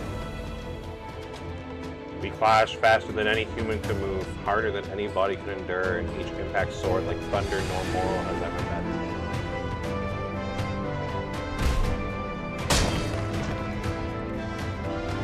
I caught Rosen's blade again. She was still in her human form. She hadn't gone all out yet. I had to hold something back too, from her other form working within. She kept her guard tight, chipped away at me bit by bit. She could have broken through if she had gone all out, but she waited patiently for the perfect opening. Once I caught a real opening, I turned her punch into a takedown, dragging her into the ground game, chokes and joints locking where my equalizer when brute strength wasn't. Even a body of steel can be choked out. I learned that from our earlier bout back in the San Antonio. After I wrecked her arm once, she never let me take it to the ground again. She fought slow and carefully, grinding me down, carving at my will piece by piece. It had become a battle of will. I fought as Taijin knitted my wounds, growing numb to the pain, to fatigue, and to everything else. Rosen saw I was fading, but instead of pressing, she slowed, testing me with cautious strokes. The fight dragged on, her rhythm tightened, her blows came faster, and slowly she began to believe my weakness was real. It's time. I met her charge with a heavy cross punch. We both staggered, but I didn't back off to catch my breath. I dove straight in. She caught both fists, eyes locked on mine. You know you're losing, don't you? In the next instant, Taijin surged across her skin, hardening into gleaming armor, like a demon lord reborn. She ripped free and brought both arms crashing down towards my head.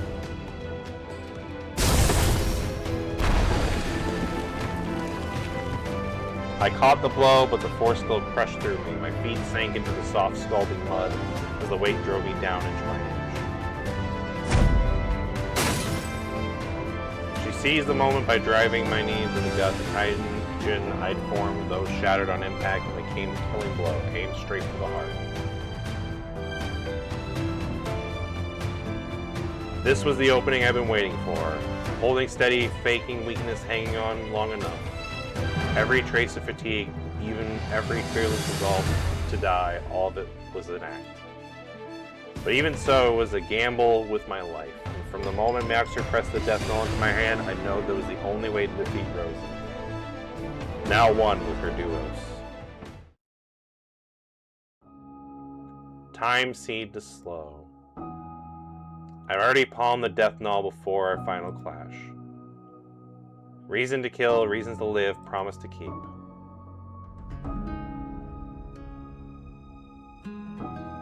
Oh, Fenny, Life, Chensing, Yao. Yeah. It's all the girls.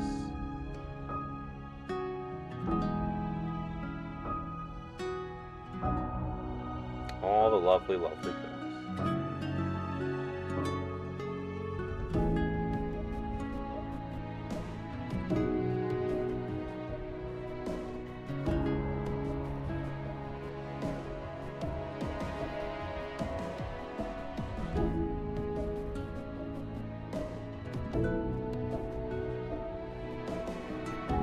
Everyone and everything I had sworn to protect, and all love and hope carried with me. With all of it on my back, I readied my last strike. I dropped my guard and let her arm drive straight towards my chest. And at the same moment, my right fist, the death knell question it, smashed through the Taijin plate guarding her heart. Every last drop of Taijin in me surged into my palm, flooding the death knell. An irresistible force shot through my arm, surging into Rosen. Her armor and the Taijin in us fusing into one raging current flowing into the device. We were two furnaces chained together, burning up every last scrap of it. Neither of us could move. The death knell drank us both dry. It was a desperate last-ditch effort, activating the death knell with Taijin, and under its phase lock, it would drain the user dry, no failsafe. It only tested it once, back when the device was first built, but now this is much Taijin pouring into it, I have no idea what would come next. In a heartbeat, the death knell overloaded. I yanked my arm back just in time to shield my vitals before it blew. My head rang, the world spun, I couldn't tell up from down. Get up, this isn't over. I forced myself upright, not far away. Rosen staggered too, just as wrecked as I was. With the last trace of Taijin in my body gone, everything felt like it was in slow motion. The death knell had drained me to the bone. Rosen was the same, battered, bloodied, barely standing. I should have looked no better. Surviving the blast was a miracle in itself. But this was what I gambled everything for, to bring us both back to zero, to start again for one last fair fight. A slow, heavy swing, she saw it coming, but her arms were too slow, her fists smacked into her chest. Pain rushed back to my muscles moved, the adrenaline faded with no Taijin popping me up, my strength began to drain away. Not now. Not yet. I wrapped both arms around my head, tucked in, and drove a knee up. Her fist struck my rib, but my knee smashed into her forehead exactly as planned. She tore free and stumbled back, then tripped on something. I pounced, crashing onto her. Blood streamed from her scalp. One eye was bloodshot, the other locked on me. She scraped down her wrist, trying to break my leverage. Don't let her recover. Give her room to strike back. Headbutt. I caught her wrists and locked them down, both our arms trapped, then dove my forehead into hers. Her grip faltered. I caught her right arm, trapped in between my legs, and arced back with everything I had.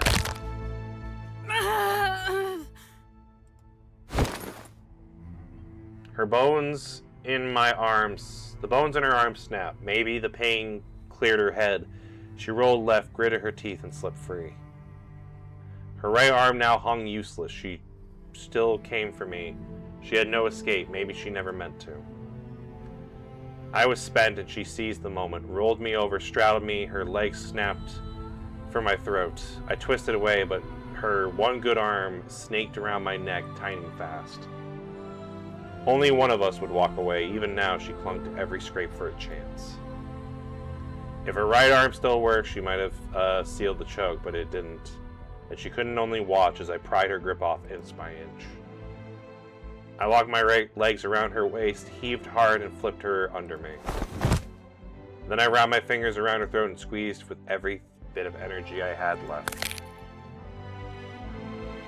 Her blood ran down her face, across my knuckles, and the sunflowers around us still burned. Her features flickered between the firelight and shadow. She clawed at my hand, trying to tear it off. I gave it everything, though the hot, slick blood, her grip slowly faltered, then fell away.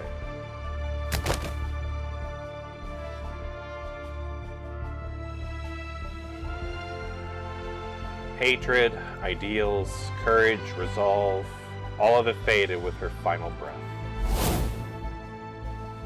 The burden that had shadowed me for a year ended here, by my own hands.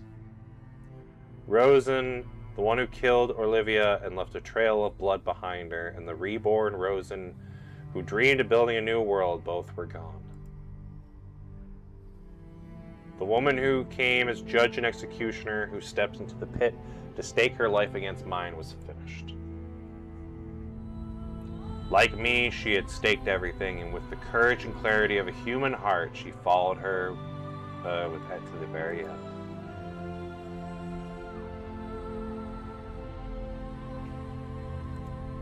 I couldn't tell how long it had been, ages or just a heartbeat, when I heard Boo Boo and Meowser calling out to me. I couldn't make out the words. My body felt cold. I looked down. A deep gnash split my chest. The one rose in it carved with when I used the death knell. The bleeding had slowed. My armor was soaked and even seemed of thick blood, and even with the wound, I had killed Rose. I collapsed. Their voices blurred together. Numbness crawled over my limbs, reaching for my head. I think Boo Boo may have caught me. I saw her lips flutter, shouting something, but I heard nothing. My heartbeat was the only sound I could hear. Someone lifted my arm, my vision wavered, shapes moved around me, but I couldn't follow them. I no longer understood what they were doing, but every bit of strength left in my body was spent just staying alive. My senses were shutting down. Darkness clouded in front of the edges of the world, hunger to swallow the last of the light. It felt like I was sinking into the sea, struggling not to break apart. Through the haze, I saw Meowser running towards me, something in her hand. She placed it on my chest, already numb to the touch.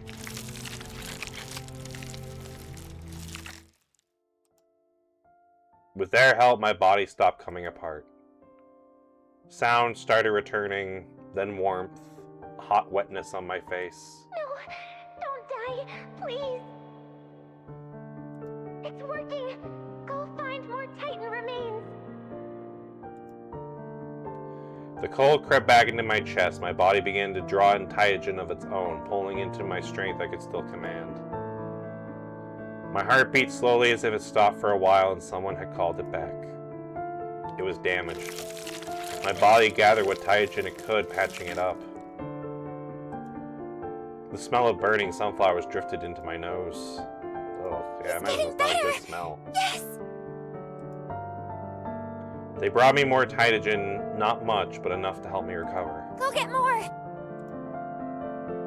Wait, that's enough. Help me up. At last I could stand again. The Taigen radiation had weakened, not enough to jam our comms anymore. I took the terminal from Meowser and called headquarters. Caroline, it's me. Rosen has been killed. All Titans eliminated. All operatives alive. Tell Tal the operation's complete.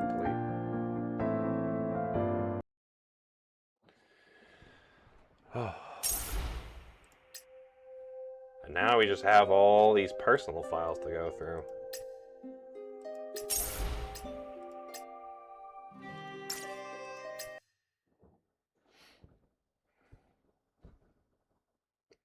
That night at the nearest Yagersol resupply base, we'd rest here for the night and head back to headquarters the following day.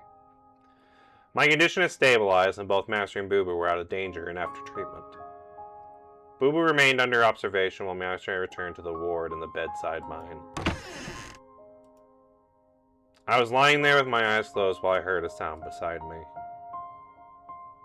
Still lying down, Meowser used her hand to push off the wall, quietly nudging her bed closer to mine. What are you doing? You should be lying still. Her hand found mine. That's better. Yeah. She relaxed. Our bed's now close enough to our hands for us to stay linked. Her arm was still wrapped in bandages. I gently held her limp hand and gave one fingertip a light squeeze. I turned and met our eyes. In the blink of an eye, she rolled onto my bed. Blood pressure normal. Osmotic pressure normal. Heart rate rising. The monitor on her other wrist displayed my vital signs, blinking with each beat. Per Dr. Mausier's assessment, the adjutant is cleared for light activity. Yeah. Then she leaned in and kissed me. Her lips were cold against mine. It was a tender kiss, tentative, filled with love.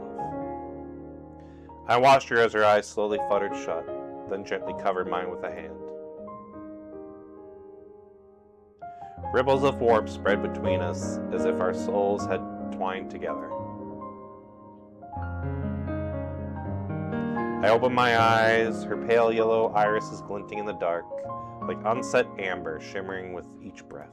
Bite me. Hey, yo.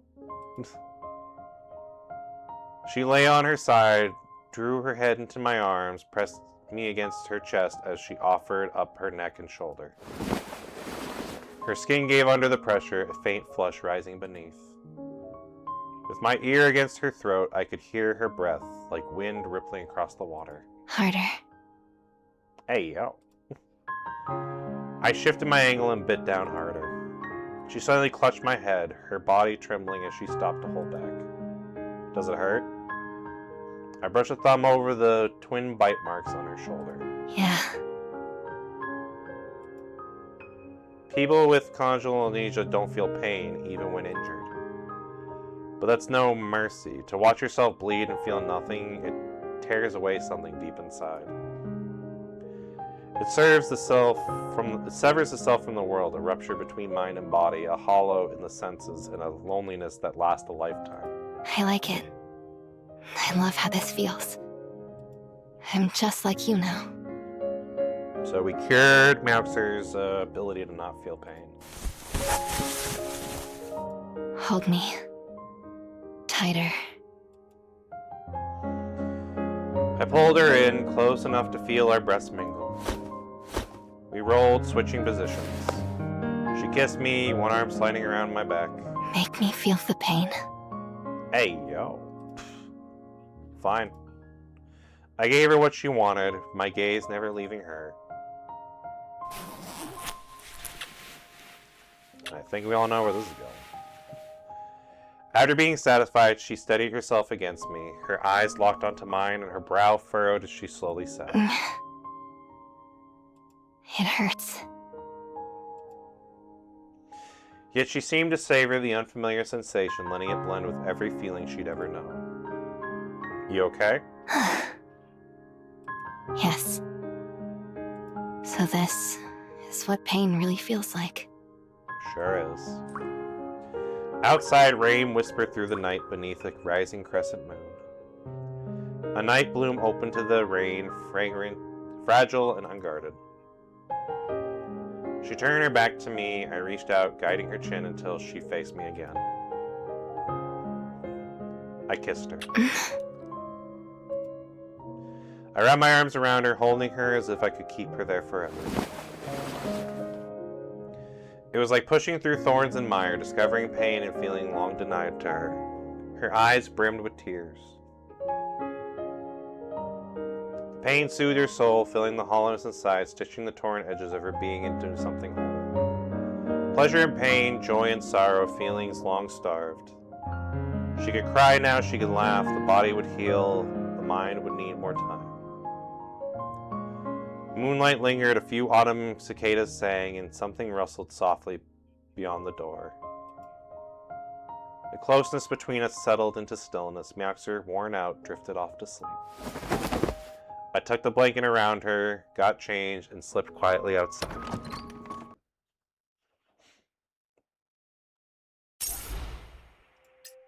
So now we have file 2, which I'm assuming is going to be Boo Boo. The hallway was still. The light in the medical bays were off. Boo Boo's exam must have been finished. Thought I heard something. Boo Boo? No reply, but when I listened closer, yes, there it was, the faint rise and fall of someone's breathing. Yeah? Only then came the answer from the same direction as the breathing. Why didn't you turn on the lights? I made my way into the medical bay, feeling along the wall. Boo Boo was crouched against it, her eyes catching the faintest light as she looked up at me. The exam's done. I'm fine. Want to head back and rest? Could you stay with me a bit? I moved her over and crouched beside her. What's wrong? Something in your test results? No. She hugged her knees tight as if trying to make herself small enough to disappear. I overheard you and Maushier by accident. Oh. I mean, did it sound good? I didn't mean to. I just finished and wanted to tell you I was okay. And then... Even in the dark, I could see her face was flushed red. What am I even saying? She seemed to come to a decision. Then she turned and wrapped her arms around my neck. Eyes shut, she kissed me full on the lips. It was a while before she caught her breath, then she leaned into me, her face still flushed and warm. I want to do it with you. Hey, yo. I don't really know why. I just felt so tense lately. Like something inside me's been out of place. When I overheard you and Maushier, I finally understood. In times like this, only doing that thing with the person you love can make you feel better. I didn't get it before. I used to think closeness like that was something private. Something meant only for the person you'd spend your life with. I mean, in some regard, that can be true, too. But now I understand why it's called what it is. Because nothing expresses love more clearly than making it. Jesus Christ.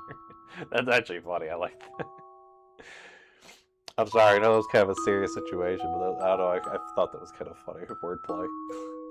Her lips caught mine again. Maybe for her, life had entered a new phase. One that was about me, but also about herself. This kind of closeness with a man she loved felt like the perfect beginning to a new chapter. I drew her into my arms, turned so her back met the wall. She didn't pull away. That kiss was desperate and tender all at once. I laid her down on the treatment bed. She looked up at me, eyes waiting with devotion and longing, but her hand was already reaching for my body. Adjutant? I'm ready. She looked torn between determination and shyness. Her other hand reached up behind my neck, drawing me closer. The clouds parted and the hidden path laid open. Our breaths mingled in a quiet space between us, her eyes still shimmering with all the words she hadn't said yet. Everything unfolded just as she hoped, as if her heart had known this moment was coming.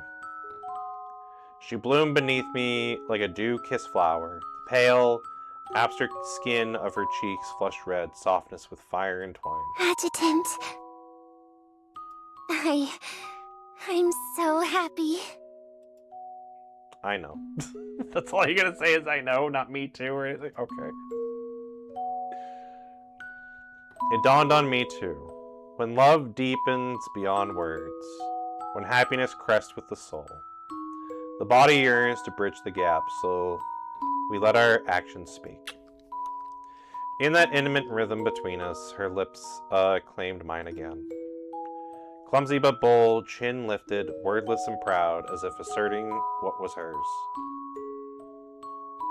Right there, right now, you're finally mine, that's what her kiss declared. You have me, and you should have it all. She gave everything of herself to say it. All that waiting, the quiet pain, all that oppression, the insecurity she carried. Now was the time to let it out, to face it, and to prove to herself. I opened my eyes and saw a tear slip from hers. This was why I could never bring myself to talk about it. I'd known it for a long time, but knowing never made it easy.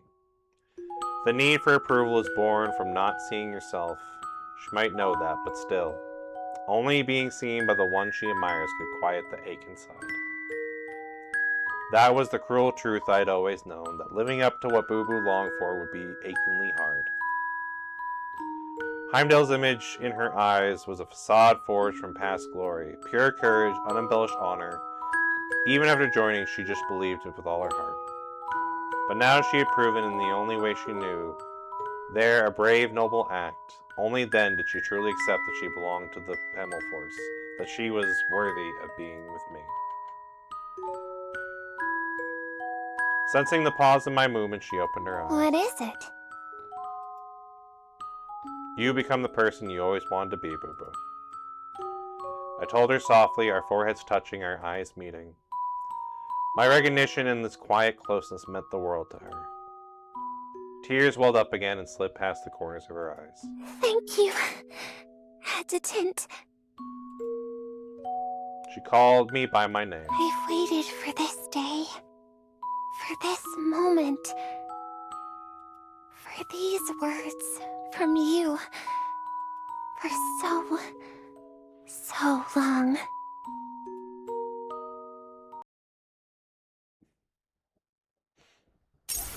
So I wonder what the third file is going to be. If this was that and that was the other thing. What's this one going to be?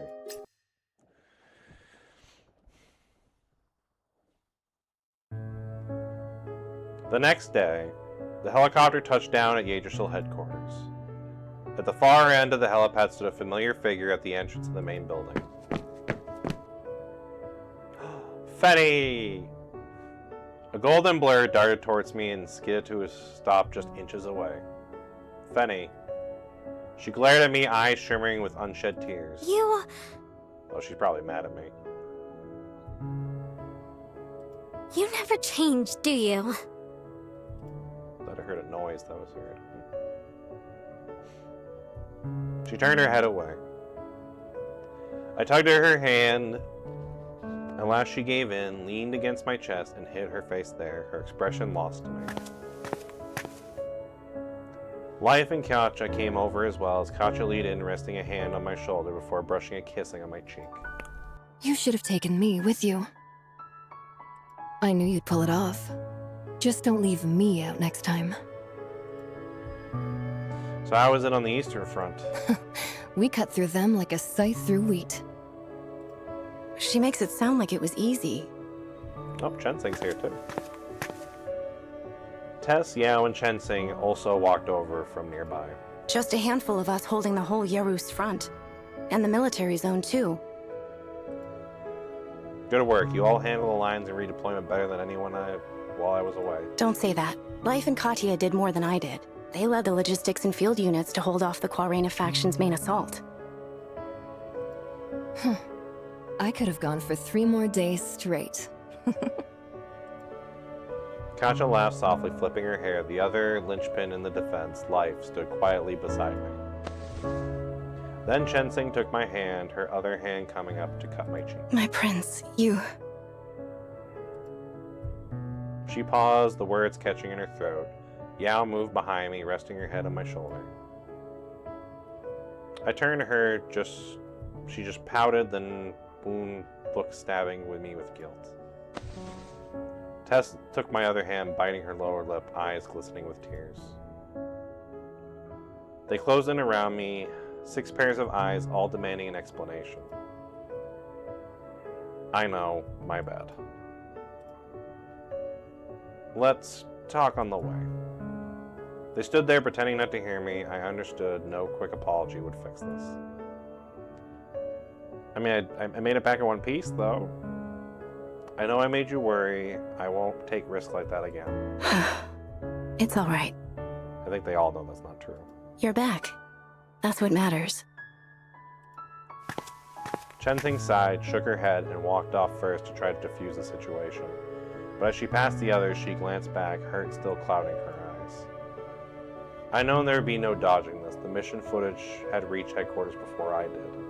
They'd all seen the choice that I made. But deep down I knew it was a reckless bravado, but if I'd backed down then, every operation that followed would have been just a death sentence. For our future, for my girls, and for the rest that we built, I chose to fight.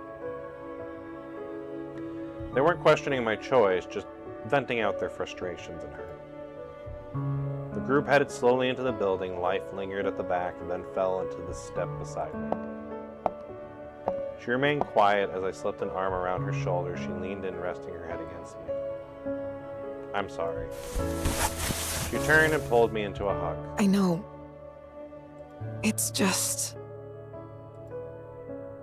She didn't go on, just tightened her arms around me. I held her, gently running a hand through her hair.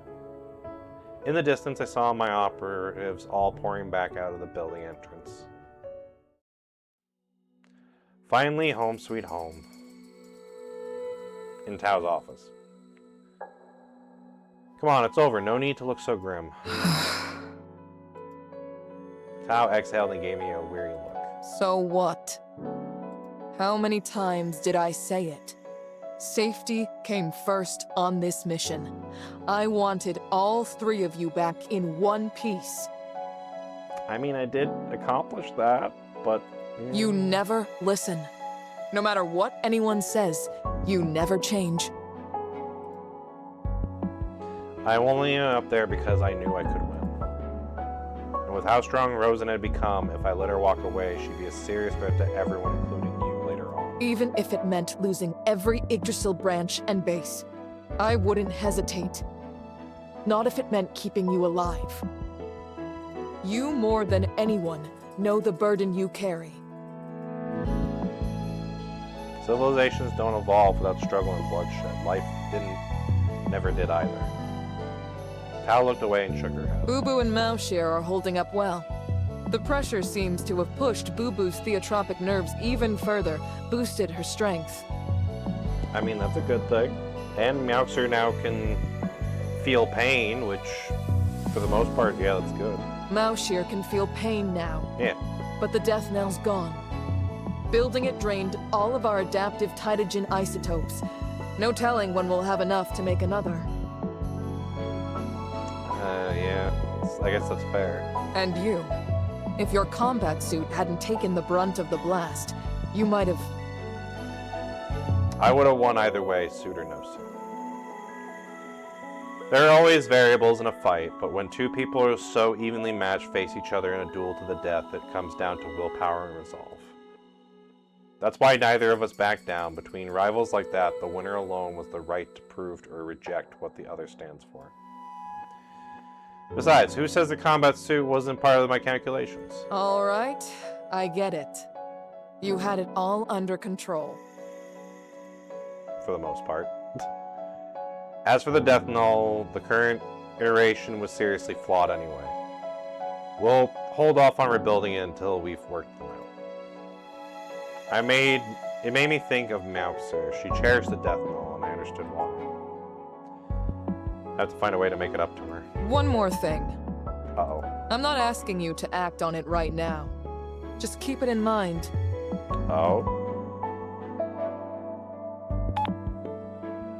Tao opened her terminal and brought up a report. Sophie's still alive. Oh. So she survived the blast from the bombs. Okay, so that's good to know. I actually completely forgot about her for a bit. I was more focused on Rosen. But yeah, no, that's true. If Sophie's alive, then she's still out there somewhere, and she's still following Edda's orders, probably. According to the sensor logs Moushir recovered, during their fight, Sophie's physical performance and manifestation output exceeded anything we've ever recorded among Heimdall manifestations. Yeah. She told me she learned something from Edda, a secret about manifestations. That's probably what gave her that power boost. A way to push their strength even further. Yeah. Our field agents didn't find her body at the sanatorium. Maybe she was vaporized in the blast. Or maybe Edda got her out. Let's be real, most likely Edda probably got her out. And with Edda involved, reliable intel will be hard to come by. Yeah. Let me know as soon as anything comes up. You just got back, and you're already thinking about going out again? You plan to tell your operatives? Hey, me. I don't know if I should or shouldn't. I feel like either way I'm in trouble. Fine. I'll keep you posted. Okay. Sorry I made you worry too. Tal held my gaze for a long moment, then a faint smile touched her lips. Ripples spread across the water. A woman stood aboard a skiff as it glided slowly into the waterborne town. It's probably Sophie. She hummed softly as the boat swayed with each note. The flood rose, drowning the town it once cradled. The lost lamb turned away from the arms of a new god. Rolling boulders ground the hero's remains. The end, oh the end. The end has come.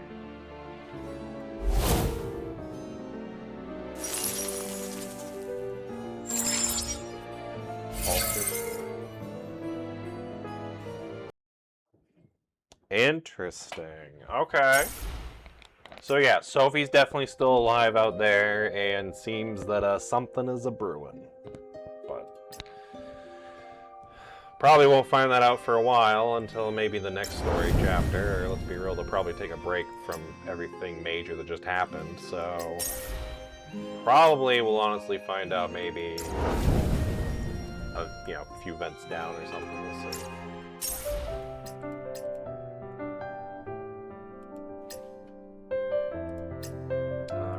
Let me just do my daily stuff real quick, see if we can get some more stuff for some 10 polls.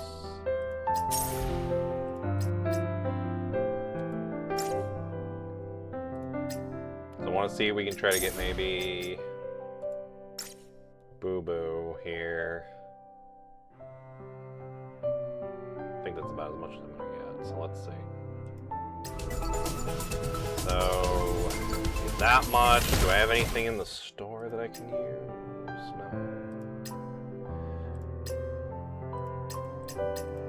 So I get that could buy me 6, so that will get me at least 1 10 pull. How many days are left of the event?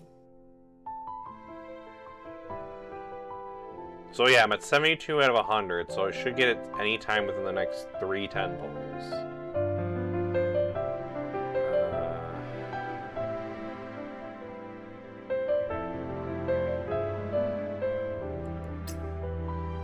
I could do, because let's see, that's fine.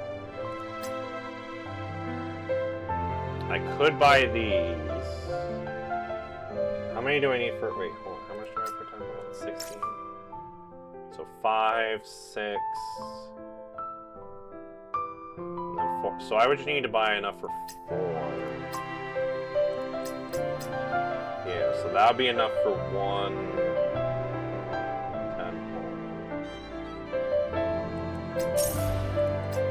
Okay, so I can get away with 1 10 pole to end the stream and see if it's the one that gives us Boo Boo. If it's not, well then I'm just gonna have to do a bunch of the event stuff and see if we can get Boo Boo that way.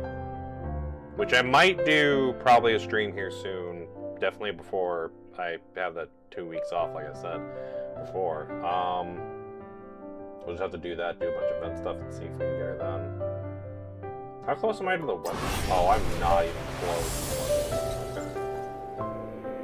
So most likely, worst case, I could probably get Boo Boo. I probably won't be able to get her weapon though, but that's fine.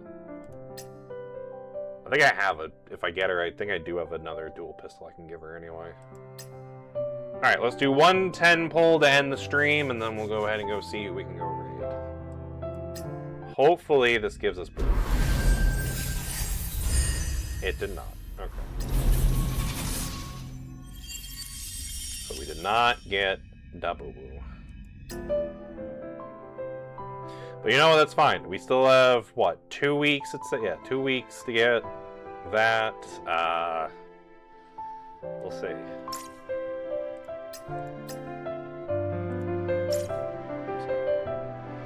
But yeah, I think with that, that is a good way to end it there. So yeah, I'll probably change around the schedule a bit, see if we can get 1 more snow break stream in before my 2 weeks of, fortunately, that I'll be gone. Yeah, then we'll probably just do like a bunch of these checks. What, 129, 126. Yeah, we definitely have enough time, so we'll probably do, what we'll do is in another stream, we'll do all these like little event stuff, see if we can build up enough to maybe do another 10 poll, and do that before I'm gone for 2 weeks. And then if we don't get her then, well, maybe Boo Boo's gonna slip by me once again. That would be unfortunate if Boo Boo got past me once again, but I guess we'll have to wait and see. So, but anyways, yeah, for now, that is gonna be it for me here. So let's see who we can go give a raid to. Let's see, who do I know is streaming?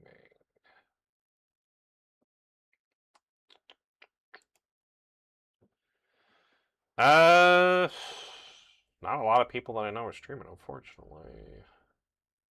We can do Internet City, or we can do Lady Tammin Hart. I haven't rated her in a while, I think, right? Yeah. Oh, she's ending stream anyway. Okay, so we can't, as much as I want to, we can't do her because she's ending stream anyway. So yeah, we'll just have to do Internet City then, because it looks like they're streaming. Are they end? No, it doesn't look like they're ending. Yeah, so we'll probably go ahead and do that. Actually, what does it say for like my recommended for other people playing Snowbreak? I'm curious. Oh, it's not really like anyone I see that's like also playing Snowbreak. Okay, never mind. Yeah, we'll just go ahead and go raid Internet City then. See how they're doing. It says they're doing just chatting, so I guess we'll have to find out what they're doing. But yeah, so. But yeah, with that, I'm gonna go ahead and end this one here. So that was a really good story chapter. I kind of can't believe Rosen's dead. Like, I thought Rosen was definitely gonna last much longer in the story, but who knows? It definitely seems like it's the end of like. It kind of seemed like that too. Like it's like the way it like ended there, where it said like the end, and stuff like that. So I'm wondering like this is like the end of a chapter. Because now that Rosen's gone, now the only enemy that we mainly have is Etta. So we have to deal with Etta. We have to deal with Sophie, who's somewhere out there now too. A few other enemies and stuff too, because Esther's still alive. So, yeah. So there, looks like we're going to be entering a new chapter in Snowbreak. So I'm curious to see how this is going to go. But I think for now, at least, like I said, that's going to be the end of for it here. I'll probably try to get one more Snowbreak stream in before I'm gone for 2 weeks. And that, so hopefully we can do the event stuff then, like the other like minigame stuff and that, to kind of get more polls. But for now, it's going to be for me here. So once again, thank you for watching. I hope you all enjoyed, and I will see you guys next time. So, have a good night, everyone.